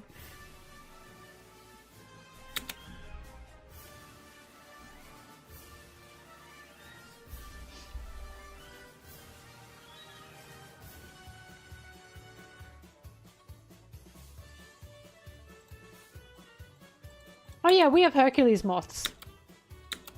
They're really cool. We used to get them around my house. And I'd always pick it up when we'd get one. I wouldn't throw the Hercules moth. I am not that evil. And you know why? Because the Hercules moth doesn't even fit in my hand. I'm talking about moths this big. I am not throwing Hercules moths at people.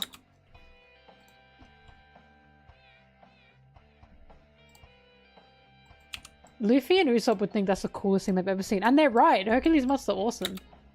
How big is it? Zimbabwe Queen, close your eyes. I'm going to show the chat.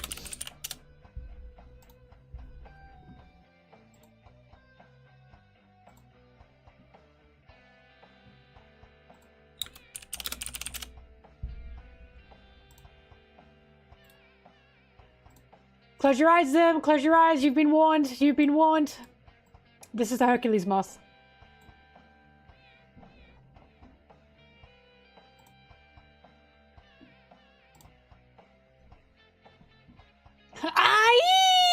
I think they're the coolest things in the world. They are so cool.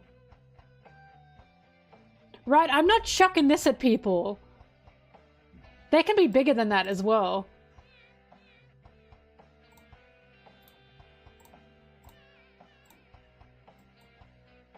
Hang on, I'm showing another one, Zim. Don't look, don't look. Here's another one. I think they're awesome.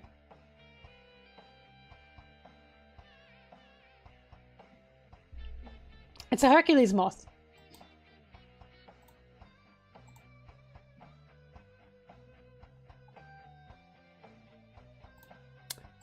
I like it. I'd imagine that if I threw a moth in Zimbabwe Queen's face, I'd get the goofy yell. Yahoo! You know what I mean? And that's why it's funny.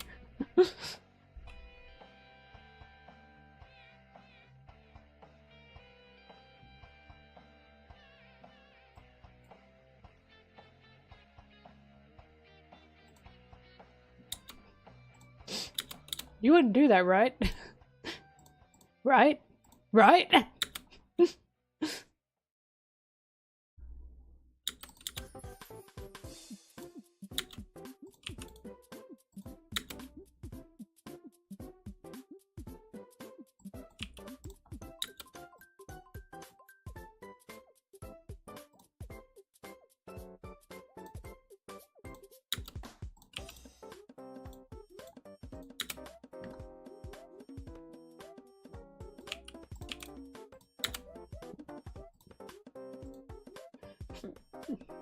Oh, you are so cute. You are so cute, Bobby.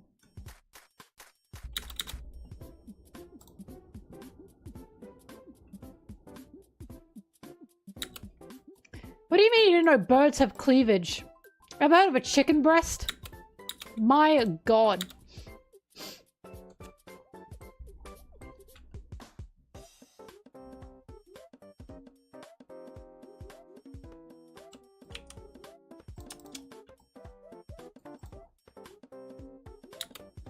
I actually looked up when people are in zombie movies or like any kind of apocalypse situation and they're like, oh, the food is scarce. I'm always like, why are they not eating the pigeons?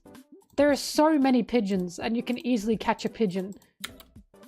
I was so confused about this that I looked it up and other people have even asked that same question.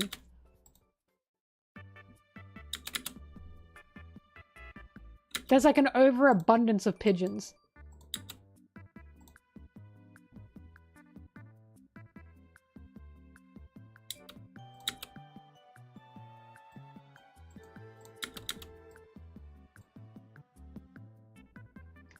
It would be mean to the pigeons.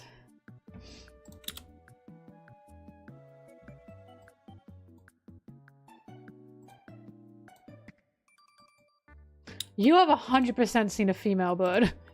100%. This one just had boombaladas.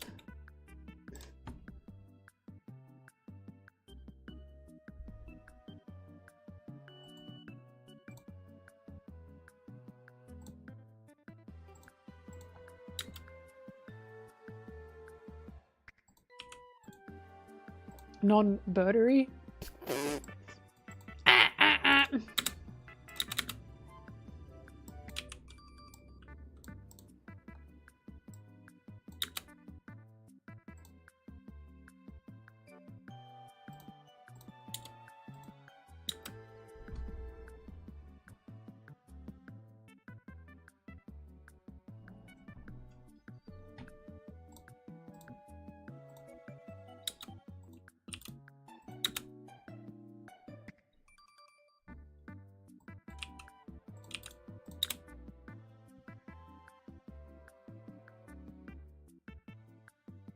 I was gonna say, if the bird ever had a big puffy chest, that's probably a male bird.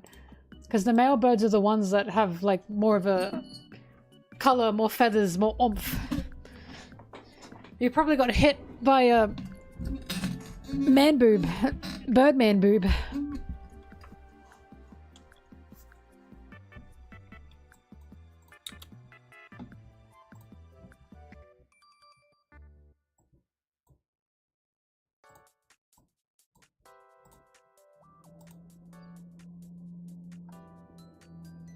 More oomph.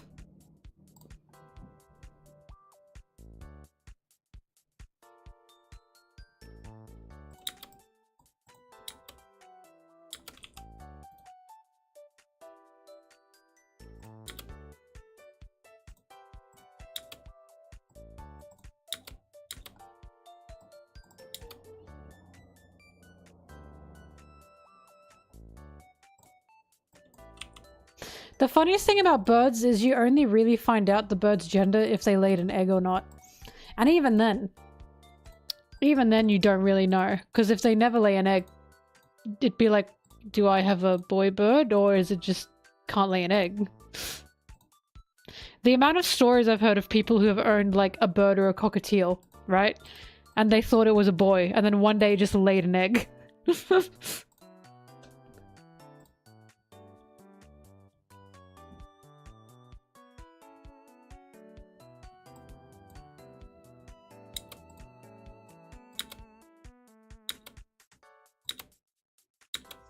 The funniest one I heard was a friend I had, and the bird was sitting on his shoulder.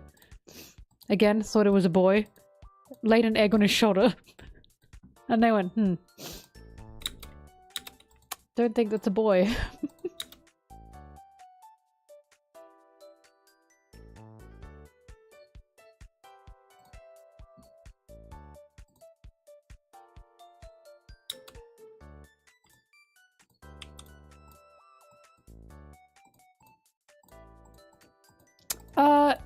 They didn't keep the egg, they chuck him.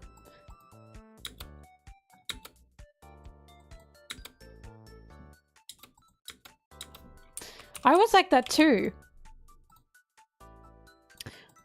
I had a bird called Hermit. Hermie for short.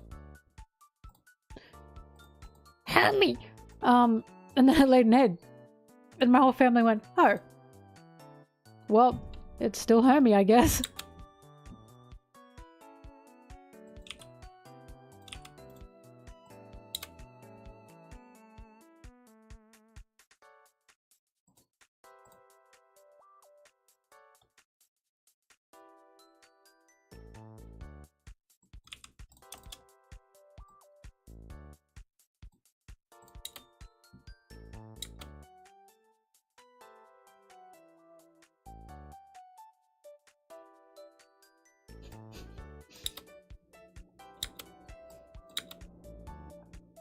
Why do kids just lie? Why do they just lie? I lied to my friends in like primary school. I was like 7? That like our house got robbed. I just lied. And then my friend told their parent. And then their parent rung up my parents and said, sorry for that, your house got robbed. And they were like, what? And my dad was like, why did you tell people our house got robbed? And I was like, I don't know.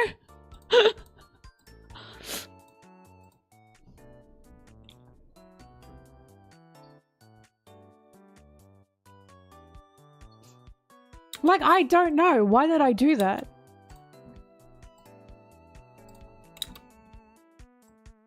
Yeah, I got a big brother. Thrill of the narrative.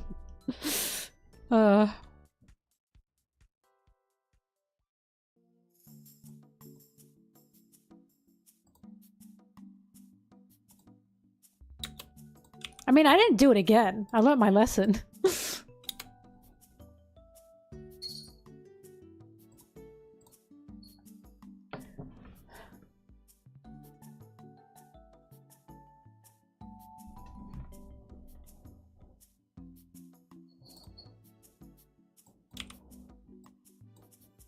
Bobbing, what are you doing? sleeping. She was so cute last night. She slept in my arms. And now she's being a menace.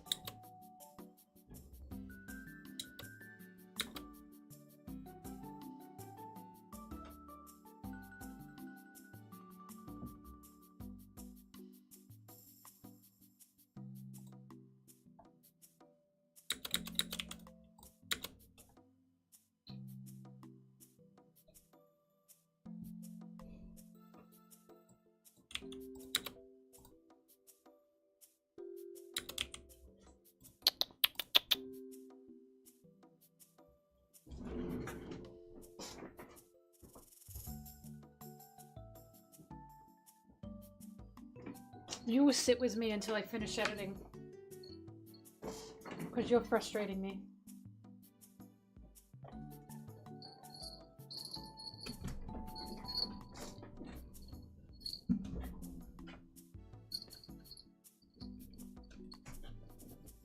Why are you purring, you weirdo?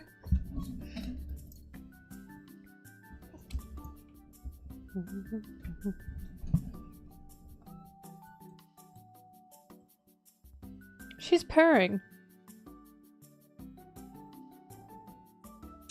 What's with the purring? What?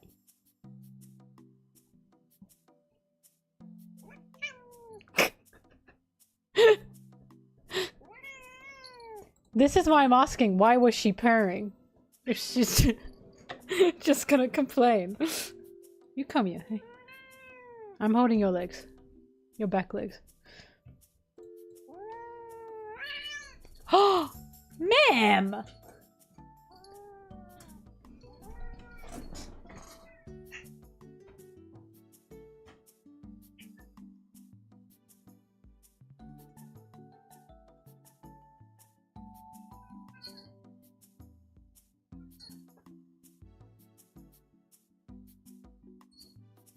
You were ruining it, Bobby.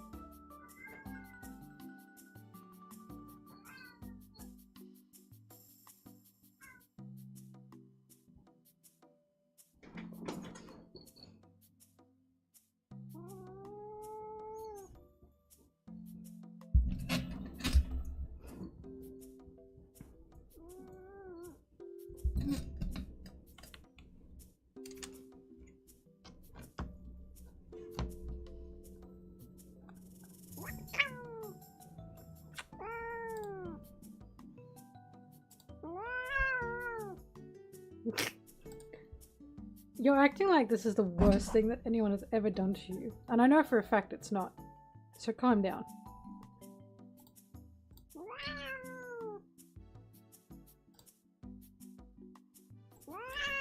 Release me! I have to add this to my cringe compilation.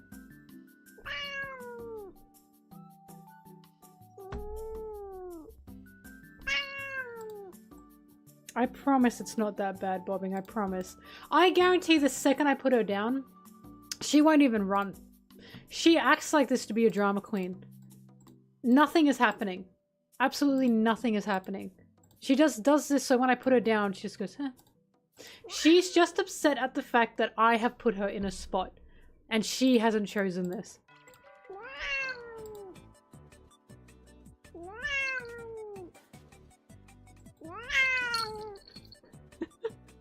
Calm down! Calm down. Put those away. You put those away. Yeah, there you go. Go in there.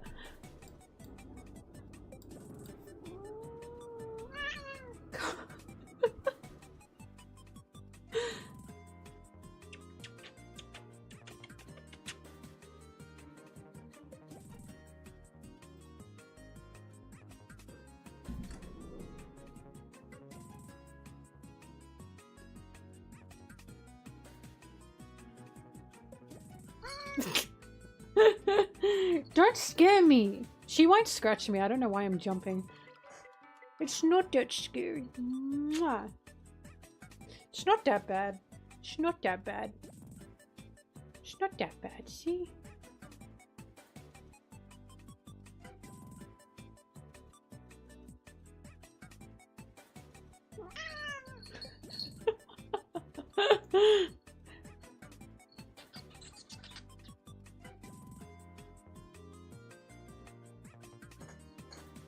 She's being born.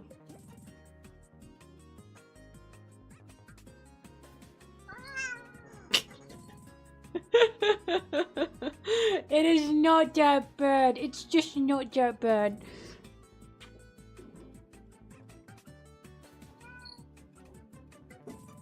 Go on, off you go.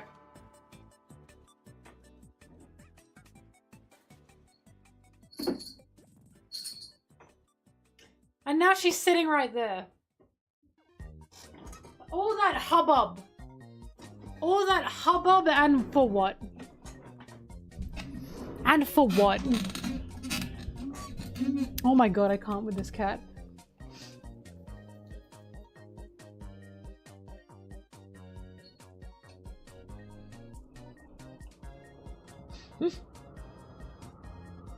Release her!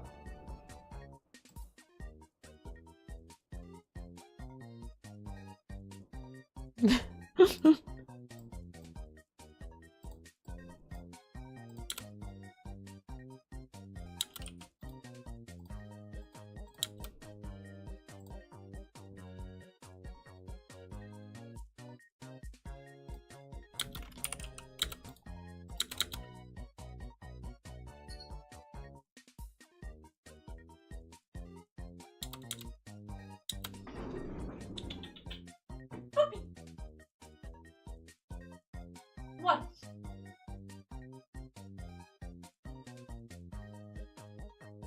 You are so cute. But you are so annoying. You are so annoying. She's just flopped on her back.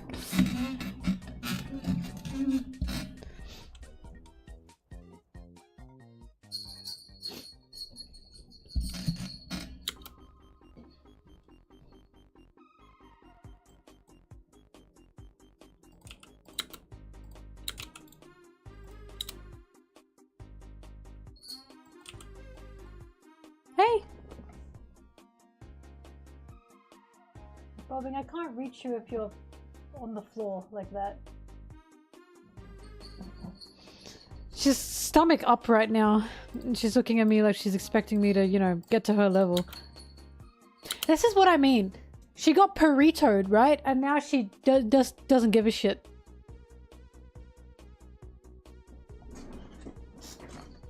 Get in the way, Bobbing.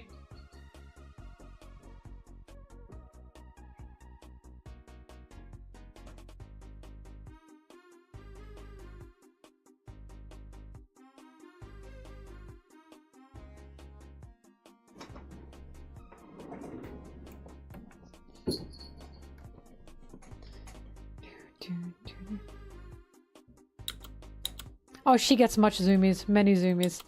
She's a menace when she gets zoomies.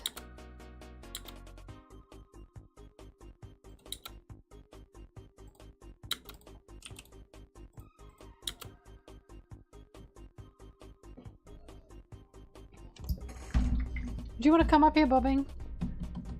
Hey?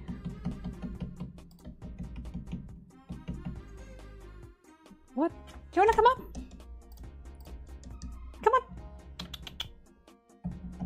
Come on.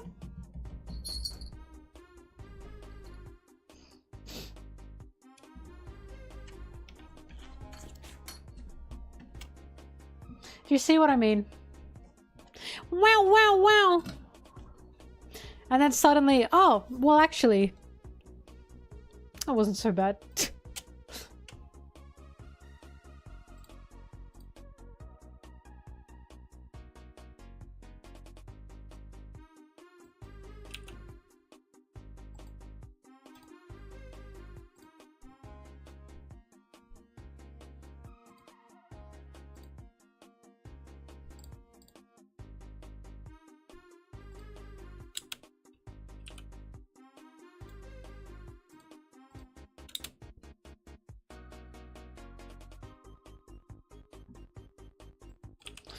Oh, you're very happy now, Bobbing. You're very happy now. Hey! Oh, she's in a playful mood. I can see it. I can see it in her eyes. I can see it in your eyes! I can see that you want to be up to no good deeds. Up to mischief. I can see it. I see your no good mischievous deeds. I do.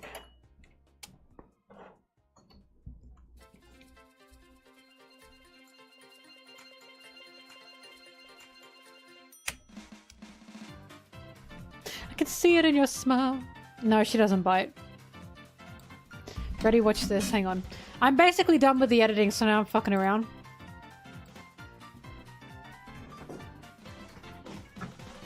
I can hold her like this for as long as I want and she will not bite me. But she will complain.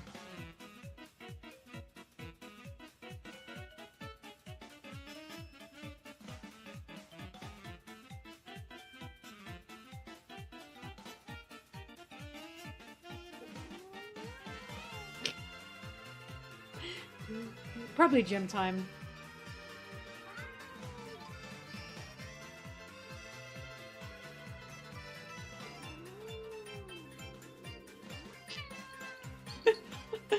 You are so silly.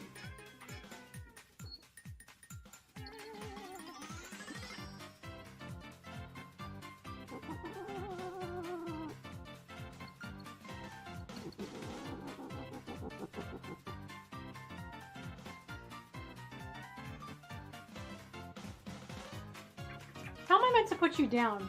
You've put yourself in this situation. So what am I meant to do? Hmm? You are so silly, Bobby.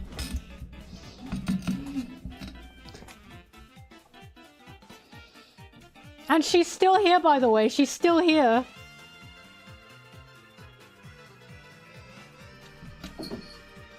This cat.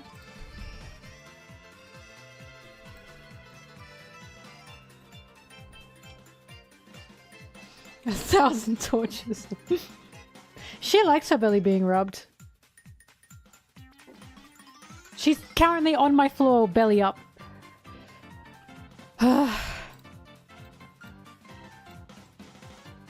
Shit. Sorry, I was gonna take a photo, but she's rolling around.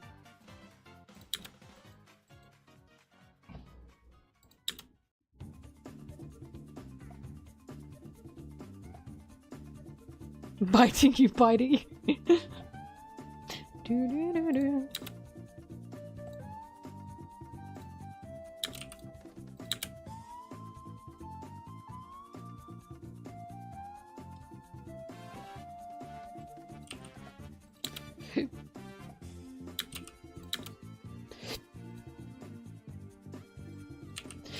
Oh god.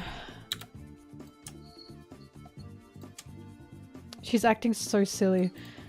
It's silly Billy time for her. Like, this is her zoomy time now, I can see it.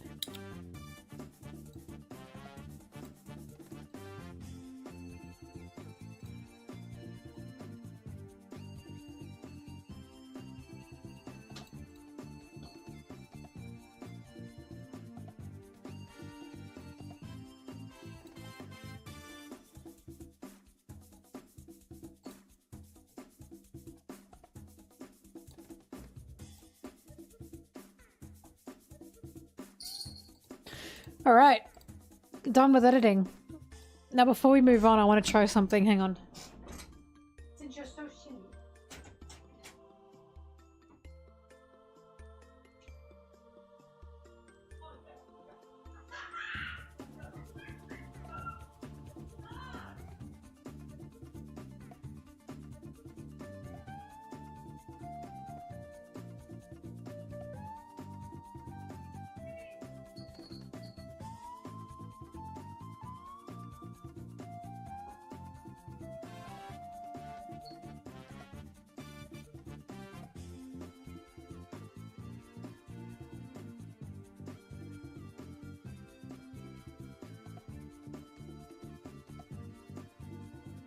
Hang on.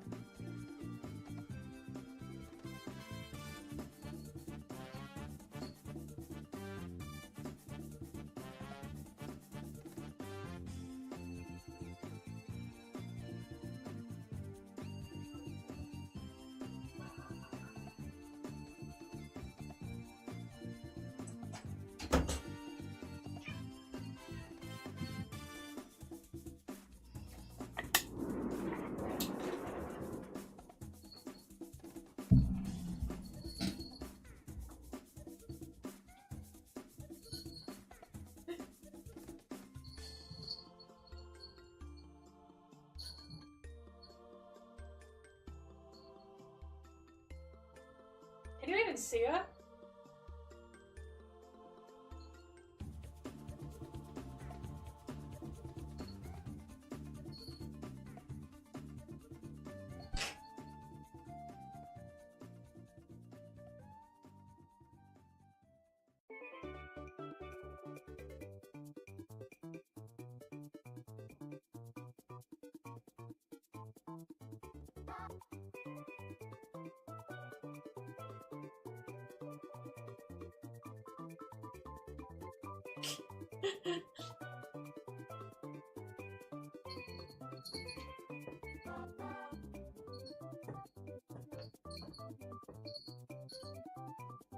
Is this what you wanted, to be entertained?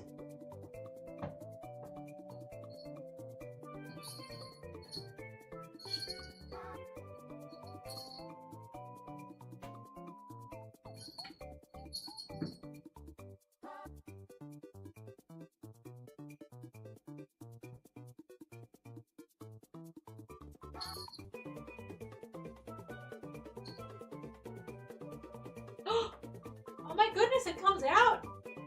Filming! Ah! Look what you did! Look what you did! Let me give that back.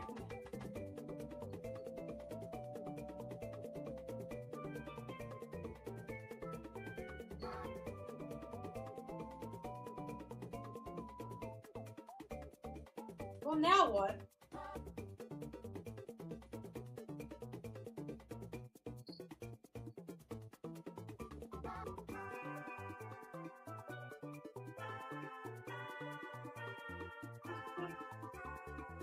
She did kill it. Not even funny.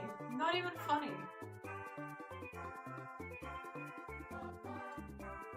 Alright. You come back. You come back. I'm not done with you, Bobby.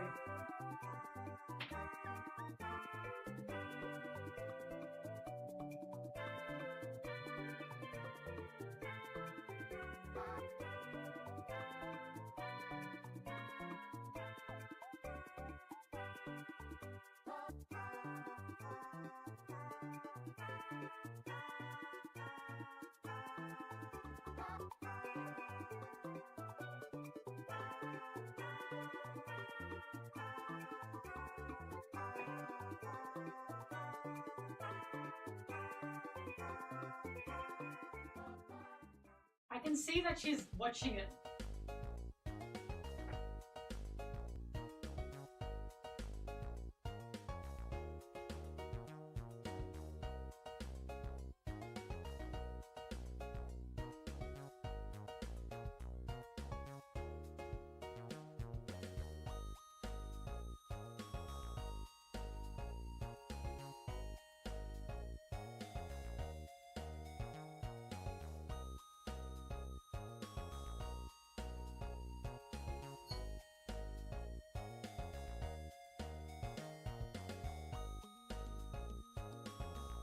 Oh my god, I hate her. I can see her.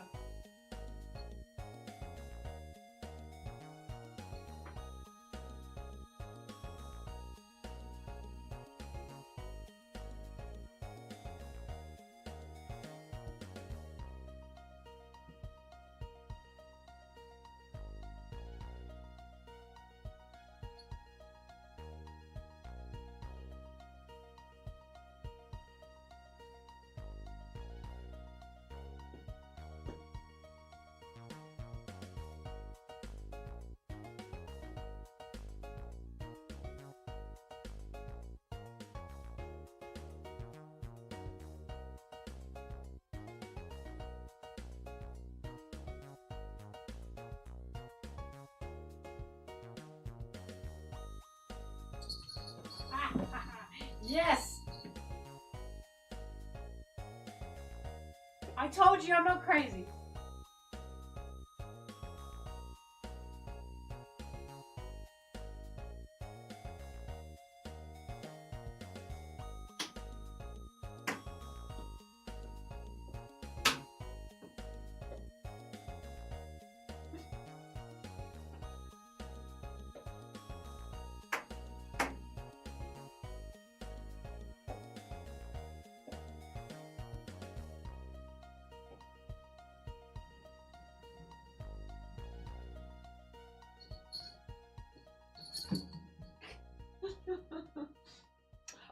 are so silly. You are so silly. You are so silly. Look at that. Check that out.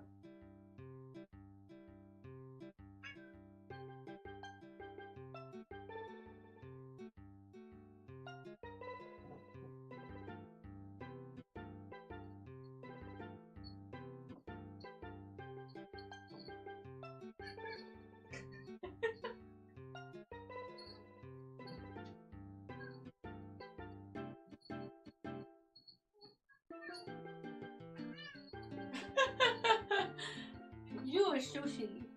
Alright, that's enough. That's enough. Hi everyone. Yep. Do a backflip. Maybe next time, maybe next time. Next time, next time. Next time. The zoomies run out, yeah. I know she acts like this.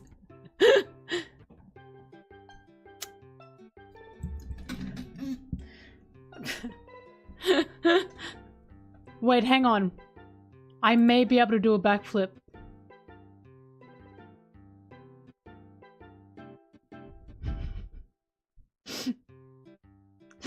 I've changed my mind.